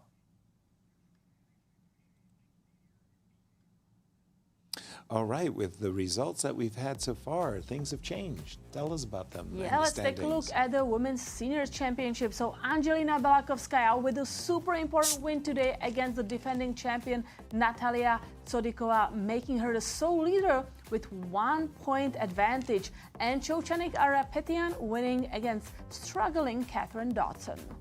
And then the seniors? In the senior section, we have Vladimir Akopian who drew Alex Onischuk, so Vladimir Akopian is still first with a 5.5 point, but Alexander Fishbein winning a really important game against Gregory Kaidanov. He's only half a point behind him, trying to catch up, and tomorrow they will face each other. And now let's take a look at the juniors. Here we have Abhimanyu Mishra who drew against Kirk Ghazarian. Tani Adewumi drew against Burlington Hardaway, and Andy Woodward still playing, but also it looks like he's going to make a draw with Nico, Chasin, and Alice Lee, marking her second win in the tournament against Bach Ngo. And in the junior girls? In the junior girls, we have Jasmine Su with a brilliant win against Iris Mo. That's an illustrative game. Everybody should take a look at it. Really nice f5, bishop takes e6 sacrifice. And Megan Paragua making a draw against Chloe Go. And there we have it. And Rachel Lee in a bad position. Just going to say the game between Ivona and Olga, that fight for third place in the senior women's, took a dramatic twist. Exactly this moment, Ivona played a really bad move. She captured the bishop with the d4 pawn. d4 takes e5, missing a win on the spot. Queen b8. Would have been a nice win for white. This bishop is under attack. This rook is under attack. This bishop is under attack. The king is actually pretty vulnerable as well. So Ivona missed her chance. I think Olga is completely winning it currently. I'm going to go back to the game of Rachel Lee because this is the fight for first place. And after queen takes b1, they made time control somehow. Yes. They have. Wait a minute. What happened? How did I think they do everybody that? has made time control as of right now. What? That happened quickly. Or was queen takes b1? Was that move 40? That must have 41. been it. Move 41. That is move 41. So okay. They've made time control. They have plenty of time to think. But the position is the problem is not the clock anymore. It's the position. Yeah. It's pretty hopeless. I mean, Zoe must be on cloud 9 right now. She understands perfectly well that she was completely busted. Of course. Out of the opening. That's it. For busted. sure. Then she was a piece down. Then finally she started dreaming at one point when that king started landing on d3 and it was a bit encircled by the pawns and the rook was ready on d8. But the queen was doing all the job. That swing up the fifth rank, down the fifth rank. Yeah, and then queen h5 check, queen f5 check, followed by knight takes f4, knight to e5. The piece sacrifice, another piece sacrifice. Very well conducted compensation play by Zoe in a desperate situation. Desperate. She was desperate. Absolutely. And right now, I mean, look, If she wins this one, she's 90%. If we ask Ben Underwood, she's probably going to put her at 99%. 6.5 out of 7. Pardon me, 6 out of 7, yeah. A point and a half in the lead going into the final 2 rounds, showing such dominant display of chess so far. It just puts her at 99% champion if she wins this one. Yeah. That's it, by the statistics. Does she still have to play Rose, though? No, she has Jasmine Su and Chloe Go. Gotcha. Okay. As the last 2 pairings for her. So she will have played her closest pairing rivals, if I can put it that way. And just to remind everybody, statistically speaking, what Ben Underwood felt. After yesterday's 6th round, Zoe Tang with the lead, 55.7% chances to win the event. Rachel Lee 42.8, but once Zoe wins this match between her and Rachel, yes, I think it's going to be 90, 97 or yeah, something. Absolutely, yeah. Because what a turnaround we witnessed. Because really, from the opening, Rachel had a really good position. Super safe king. Strategically, she had everything she wanted. One material, and then, I don't know, somehow panicked just to allow Zoe back into the game, and she missed a tactic. Knight e5. Crushing, Queen absolutely c5. crushing, yes. So now the vultures are circling, and where's the win? Where's the simplest win? I think they're... Where's the mate, right, in the position? Yeah. So queen b2, you go king c4. Then I Right. can give you another check on a2, you go back to c3. Do I have any tactics in the position is the question. Yeah, it's one of those things where you can... Like I see rook b3, for example. Right. You take, and then I take your rook on e2, and maybe I can checkmate you like that. But that might be actually pretty straightforward. I don't know, because I have king b4, right? And now you're starting to run on the other side. If you manage to cover, then you know you have some chances. No, I think we give queen b2 check. Okay. King c4. And just rook bc8. That's nice. I love pinning my opponent's pieces. My next plan is queen f6. That's a strong plan. I don't need a checkmate. I can just get an extra piece. That's pretty good. That is very, very good. Queen f6. No counterspiel in the position either. Yeah, I'm out of suggestions for I also Rachel. have some tricks. Let's say you play A4. something, a4. I have rook d4. Check. Check. I'm inviting your queen to take, only move. Okay. Rook takes c6. Okay. King d5. I was afraid of rook d6. King d3. Oh, okay. Then I was afraid of this move. Then I don't have that trick. So I would play king d3. Yeah. Okay, that would be unfortunate. But maybe the other way around, right? Same idea what you wanted, which was rook d4, and just do it this way first. And right? now it's with a checkmate. That Queen sounds b4. pretty good. Queen b4 checkmate. Nicely done there, Katja. Yeah, you got those tactics. I like it. I think rook b c8 is overwhelming. Queen. So all Zoe has to do is start from the current position with the move queen b2, and then just pin. And by the way, that's a very nice pin. It's a pin against the queen as well as the king. Rook on b8 to c8, prepping queen f6 as well as rook takes c6, and Zoe is going to win the game. Oof. Oof. And for Rachel, I mean, she must feel terrible. Wow. What a game. What a game. Feel like I need a break after a game like this. Yes, and we'll take a short break. And if you missed yesterday action, here it is. Take a look.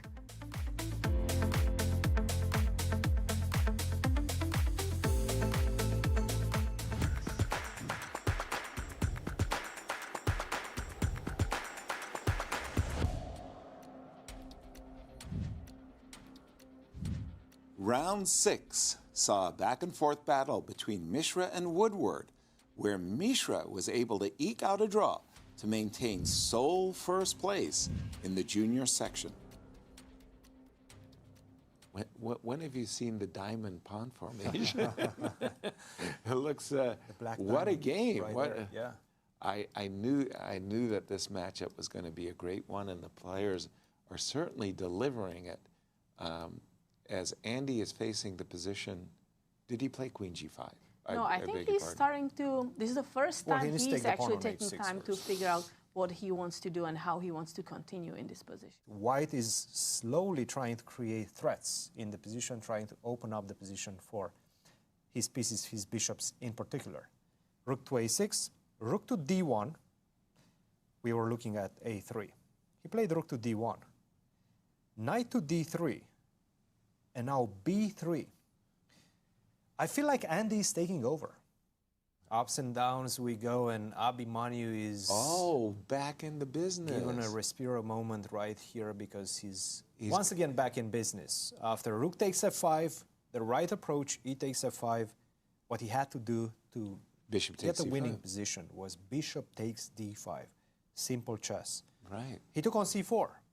Oh no, now the knight on B2 can return into Finally the knight is coming back into the play. Looking at the game of Andy Woodward and Mishra, expected fireworks. This was a great game.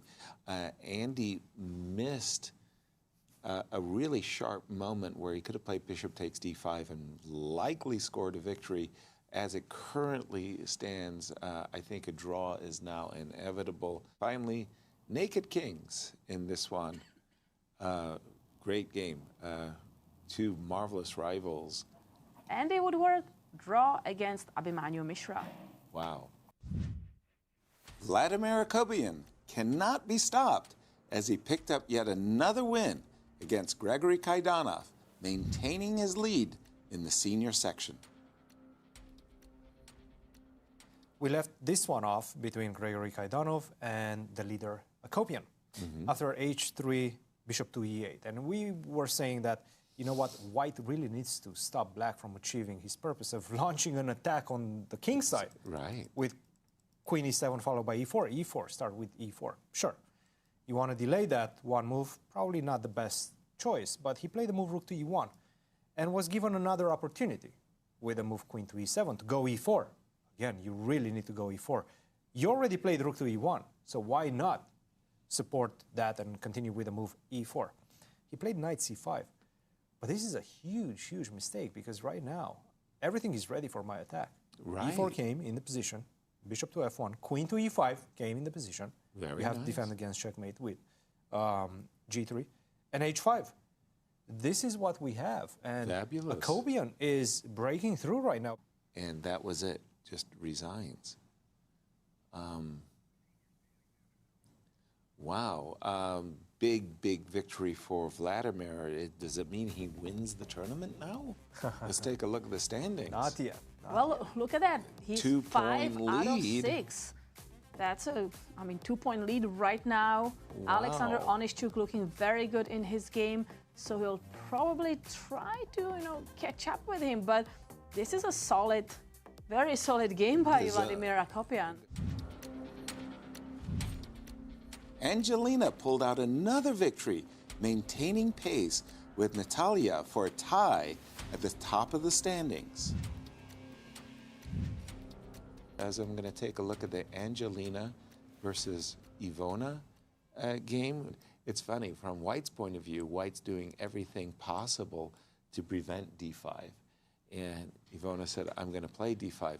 I thought that she should play the move knight D7, with the idea of trading the bishops with a check and maybe playing queen to C5.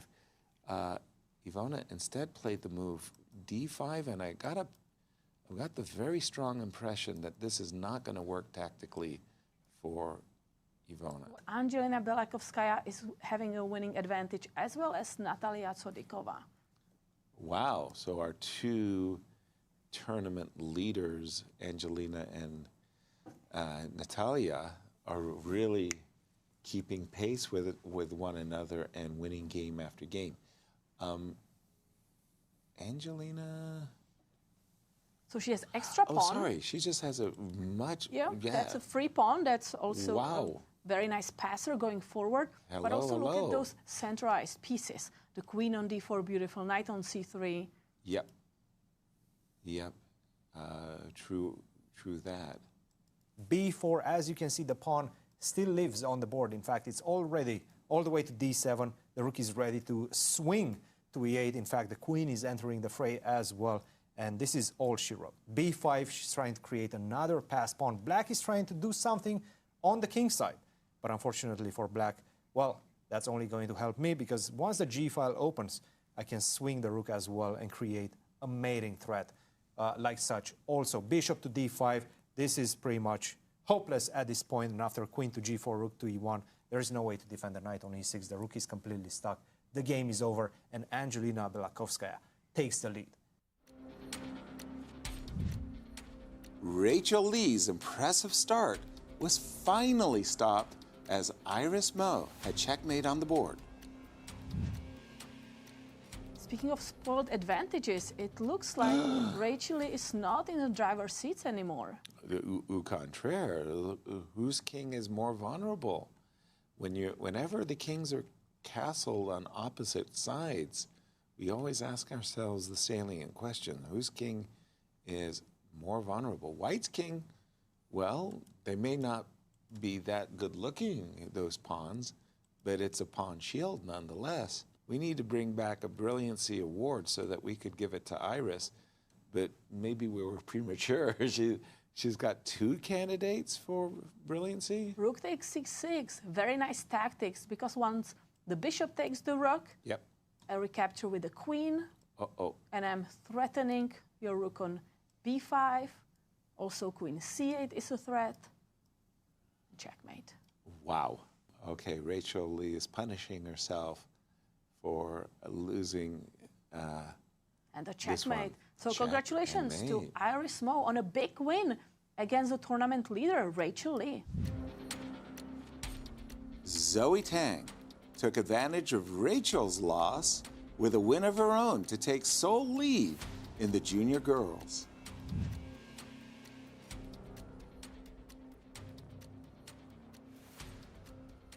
Ooh. But look what happened. Oh my goodness. Okay, so this is a disaster. Rose won a pawn, played bishop to d8, queen to d3. Now queen c4, I think a really nice move. So I'm pinning the knight to the queen, but also threatening some discovered attacks with the king. And Rose Atwell says, I just moved my king away to h8, hoping to be fine. But now look at this amazing move, bishop c1. All I'm doing is I'm transferring the bishop to e3, and I want to take your knight. Exactly. She was a pawn up. It felt like, where's the compensation for white? And 3 moves later, she needs to resign. That's it, because you have no way of defending the knight. Wow. Yeah, Zoe. This is a very bad position. Guys, I think we're going to have a new leader after this round. Because you think Rachel's going down? In the junior girls section. We have a result. Zoe Tang won against Rose Atwell. And leapfrogging Rachel Lee in the process. How important was this game? I think standings-wise, definitely very important.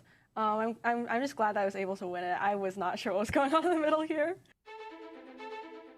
Join us tomorrow as tournament leaders look to hold on to their spot in the standings for the final 3 rounds of the event.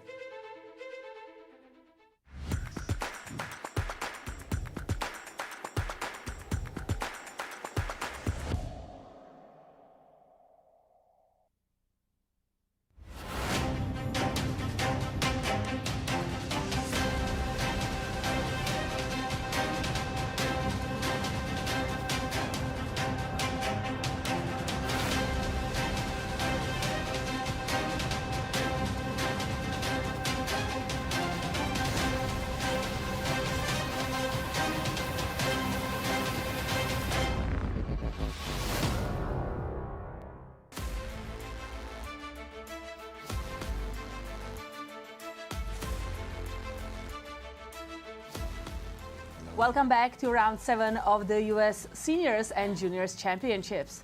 Wow, we have seen quite a round of thrills and spills, let's put it like that. But Cristian, you have a special guest. Absolutely, we are here with Alexander Goldin after an impressive victory with the Black Piece against Jesse Kraai.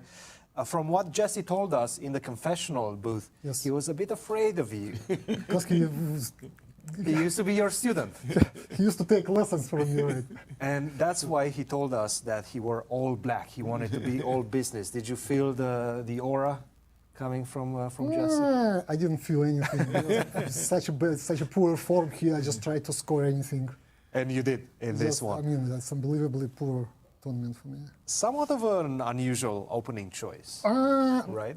Yeah, I mean, I just saw this idea. It's pretty royal line with h6. The idea is knight h5 and just to get the bishop. Yep. And it just is easy to prepare. It just took me like 20 minutes, which I was very happy about. Usually it takes like 2-3 hours. And in fact, you got probably the best looking pawn structure that you can get when you have the two bishops, right? Like this. Yeah, he completely missed my setup, f5, c5. And his pieces do not have any infiltration, so basically it's not that I'm winning or something, but it's such a nice position, so then I get this position and then I can contemplate. I want to play g5, I want to play a5, a4 first, at some point d5, maybe e5, so the plan that I executed in a game, trading the light square bishop, placing the dark square on d4, was very nice position, very sound. Again, it doesn't mean that I was winning, but it's just so nice to play such position when you understand everything. You're controlling all the squares. Yes, I know where my pieces belong to, and then I just have an easy game. And then that was a nice move to control the entry. He missed it. So he basically wasted like couple tempi. So he had to bring the bishop to this diagonal and try to hold. Probably not holdable objectively, but right. And then so he wasted like 2 tempi because knight f5 was a waste and queen f2, queen g3 was a waste. Yes. And now basically position is pretty bad. But again, he managed. Yeah, here I thought that I was almost winning after queen c6, but I could not find the. Yes, I thought that move could be win, but I couldn't find anything. After rook e3, yeah, because f5 was hanging. Bishop f5 is in some lines. Bishop in some lines. In some lines, yeah. And I'm risking because if I don't get. Sure, rook e1 is coming. Yeah, and eventually rook e1, bishop f1, and then what I'm doing with the rook g6. So I tried to capitalize on my position, making this nice trade. I think that was. Yes. A very nice trade for you. Yeah. And his bishop is not getting to d5. Yeah. So it's So that's my basically. It's a big difference between the bishops, right? Yeah, and he played badly this endgame, but I don't know how he could hold. Yeah, that was very bad. So he was desperate. Yeah. He started just giving up. And this probably should be objectively winning, but I still gotta be careful because opposite color bishops, you never know. And he just collapsed basically. Yes. Once I got the queen on c3, now I have both queen side and king side. So I don't have to work it out like for another 20 moves. The thing is, he never got any counterplay in this game. No, he just helped me. Yeah. This was a very nice. It was a good present. Well played game by you, Alexander. Obviously, this is not the tournament that you wanted. No, I was really feeling not feeling well. Yeah. Yeah, I sleep on average like 2-3 hours a night. Oh wow. So yeah. That's just it takes a toll. Definitely affects you throughout such a long event, right? Now I want to gauge your opinion on this one. Obviously, it seems like it's a race between Fishbein, Akopian, and Onischuk right now. Yeah. With Fishbein in second, Akopian half a point in the lead, and Onischuk 1 point. How do you see those last final rounds? And in fact, looking at your pairings, if you tell me the pairing, you're not playing any of them. I help them to get where they are. So I did my job. So if we're looking at the pairings, let's say, perhaps we can have the pairings on for next round. Well, at least for next round. As a graphic, yes. I don't know if we have those. If we don't, we will find them. Okay. Let me just see who. Akopian is going to be playing Fishbein tomorrow, so that's a big one. Oh, that's great. That's great. So, and then Jesse Kraai, Onischuk will have Stuart Rachels and Fishbein. There you go, so and those are the rounds. So 2 rounds to go, right? 2 rounds to go. Yeah, anything can happen. Anything can happen. Anything can happen. But Fishbein, the luck is on his side. Definitely. Absolutely. Yeah.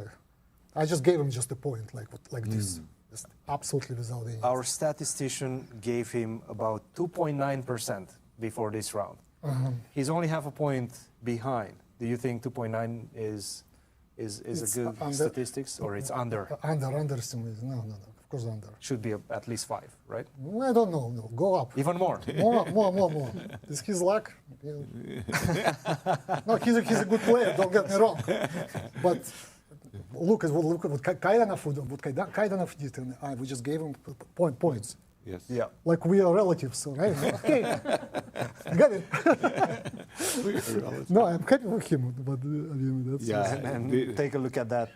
That was after round 6. Akopian 81%, Fishbein 2.9%. Yeah. We believe that's too low. Too low. Too low. No, too low. Considering he played me and Gregory, we are having just absolutely poor tournaments. Yeah, Alexander, thank you for joining us, and we'll see you tomorrow at the board. Thank you. Congratulations, Alexander. Oops.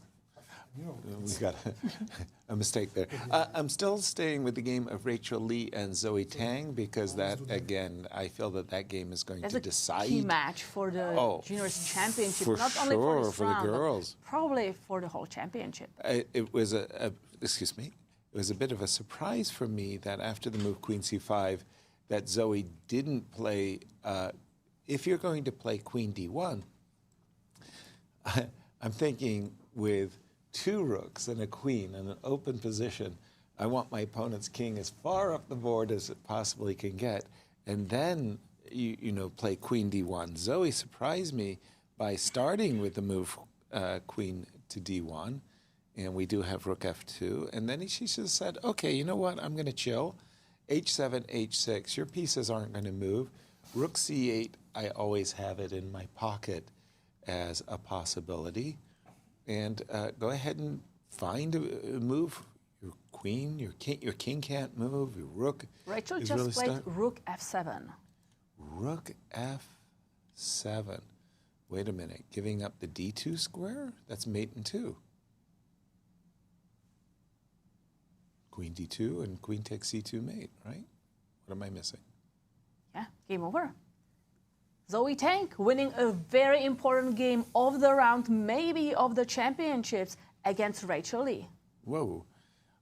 Congratulations, Zoe, but I'm just shocked by the finish. I mean, I know Zoe's winning, but you don't allow mate in 2.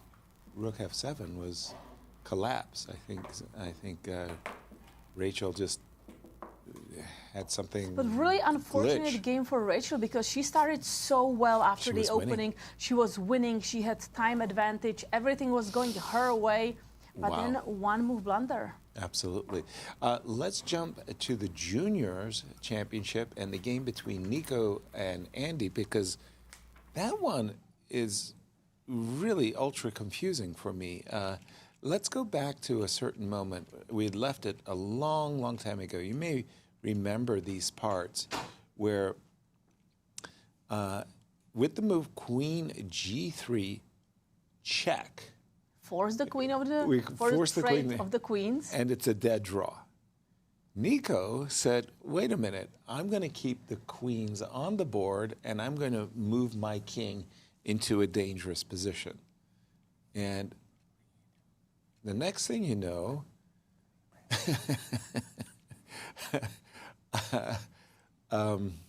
Andy is trying to go for mates and ones, right? And the king is going for, the black king is going for a walk. I'm ultra confused by what's going on in this game. Maybe it will still be a perpetual check, queen to D8, king C6. Maybe it will be a perpetual check. But it's amazing to see a mate and one threat on the board in such a crucial game. We have a special guest in studio. Yes, Cristian, over to you. Thank you, guys. We are indeed with Suchanik Arapetian after another big victory against Catherine Dodson. Obviously, Catherine is struggling in this event. You needed to win to try to catch up with the podium. How are you feeling about this one? To be honest, she's doing pretty well, and she just misses few steps in opening, and she gets terrible positions, and she blunders. That's all to it.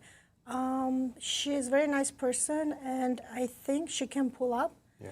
And coming to her game, I was very nervous because, you know, she's resourceful. She's good. Yes, absolutely. I've seen her previous round game. It was amazing. She played well, except the last part. She won into pin, but yeah. Yes. There's always a blunder that happens towards the end that just throws her off her game, it seems like. yes, I noticed that. Yeah. Now, tell me about the opening. How did you feel at this point? I think she made a mistake. Bishop f4 is inaccuracy. I was expecting her to play rook e1 instead of bishop or knight bd2. Okay. Just normal line.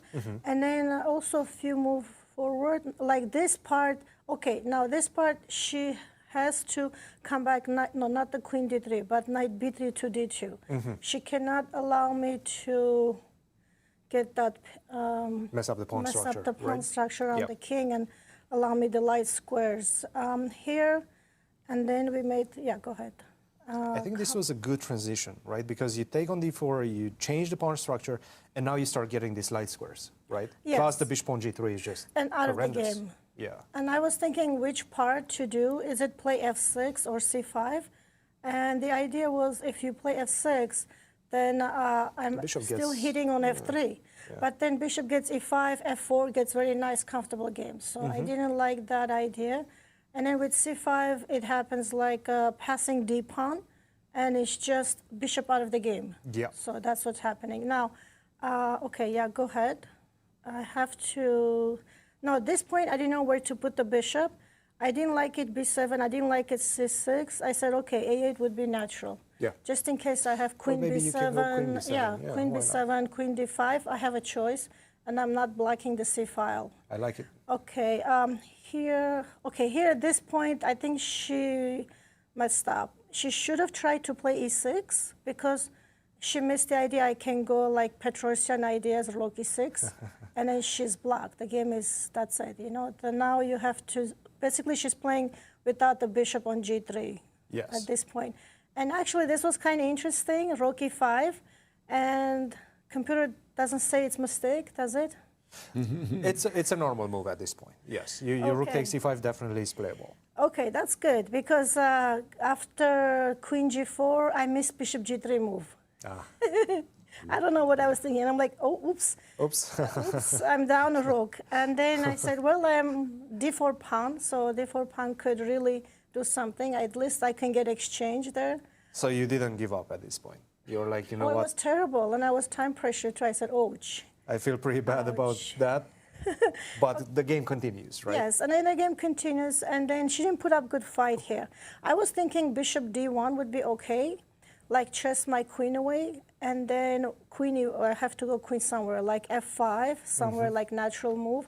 I also was thinking instead of f5, go g5, because with g5 move, I'm hitting the rook on d2, and then I'm keeping like f5. If she plays queen e1, queen e1, then I play f5. Yeah. So the whole position is this. The bishops are controlling a7, a8 diagonals, all these monsters, and having extra rook on d2, c1 doesn't change the game. It's just for the moment it doesn't, yes. I have huge compensation. And then try to not to blunder after that. So rook this d1, rook d1 that's a was mistake. just a huge mistake. Maybe rook e1 was better, try to sacrifice the rook for the bishop. I was thinking that too, but I had this either bishop b7 first, because I don't want to lose that bishop. Everything is just tangled up. And then I play bishop a5. What if I take this? Well, I could just capture. Yes, check doesn't do much.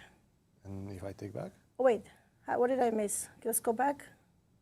Wait, I gotta do some reinforcement there. Hold on, I can't just go back. Give me a minute. Let me think. Maybe you can go here, queen, and allow this trade, and we would that get would be into a possibility too. Yeah. And then now we're what? I'm a piece down, yes. But you have the d3 pawn. But yes, and I have ideas to try to get the c file going. Maybe like I was thinking more like that. And also, I don't want to lose d pawn.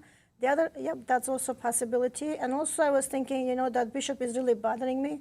So at some point I could, that one too, some point I could play like h4, h5, h5, h4, or f5, f4. So, I mean, Still a game. Still a game There's in going this to be one. lots of games. Still a game in that one, yes. But Yes. she missed something and obviously gave you this incredible queen F3 is a opportunity to blunder. go No, queen, that was queen blunder F3. after the rook CD1.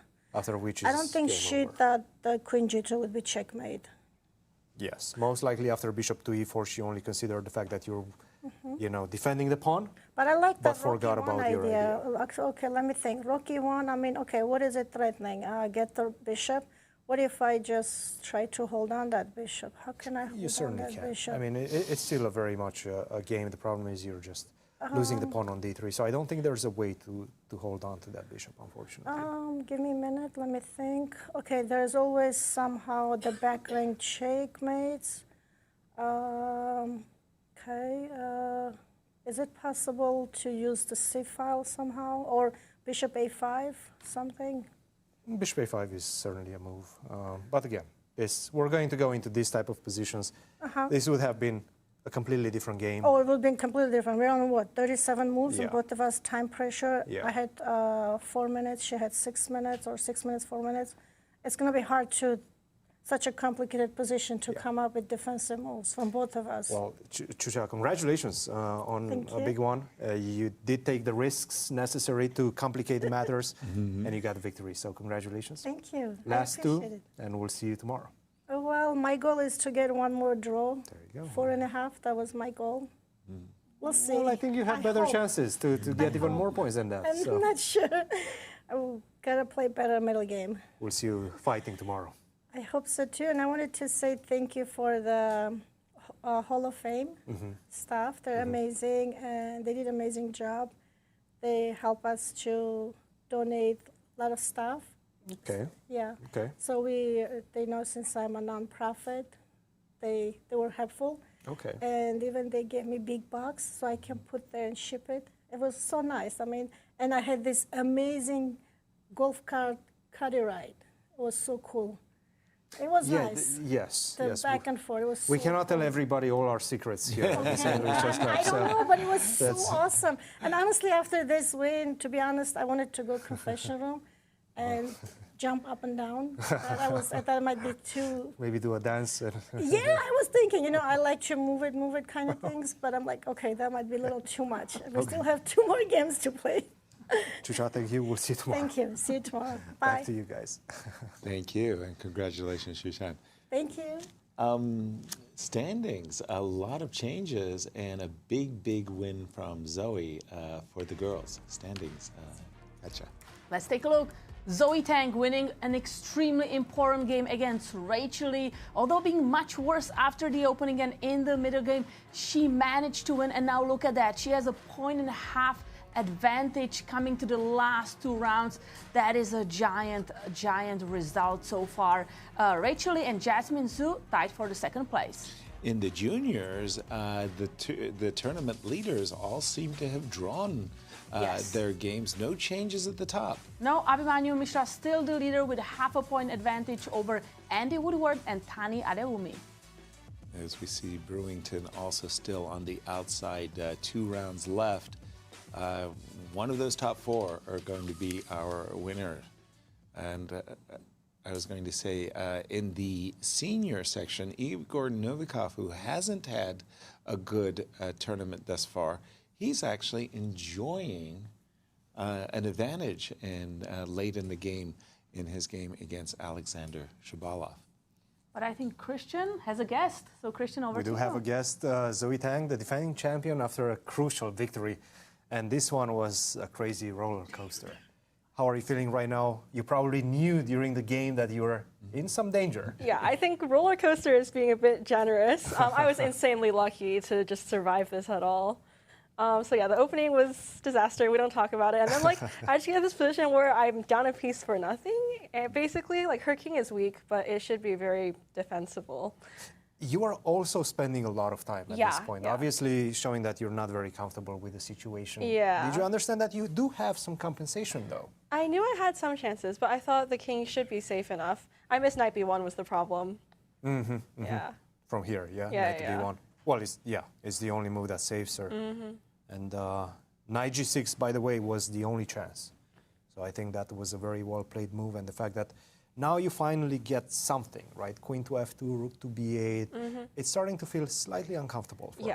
How did you gauge your chances at this point? I thought I was pretty screwed here, to be honest, because I also made a mistake earlier, just like spending so much time. Like, you don't want to play this type of sharp position with 4 minutes left on your clock and like 14 moves left. So I was just like not happy with how things were going. Yeah, I felt that was the big issue in the position. Yeah. If the roles were reversed in terms of time, if you had 20 minutes and she had 4, I would have given you a lot of chances. Yeah. But in this one, I was like, okay, not a lot of time left for you. But yet you found the best way. Queen f2 and c3. And now, you know, the king on d3. Yeah. You're starting to look at ideas, especially after d4, queen f5, queen h5. Did you start believing at this point, let's say, that you might have some serious chances? Once I had d4 in, I was like, okay, now the knight on b1 is really, really stuck. Like, I can't move anywhere. And there's no easy way for white to take either my d4 or c3 pawns. So I was like, you know, I'm down a piece, but white's king is on d3, the knight's barely in play. Now I have some chances, maybe. Absolutely. And rook to e8, bishop c6, and queen c4 came on the board. I knew queen c4 was wrong because I was like, I was already looking at knight takes f4 stuff, and white's only chance basically is because white has king c4 running away. Yeah. So once queen c4 is here, then the king can't run away. But also I had like 1 minute left, and I could not calculate the variations. I was like, knight takes f4, gf4, what happens? So then I kind of panic played queen f5. I think I had 5 seconds left. And then after I played the move, I'm like, oh wait, this is winning. I'm so good at tactics. Yes, yes, it is winning. And also with knight takes f4, by the way. Oh, really? This was also working. You zigzag your way into f3 because you cannot go to e1. Oh, nice, nice, nice. Yeah, I missed that. So you just go here, and it's basically the same thing, but without the pawn, extra pawn on e5. But knight e5 is perfectly fine, and I now think her king is just way too exposed. way too exposed, yes. And your king is perfectly safe. So. And now I got the 30 minutes also, so. Of course, rook f7 makes things yeah. a bit easier. Yeah. Just finishing the game on the spot. Zoe, you're going in the final two with a 1.5 advance in the lead. That's quite significant. How are you feeling about your chances? How are you feeling about after this game? Obviously, must feel pretty good. Can I tell you a secret? Sure. Before this round, I had not checked the standings. Like, I checked the standings for all the sections except for ours. I was like, oh, look, this is interesting. But our section, I did not know. So now I think this is my first time I'm going to actually go back, check the standings, and be like, oh, this is what's happening in our tournament. Absolutely. Yeah. And she's the only one following somewhat close behind, a 1.5. Everybody else is more than that. Guys, any questions for our defending champion? Seriously, congratulations, Zoe. Zoe, I watched the video, and if you look at the video, say 2 hours ago, you're very, very calm. You're completely busted. You're very, very calm, losing everywhere. Then you play the move Queen F5 with 5 seconds. You still maintain the calm, and you're winning at that point. Yeah. How do you keep that that very calm demeanor? I mean, inside you're like this, but you're doing a great job at faking us out. I think part of playing chess for so long is like I have a pretty good poker face. You and do. It's like also during the game, I just get up and walk no matter what's happening on the board. And then once I saw that I was winning, I was like, oh, that's nice. But then I don't need to react. Right. Well, keep it up. It's certainly working for you. Congratulations. Thank you. You bet. Absolutely. And wow. So we had Angelina win. That gave her great chances. Big advantage now. Zoe won. That puts her in great shape. But in the junior section, we had a lot of draws. So still, anything can happen there. In the senior section, we have a big game tomorrow. And we have 4 remaining games, and a lot of them are equal, except the game in the senior section, Igor Novikov against Alexander Shabalov. Yeah, that was the game that I was referencing just a moment ago. Igor not having a good tournament at all, nothing to say, but when I came to the position late, it just looked like, okay, he's a piece down, but my goodness. Black's pieces are all on the first and second rank, which is an indication that, wait a minute, things are not going very well for Shabalov here. And I think we just had a move, rook d8. Well, isn't it time to advance this pawn? You see this queen, this bishop is lurking on this diagonal, trying to chase that knight. And I just think that this is a really nice position for white. 3 pawns for the piece, and looking good. Cristian, over to you. While we were doing the interviews, another game finished, and that is Nico Chasin versus Andy Woodward. And in fact, Andy had great chances. Out of the opening, Nico seemed like he wanted to start the game towards an equal position. He managed to do so, but then wasn't able to handle the middle game. And Andy got decisive advantage. At this point, what he had to do was simply block the access of this queen to a8, get ready to play the move rook to e3 and target that queen with the move c6. Next move is going to be rook to e3, and black is having a very comfortable advantage because of the weakness of the white king on h1. For example, if you try to escape like such after queen to d5, that finishes the game because your king is in danger. He played the move d3, sacrificing a pawn and getting the access to this d4 square, believing that this would be crucial and decisive. But after taking on d3, rook to g1, queen to d4, he missed queen to f2. If you play king to g2, then suddenly after rook to e3, your king is starting to become quite weak in the position as white. But queen to f2, very well played. Rook to e1, check. King to g2 and queen to d5, believing that perhaps queen to f3 was the only chance, after which rook to g1 would win on the spot. But Nico had something else in mind, and that is to escape with the king with king to h3. Queen takes d3, king h4, king goes forward, and now after rook to h8, it's the black king that's weak as well, and white will be able to use that to deliver the perpetual check. Rook to e8, rook to d8, rook to e8, and the players agree to a draw. A great result for Nico, not so much for Andy. Exactly, missing his chances did Andy. And with a win, he could have tied Mishra, who's now enjoying the extra half a point. Yes, he's going to regret that quick move d3 where he had some chances for win if he had played differently. Exactly. We have a few games remaining. Evan Park and Liam Putnam. That game has been equal for quite a number of moves. There's been this tension along this diagonal, which is a kind of a remarkable that nobody has resolved the tension, neither white playing bishop takes f6 nor black playing bishop takes g7. I'm expecting that the game will end up in a draw after a4 and after, for example, rook check, king g3. The one thing I don't want to do as white is I don't want to take this pawn and to allow d4. Kind of connected pawns push forward. Exactly. But after king f2, you're welcome to take, but I think that this will end up in an inevitable draw. These pawns are going to be Maybe blocked. Yasser, let's just take a look if white does not play this move a4 and actually captures on f6, how problematic that will be. I think that actually draws as well. Bishop takes f6. I don't have time for rook check because of bishop to d4, but king takes. Captures, and now the king walks over to that pawn on h6. It's not that easy. So, for example, I play e4. No, but now I get d4. Okay. In this position, you get d4. Wait a minute. Wait a minute. Hold on. I did it wrong. I apologize. Oh, we traded on f6. No. Okay, well, then I'll play a4 as before. I think. And now if I give a check on c4. Check on c4. The king will go back. And if you check me again, my king goes back. You're never going to take that pawn, right? I'm never going to take that pawn and give you the two connected fast pawns.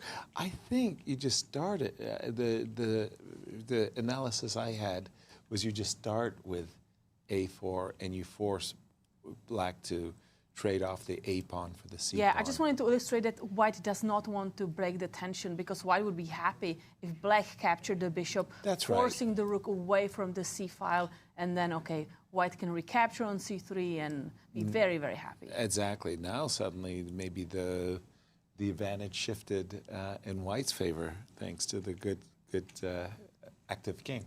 But Cristian, you have a very special guest. Welcome, Olga.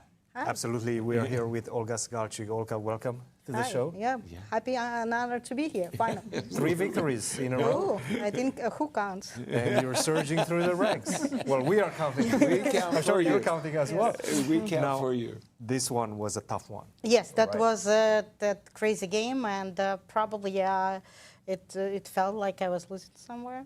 But it was always complicated, yeah, right? It was never easy for her to deliver that final usually punch. like very aggressive player, so she likes to attack, but she also Yes. sometimes misses something. So it's yeah. It was at interesting. this moment when she missed something. Yes. After knight to f5, she forgot that the queen is just Yes. simply trapped. Or maybe she saw it because she moved rather quickly.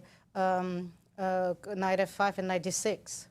So maybe she calculated. Maybe she thought it's okay. In this position, I think. What did you feel like she missed, by the way? I think is there somewhere like. Yeah, I took on e5, and instead of taking with the pawn, maybe she should have played like queen b8. Correct. So that's why what you had to do was actually rook to d8 first. Oopsie.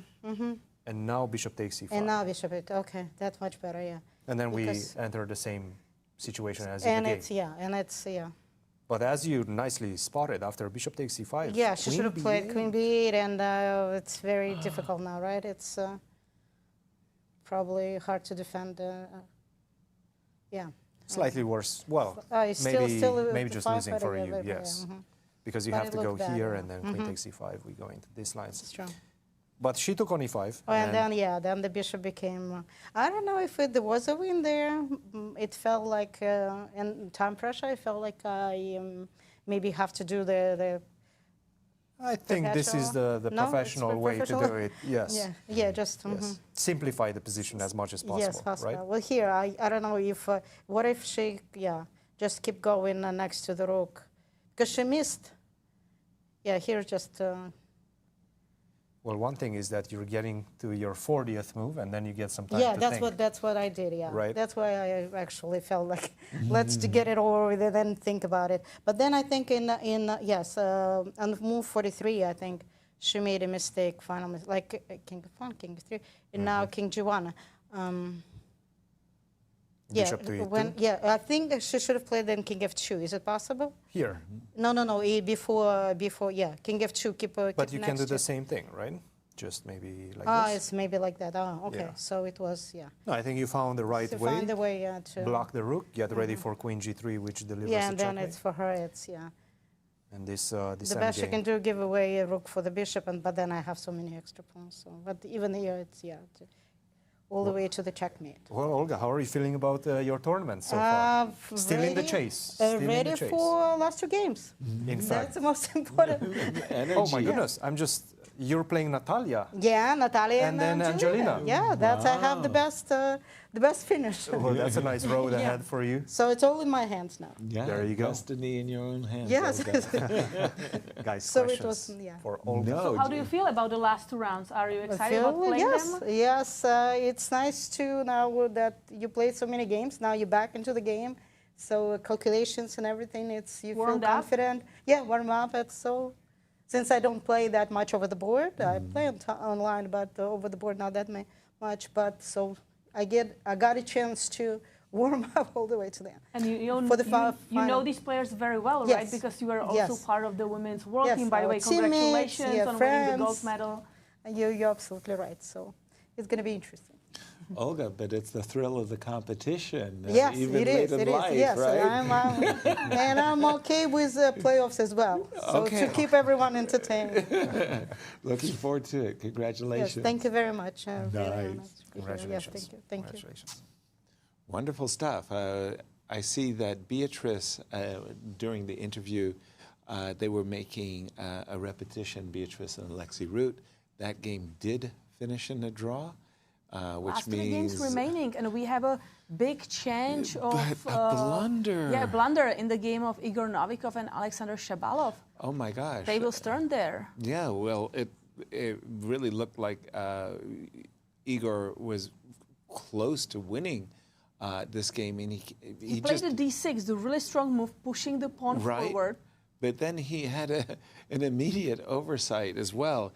He captured the pawn on c7, thinking after rook takes d4, bless you, pawn equals queen. He just hallucinated. He missed that the rook could come back, g8, this rook on g7 that had been doing nothing, was basically stuck on a g7. He just missed this move, and after rook G8. Just a second, hold on. I think there's been, am I not getting a live transmission or something? That's it. Rook G8 was the last move. Oh my Igor goodness. is still thinking because it's cold shower. He's realizing I blundered. I didn't see Rook G8. Yeah. Well, he must have been thinking something along the lines of queen takes f5, but maybe he's just completely forgot about knight f4 check. Ooh. Maybe even take on f5 and knight h4. Or even, yeah, that's another one. Although, is this, how many pawns do I have for the rook? It's not like... Quite a few. So I can take on d1 first and then go knight h4. Exactly. And Take that's on going to d1. be two Take on pieces. d1 first. That's the problem. Queen takes f5, queen takes f5. Take on d1 first. Oops. Yeah. I tell you, one of these days we're going to invest in a mouse. Trust me, it's going to be a new horizon in my. And knight h4, double attack. Exactly, and wins peace. But we do have a special guest in studio, Cristian. Angelina, welcome back to Thank the you. show. You're visiting us after another great victory. Obviously, this one was a very important one as well, because you guys were in the co-leading position and you had the black pieces. Not an easy position to be in, but yet you dominated. Tell us a bit about this game. Well, when you told me yesterday that I'm playing Natalia, so I... You went on to prepare, yeah? Yes, I did. There you go. And so my idea was, like I need to get the position where I have the initiative, even though I'm playing with black. So the goal was to get something where, like I have attacking chances. And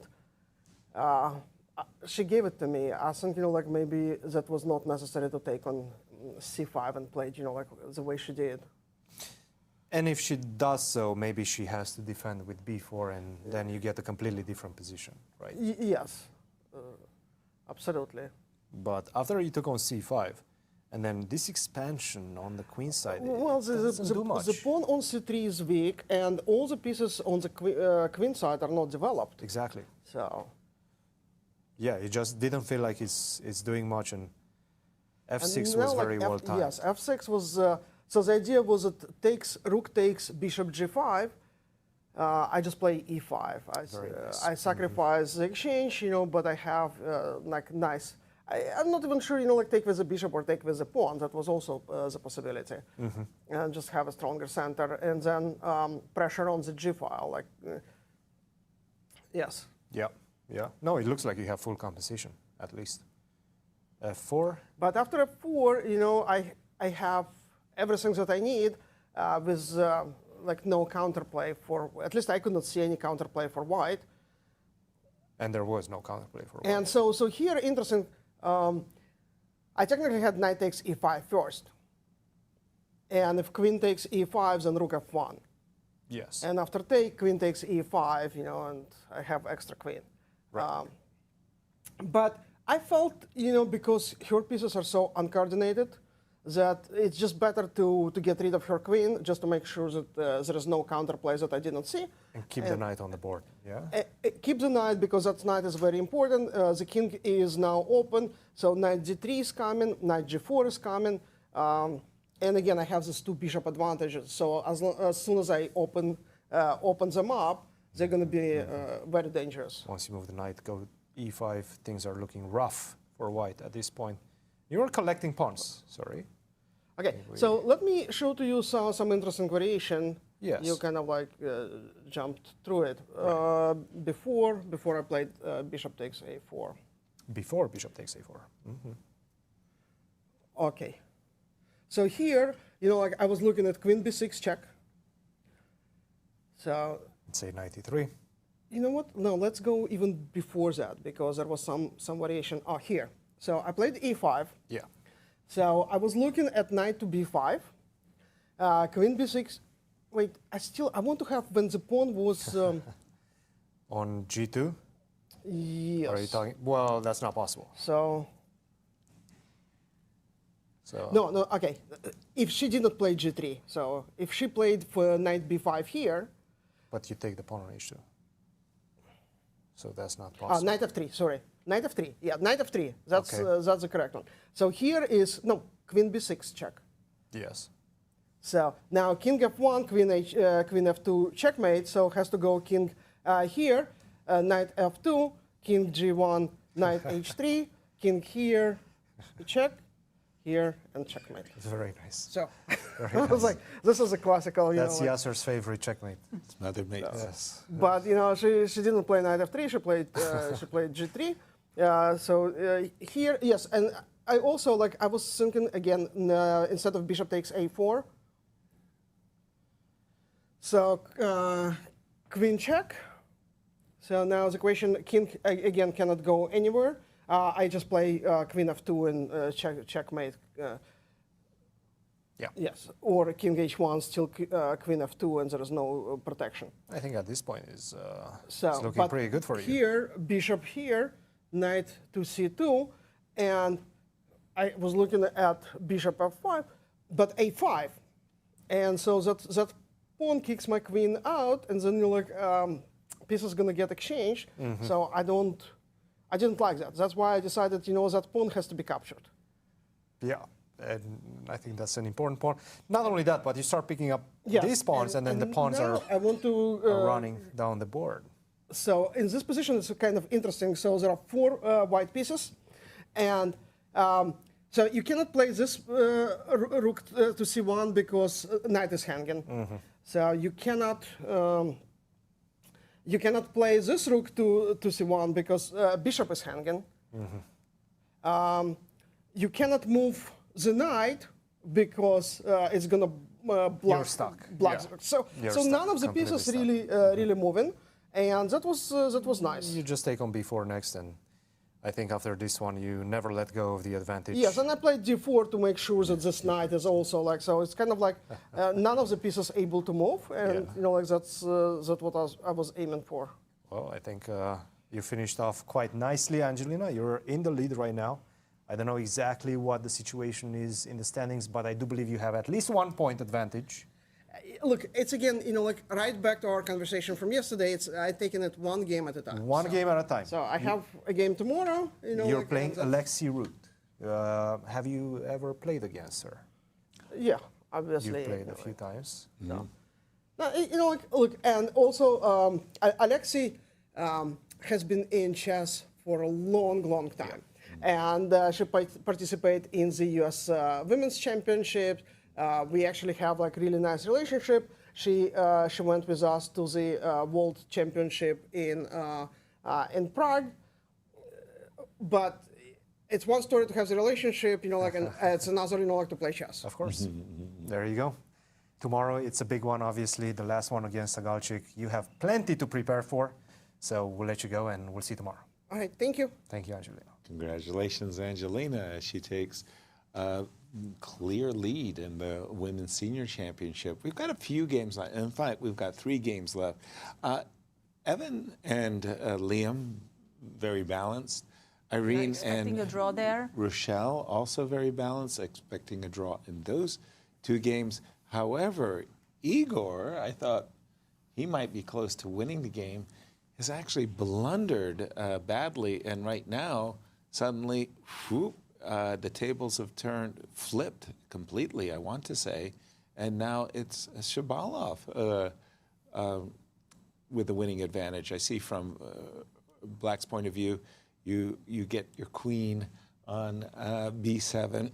Once we activate the other knight, exactly. knight to g5, Knight to it is g5. really problematic for white. Exactly, and it's suddenly white's king, Igor's king, that's going to come under a blistering attack here. Queens and the knights are going to coordinate incredibly well, and Igor knows, oh my goodness, what have I done? I've just really blown it. As you see Shabalov, that's his hawk-like look when he knows he's got the position in his favor. So we have time, right? Yes. I mean, we are expecting, we haven't moved, so Igor f3. did. No, Igor played f3. Igor played f3. Okay, well. Knight g5 on the board. don't even have to wait for that one. I mean, just coordinate the pieces and blast away on the f3 against the f3 pawn. I'm guessing Igor wants to play either rook f1 or rook f4. I'm not sure what he wants actually at this point. I think it's just... So if rook f4, that looks like I'm trying to push for something, right? Because I'm putting pressure on your pawn on f5. Mm-hmm. Okay. Queen d5. Anything to get onto this f-pawn. Queen to d5. And unfortunately, I cannot take, right? Because bishop takes f5, you will just go queen d5 and then checkmate with... Queen d2 and checkmate. Yeah, queen d2 and knight takes f3. And this is easy. Apart.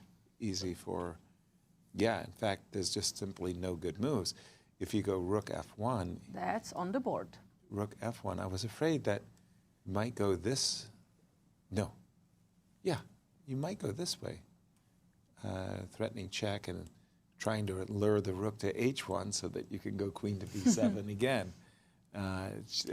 That looks completely winning for Shabalov. I like queen h7. Yeah, let's go for that, right? Yeah, really nice, nice one, squeezing up the h file. He might get, let's say, worried about rook h1 and the fact that maybe two rooks are going to start giving checks to the black king. But the thing is, the black king is so well placed and so well covered by the two knights. Right.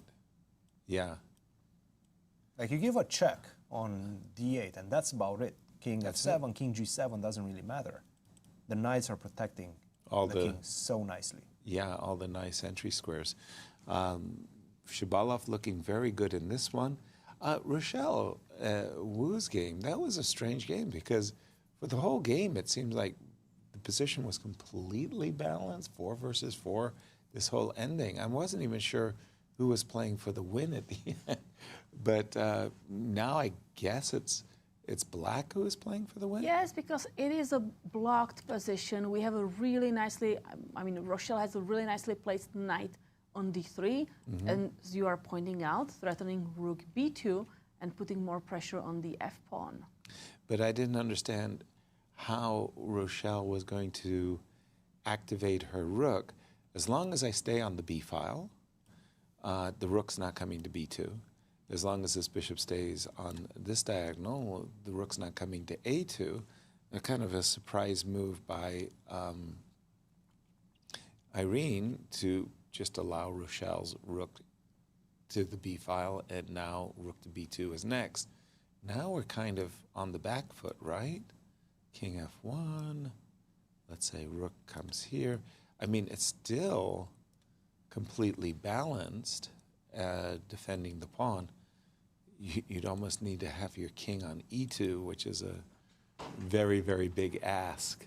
And now let's imagine that they won't allow us, Irene won't allow Rochelle to get the rook to the second rank. Okay, you mean I should go back? Well, let's see now. If rook d2... Oh, this is how you get into serious trouble. Right, because if you are saying, oh, I don't want you to go to the second rank, wait, what if knight e1 now? Precisely. Knight e1, the rook is going to come to the first rank. rank. And then knight and rook, they're perfect at cooperating together and checkmating. Exactly. This is getting scary. I wouldn't want to. I mean, even though the engine is saying, like, I can still defend the position, this isn't what I want to allow. Maybe I could have done it better than I did, but either rook to b1 or knight to e1 to f3 is what I'm trying to avoid. Yeah. All right. So let's check in on Evan Park and Liam Putnam. Yeah, okay, so things have happened. Guess what? a4 was played, f4 was played, takes. Okay. Takes on a4, king f3, check. And basically, Evan is taking the perspective. These pawns are beautifully blocked by the white king. Your rook is frozen to the defense. And what Evan decided to do is trade bishops and park his rook on the 7th rank, saying, okay, I just want to take this pawn. You're welcome to take my A2 pawn. I'll take out the pawn on D4, and my rook will scurry, to get behind the pawn. So this one looks like it's a draw, Cristian. I think all the action is in Novikov, Shabalov. We have to stay with that one right okay. now. Igor and Shabalov. That's by the way, there was no F3. He played rook F1. Unless 96, he went back. Unless there's a glitch in my life. You're not in the life position. Yes, now you are in the life position. You saw that it. I mean, this is definitely tricking me. Wait a minute. I'm not sure I like this transition. What is this? He just gave his knights for a rook? A rook? That's not good. That's a very surprising decision, isn't it? Yeah, can we move back just to see? Novikov is just back in the game right now. What is going on? Came out of nowhere. Knight to F4. Okay, so he did play F3. He played knight G5, and we thought he's winning. Knight E6. He didn't play moves that we like. We like moves like Queen H7. We Queen also H7, like followed Queen by Queen D7 or B7. Queen B7. Just get to the king. Just go after this pawn. He decided played to go after instead. the rook, but that's somewhat inexplicable. I mean, Knight this E6. transition, you will never be better. Like right now, it's just, you take on E5, I go F4, I don't, everything is protected. Guys, this is a dead draw. This is just a dead draw. Everything is protected. But It's why a did we fortress. give 2 knights for a rook? Well, that's a very good question. Can you just come back? Was there any threat there? Very good question. No, I think he just panicked for whatever reason. Knight F4 is a very strange decision. Very, very, very, very perplexing decision.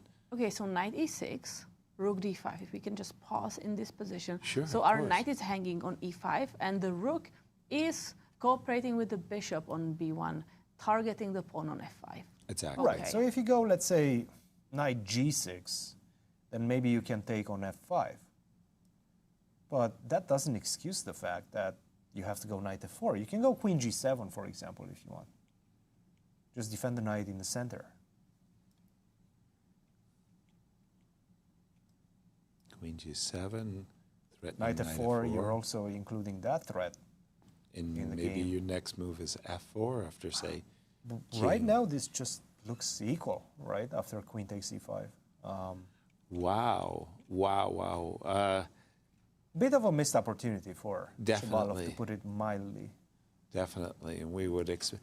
And F4 kind of plays itself because you definitely want your bishop to have a target that kind of keeps one of the two pieces, whether it's the king or the queen, having defend that target for the rest of the game. In the meantime, A2 and B3 handle this pawn on B5. So, for example, if we just put this position on the board, the idea is that we'll make a very simple fortress. We're going to keep the rook on F2, and we'll probably maneuver the bishop maybe to the H3 square. And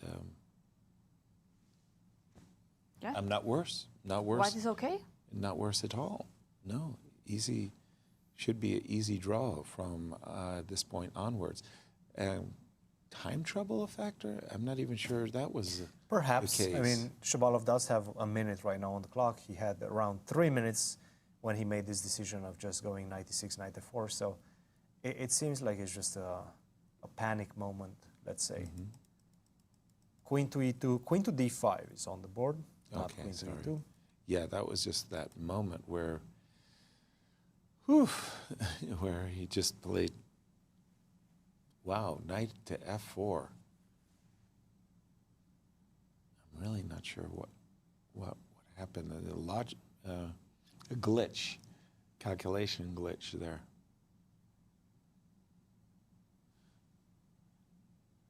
So I think just a whole lot of choices. You're just keeping this fortress on the king side. Rook f3, put your bishop on d3, put your bishop on f1. The king's perfectly safe. Your rook will forever protect the f4 pawn, and you'll play a4 one day, keeping the b3 pawn equally well protected. And Rook f3 is on the board. Everything's yes. anchored. I really like the idea of activating the bishop from b1. I know it's targeting the pawn on f5 now. It's doing something good, but it's also kind of stuck, and it could easily be like double attacked by giving a check, attacking the bishop. So Fair. once we save the bishop to f1 or maybe even actively on c4, yeah, anchored. Everything is perfect for white. Absolutely, absolutely perfect. King g7, and I'm 100% with you, Kate. Let's do it. Bishop to d3, activate the bishop. Again, we can anchor it with bishop c4 and a4, or just keep everything tight on the king side. Play bishop f1, king g3, put the bishop on h3 so that it keeps black's king out of the game as well. It's really very difficult to lose this. Yes. It's very, very difficult to lose this. No. Even if you lose the f4 pawn, it's probably very simple draw. Wow, even that, huh? Yes. Yeah. It's just very difficult to lose. Yeah, my chess thermometer says zeros all the way. So Igor, I mean, he's very resourceful. He's had some very bad positions. This is the first really, really good position he had. Spoiled it. And then Shabalov spoiled it back. Gave it right back. So it's somewhat of a fair result if you think about it. It's a hot potato, the point between these two players. Yes. And maybe let's switch to the game of Evan Park and Liam Putnam. Sure. Because this looks like it's heading to a draw, but there is one trick. Okay. So let's say you play rook c4. Oh, yeah, excellent. Well, first of all, I am going to move my rook because I don't want to lose it, and protecting my king is always a good business. But now we have rook a4. Oh, you're cruel. Giving up my rook, forcing your rook to go away from my pawn, stop attacking it, and now I can promote. That's nasty. So you have two spots for the rook after king to d7, rook c5, and rook c3. Yeah. And after rook c3, I will give check on a4.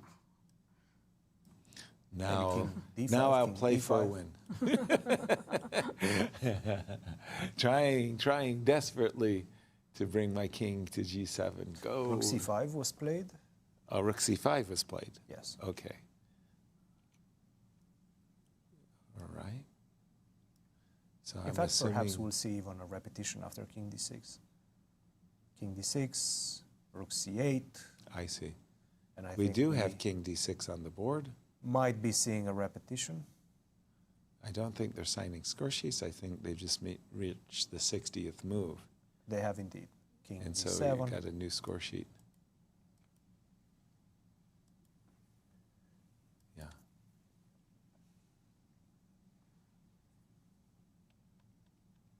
It was always a very serious business in my day when we had these score sheets where you would end up playing, it doesn't matter, a 100-move game, and you ended up using like 2 or 3 score sheets. You have to sign every single one of them in triplicate for the arbiters to be satisfied that yes, and truly a draw had been made. So I had some of my score sheets. It was a really amazing number of scores. Rook c3. So finally, yay, Evan's playing for a win. See? He's not playing rook c5 because then king d6 and... He wants to go... draw. King marching. But I think Liam will play the move king e6 and king f5. And very, very shortly there will be a trade of pawns. That is to say, this f-pawn will be traded for the c-pawn. I'm expecting that Evan will play king to d3 and take the pawn on c2. So I'm expecting king e6. Very likely to be played. Right. e6, king f5.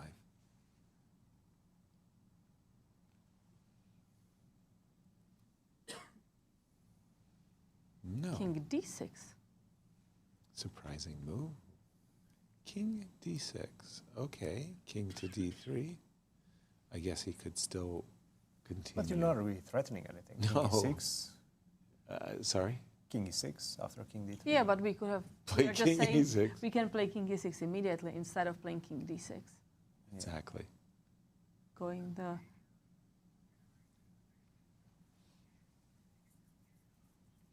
Well, as we finishing up round 7, we're going to peek ahead. Tell us about the championship rounds coming up, rounds 8 and 9, and what are the juicy pairings? We have major pairings, so let's take a look at the girls' junior. Round 8, Zoe Tang against Jasmine Zhu. Jasmine today playing an incredible game against Iris Mo, winning really in an amazing fashion, and she's going to challenge Zoe. Yeah, a point and a half back, but a victory by Jasmine could make the last round game a little bit uncomfortable for Zoe. And then in the seniors, the pairings round 8 is going to look like another good one because this one is going to feature Vladimir Akopian against Alex Fishbein, the defending champion who keeps saying, I have very low percentages based on the statistics to win the event, but I will challenge Vladimir Akopian for the title. And although he'll be black, how about round 9, by the way? Let's take a look. Round. Here we will have Alex Fishbein against Alex Onischuk. Wow, so another big game. Yeah, big fight for second or even first prize. So for Fishbein, last 2 rounds really, really nice. By the way, it was like okay. And then the senior women's. Yes, here we have a big game, Angelina Balakovskaya against Olga Sagalchik. Olga was with us in the studio and she was saying, I'm ready to play Angelina and fight for the title. But Olga's going to play Natalie tomorrow. That'll be a good big game for Olga. So Olga's saying, I've got destiny in my hands. Just beat the 2 top ladies and here I come. Very, very nice. Good luck, Olga, on your campaign for the championship. Well, I like the mentality, right? I mean, that's the way to think about it. Yeah. You play 2 of your rivals, nearest rivals in the last 2 rounds. You've been winning game after game, last 3, she won. So you might as well. I mean, you have to believe in yourself in order to win these championships. With Angelina right now running away with it, you have to beat the best chess players that are in the competition. You have to beat Angelina. You have to beat Natalia. So that's exactly, she knows what she needs to do. Yeah. And we'll see if she's going to be able to actually do it. As you all know, we're a very competitive group here. We're all chess players. But the question was, Alex Fishbein or Fishbein? I've been saying Fishbein, and more or less the Russian pronunciation, Fishbein, has been used by Cristian. And this game is going to be soon over between Evan Park and Liam Putnam because this is the corner pawn, and we will see stalemate in 2 moves. Absolutely. Check. And King h3. King h3. And here it is. That's a stalemate and a draw.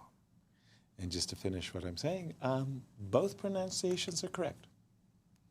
Alex said Fishbein when he came from Russia. That was the pronunciation. When he came to America, everybody said Fishbein, and he got used to that as well. So that game ended in a draw, leaving only 2 games remaining. Igor so let's Novikov. check in on Irene against Rochelle. Okay. Because it looks like Rochelle is trying to push for something. So what Actually, who's pushing is the question. Yeah, that's. So she went for the rook b7 and the 2nd rank, but okay. Wait, now we have pawns on f-file exchanged. Right. Get the king in. Let's go king b4 maybe. King b4? Just try to get to c3, To c3. try to create some threats in the position. Okay. King b4, okay, let's go. Perhaps, I don't know, g4 at the right moment has to be played by white as well. I feel like you do want to exchange pawns in this position and create more threats for the bishop on a2. So g4, I think that's right. Sure, but right attempt. I kind of like the idea of attacking. King c3? King c3. Is that bishop actually attacking anything? Well, let's see. Where am I going with my rook at the moment? Okay, Trying I will to take go the rook pawn. e5. Rook e5. I want to go to the... Rook e5, Now- bishop f7, right? You get to attack that. Ah, you don't want to attack the pawn. Sorry, bishop f7. So the pawns are all on the light squares, which kind of... But you also have to be careful about not getting in trouble because of my knight. Just go knight e1 after instead of rook e5. Maybe try to get the knight to f3. Knight King to- on d3. Knight to f3, king to d3. I'll try to get that e3 pawn, if I can. Exactly. I was trying to get... but you're right. King d3. King Now we d3. have somewhat of a race, right? A bit of a race, yeah. And you're probably going to be able to sacrifice. I was going to say, what was the ending yesterday that Alice Lee... Might get the same thing, yes. Tried for 50 moves, not longer? We might get exactly the same thing. Exactly. Rook a7 was played, so none of this will actually happen. Let's see what happened in the game. Rook a7. So,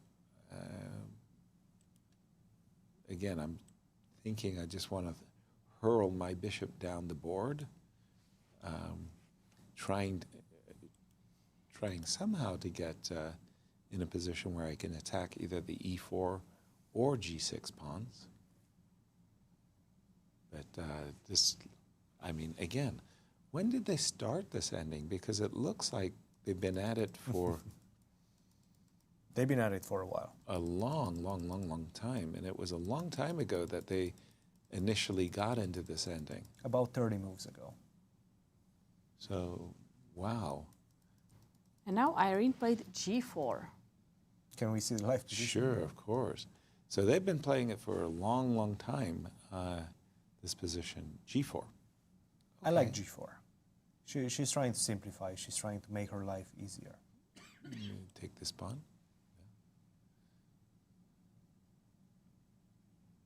Fair. Okay, king b4. King b4, bishop to c4. King c3. King to c3. You want my rook. I don't want you to have it. Move my rook away. Rook to g2.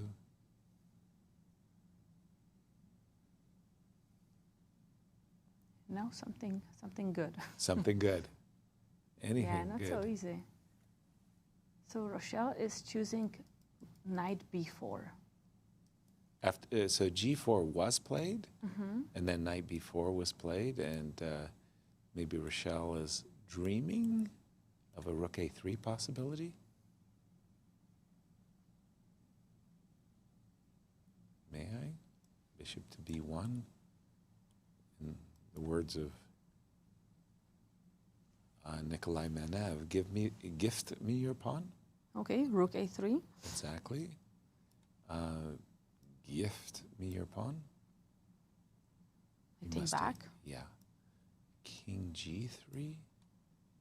I'm assuming you would like to take my pawn. I will. Can I start with knight d5? Legal. Completely legal. Oh, but yeah. Now just a bishop f3 back. Mm-hmm. Rook takes e3, bishop f3 back, exactly. Then it's, it's a draw. Everything leads to a draw. I'm going to just check in on Igor versus Shaba. Shaba is trying to break a fortress, which it's not going appears to unbreakable. Invincible fortress. That's not going to happen. Yeah, bishop will come to g2, I'm assuming. He played it. And then the king is just going to mark time going back and forth. He played it, yes. Maybe. You know, if you... Nah, it's ridiculous. I was just having a brain infarction. If I got an active rook, like where would my rook have to be? Probably b5. Rook on b5 would hit. I'm just saying if I could turn the tables a little bit and get some coordination of a bishop on h3, a rook on b5. But white pieces are now perfect. Yeah, absolutely. Absolutely. So, okay, Let's switch back to Rochelle against Irene, because Rochelle is now setting up a trick. She's saying, take my pawn. Yeah, oof. That's about one of the most brilliant forks ever. You hit a king, you hit a rook, you hit a bishop, you hit a pawn. Be careful. Yeah. So careful now, knight d3, there's a threat. King g3, why not get out of that? Get out of dodge. Yeah.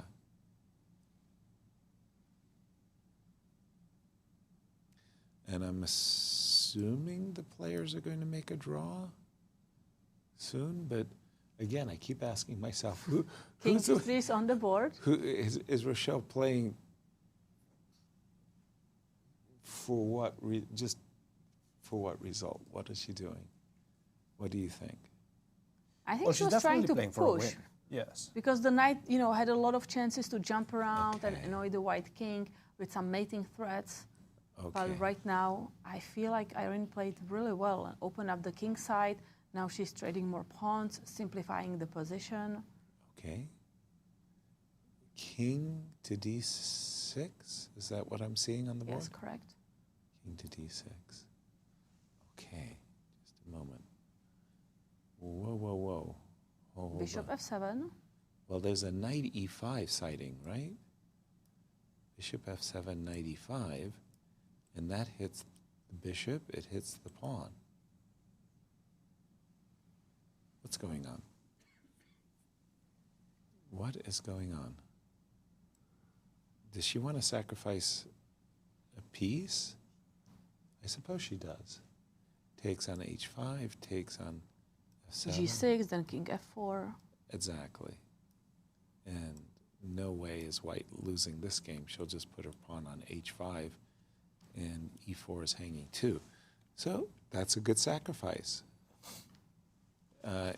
In case Rochelle plays knight e5, Irene is going to play bishop takes g6. G takes h5, and make an easy draw. Well, I certainly think that she's going to go for it. She's going to go for knight e5. Rochelle is going to play knight e5. Okay, but... Well, if you don't do that, then what else do you do in this position if you don't go knight e5? Yeah, but, she went king e5. Okay, that's a different... I was about to say, idea. in a game that's another trick. Draw. Mm-hmm. Another trick? King e5. Now, if you take on h5, you cannot take twice. Be careful. Because? Because I have knight f4. And then I take with a check? That's a pin. Illegal. I insist. I really want to take with a check. Okay. So king e5, still taking advantage of, so I take, do you play knight f4 immediately, by the way? No, I'd capture. So that after I move my king, how are you going to defend this guy? That's a good question. But you could have played knight f4. Sorry, excuse me. With the pawn here, you could have played knight f4, but maybe no, this is asking too much, right? I think it's asking too much. Yeah. She played rook c2. Okay. Let's go back. King e5. Oops. King e5 was played. Rook c2 was played. Rook c2 is on the board. So knight f4 saying that I don't want to see knight f4 attacking my rook anymore. Yeah, knight f4 is going to be met by rook I'm done c5. with your threats, Yasser. Huh? Enough is enough. Enough I'm done is with your enough. threats. I like it. Okay, maybe it's time for Rochelle to just say, okay, I'm going to chill and King F6. Defend my pawn after all. King F6, bishop to D5. Finally, that looks like a repetition could be made. Bishop D5, King E5. Bishop F7. Not much has happened in the other game, just to let you know. With the exception that Shabalov's king is just taking a stroll down the board. with some purpose. It's quite a fun stroll. Bishop E8 was played.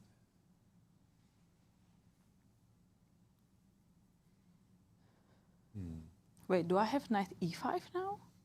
Yeah, you certainly have. But It's, then I take on H5. it's legal. I take knight E5. If you play rook takes E3, king F4, perfectly okay for white. So, yeah, I was about to say. 27 seconds for Rochelle, and now she takes on G4. Yeah, I was about to say that Irene was threatening to take a lot of pawns off the board with G4 takes H5. So Rochelle tries to, if she's trying to win the game, she wants to keep pawns on the board. But now after king takes, once again, Irene's got rook check on her mind. But rook c6 actually very often is somewhat of a bad move because you go king e7 and then knight e5 is coming. Right. So I'm looking at rook a1. I like, Cristian, your idea. So rook a1. Now I want to invite your rook c6 check because afterwards I think king e7 and you actually may be in trouble. Well, the engine disagrees. You've got a check in case I decide to sacrifice my... okay, rook a1 is on the board. This is a knight f2 sighting. Excuse me. Maybe just exchange that pawn, right? Just go h5 from the get-go. Well, don't mess around with the rook coming to c6 and then having to worry about all these checks in the position. Well, it's interesting. The engine is saying that this is also completely fine for a draw. How but it's not what you want to see. It's not the way you want to make it. Not necessarily, no. No, that is for sure. Also find myself attracted to h5. What's the current position, by the way? Did she play rook a1? Yes, rook a1 is on the board. Okay. So Rochelle is trying to play for tricks. King g3, king h3, bishop c6. It's like... But now I can give you a check on g1. Okay. King h3. And improve my king. King f5. Sweet. King f5. Okay. The desirable rook f2. Oh, but you have rook c4 here. Rook c4, king h2 maybe. Rook c4 looks good. That looks like a good one. Give me that pawn. Okay, so... What do we have? So no king f5. No king f5. And instead of king f5, yes, no, rook g1 check. Was played. King h3. Yep. And rook e1. Makes sense.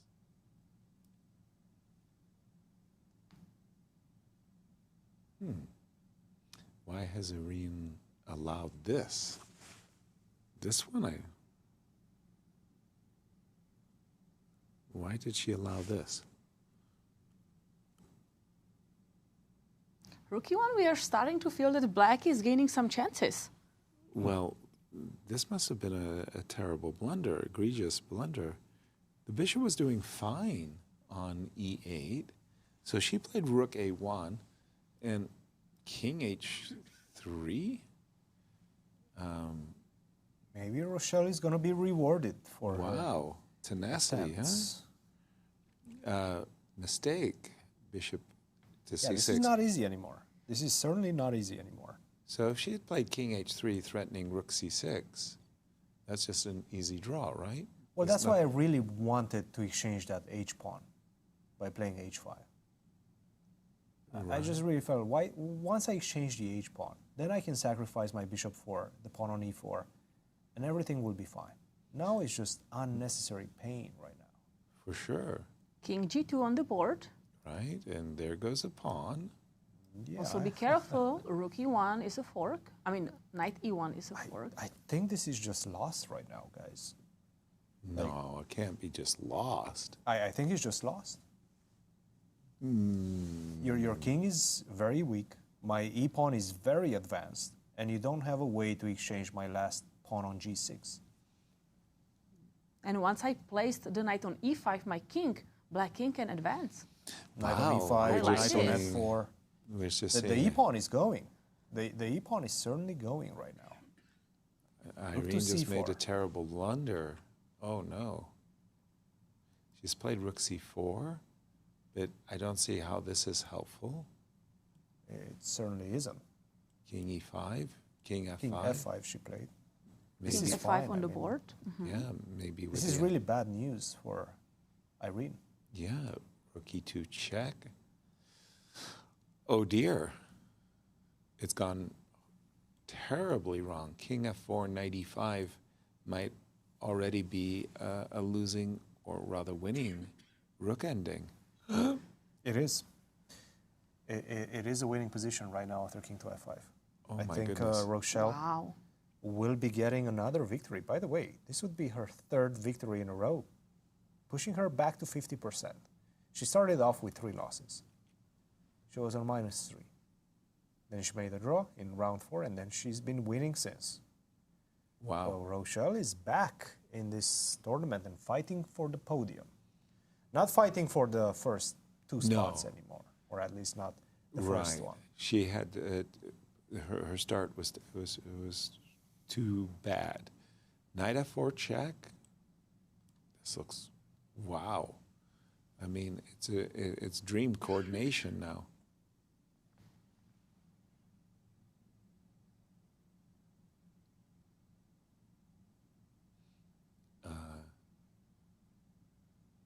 But still some precision required, because if she plays king, so she's moving the... So there's a trick in the position. Right, bishop takes e4. Wants to capture on e4 and then capture the knight. So Rochelle didn't play knight f4 check, by the way, which was pretty good. She played a knight on e5 and maybe is playing for knight to f3. Give me the bishop. I'm assuming Irene will want to keep the bishop on this pawn. King f4. Threatening rook e2. Yeah. Slowly coming forward with the pawn. Maybe not so slowly, but definitely coming forwards is Rochelle. Bishop e7 is on the board. Oh, okay. And king f4. Yeah, this is suddenly winning. Irene has blundered the game away with one move. Ouch. And I would say I will blame this on experience and the lag thereof for Iran. Mm-hmm. She's only 12 years of age, if I'm not mistaken. No, I think that was Amy. Sorry. Amy, that's I think Amy. is 12. Okay. I don't know. How old is Iran? I am not sure. Rook to a4. Rook a4. This is not helping. No. The knight jumps to f3, picks up the pawn on h4. And it's not looking better. Okay, she's 13 years old. Okay. You weren't that far away. I wasn't far off. Okay. Rook a4. We're looking at knight f3, looking to scoop up a second pawn. When you're one pawn ahead, you're not always sure you're winning. When you're 2 pawns ahead, your confidence is at least twice as strong.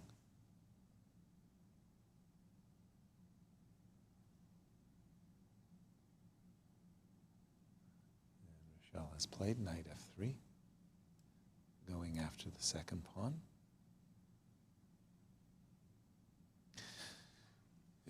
Nothing for Irene to do.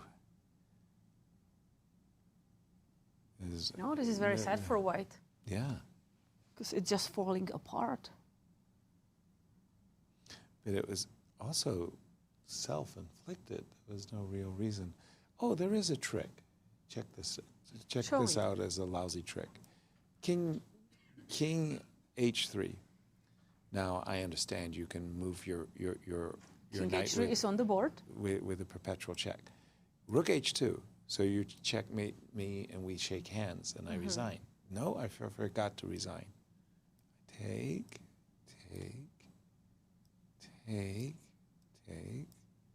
King g4, and I think it's a draw because I get to play h5. No, just knight takes h4. The moment just knight takes h4 is a winning king upon endgame. Yes, you're right. And king f4. And yes. That's it. Oh, I was just about to play h5. And well, we may be heading that direction because Rochelle just played rook e2. Yep. And this is a threat of checkmate and one, so it's not like I have a choice. Irene has to capture on e4 to and stay has to capture with the rook, because Yes. if you capture with the bishop, I'll ignore the bishop. I will just checkmate you on h2. Absolutely. So no choice. I think Irene saw the same cheapo that I saw, and she was hoping that she would be able to save herself with the move king h4. And a draw has been agreed between Igor Novikov and Alexander Shabalov. They both let the win slip away in this one. And we're about to see knight takes h4 by Rishal after rook takes e4. Rook takes e4, only Yeah. move. That Only doesn't move. allow the checkmate. Right. King takes. And a final important step to take after king takes g4 is to take on h5. Oh. h5. h5. Okay. And that's even easier. Then let's just take the I knight. think and I can just take that. I mean, take the pawn, push the pawn forward. The knight is protecting the pawn afterwards. And Exactly. that's game over. Yeah. That's not a bishop. And even if it is a bishop on f3, it would still be winning. Exactly. And basically, Rochelle will just drive White's king out of the corner. Just don't go king f2. That's all you need to do. Oh, that is... King f2 would be somewhat of a cold shower. King f4 was played, of course. But this will be a big win for Rochelle. Third one in the row. Yeah. Yes. Again, coming Yes. back into the tournament. She'll look to drive the White king out of that corner. Okay. Sorry. Every time when this is happening, it's good to slow down, I feel. But Rochelle is just playing really fast, understanding what she wants to do. She knows what to do. She wants to get the king on the third rank, as I think we're missing some moves. We sure are. So now we are expecting h3.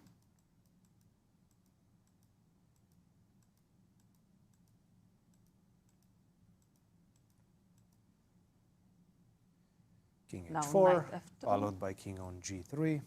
Yeah. And handshake take the is king coming away. up. Yeah. From the corner, and that's going to mean a handshake is coming after king g3. And King h2 g1, check. h2 check. And if you go in the corner, the mate on f2 with the knight is going to come. And that's a resignation.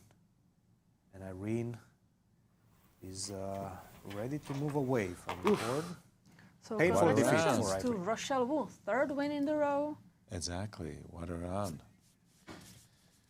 So let's recap. How did the day go? Let's take a look. In the girls section, big win, giant win for Zoe Tang, who defeated Rachel Lee and is in clear first with 1.5 point. Wow, advantage. Rachel Lee and Jasmine Zhu tied for second place with 4.5 points. Yasmin will be playing Zoe tomorrow. How about in the juniors? In the juniors, there were a lot of draws here, so not many changes. Abhimanyu Mishra is still the sole leader with half a point advantage. Andy Woodward, Tani, Adewumi tied for second place with 4.5 points. In the senior women's. And in the senior women's, we have Angelina Belakovskaya, who won an important game against the defending champion Natalia Tsodikova, and she is in clear first, whereas Olga Sagalchik won, and she is getting there, now tied for the second place with 4.5 points. And finally in the seniors. And in the seniors, let's take a look. Vladimir Akopian drew, but he's still leading the event with half a point extra. Alexander Fishbein winning an important game, trying to catch up to him, and Alex Onischuk clear third with 4.5 points. Well, there you go. We'll wrap up our show. We'll thank you both once again. It was great calling the action, and we will see you all tomorrow.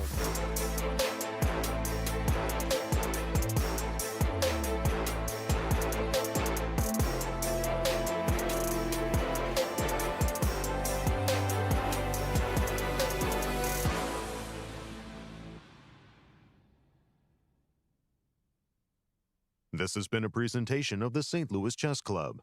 Any reproduction or distribution of this content without the express written consent of the St. Louis Chess Club is prohibited.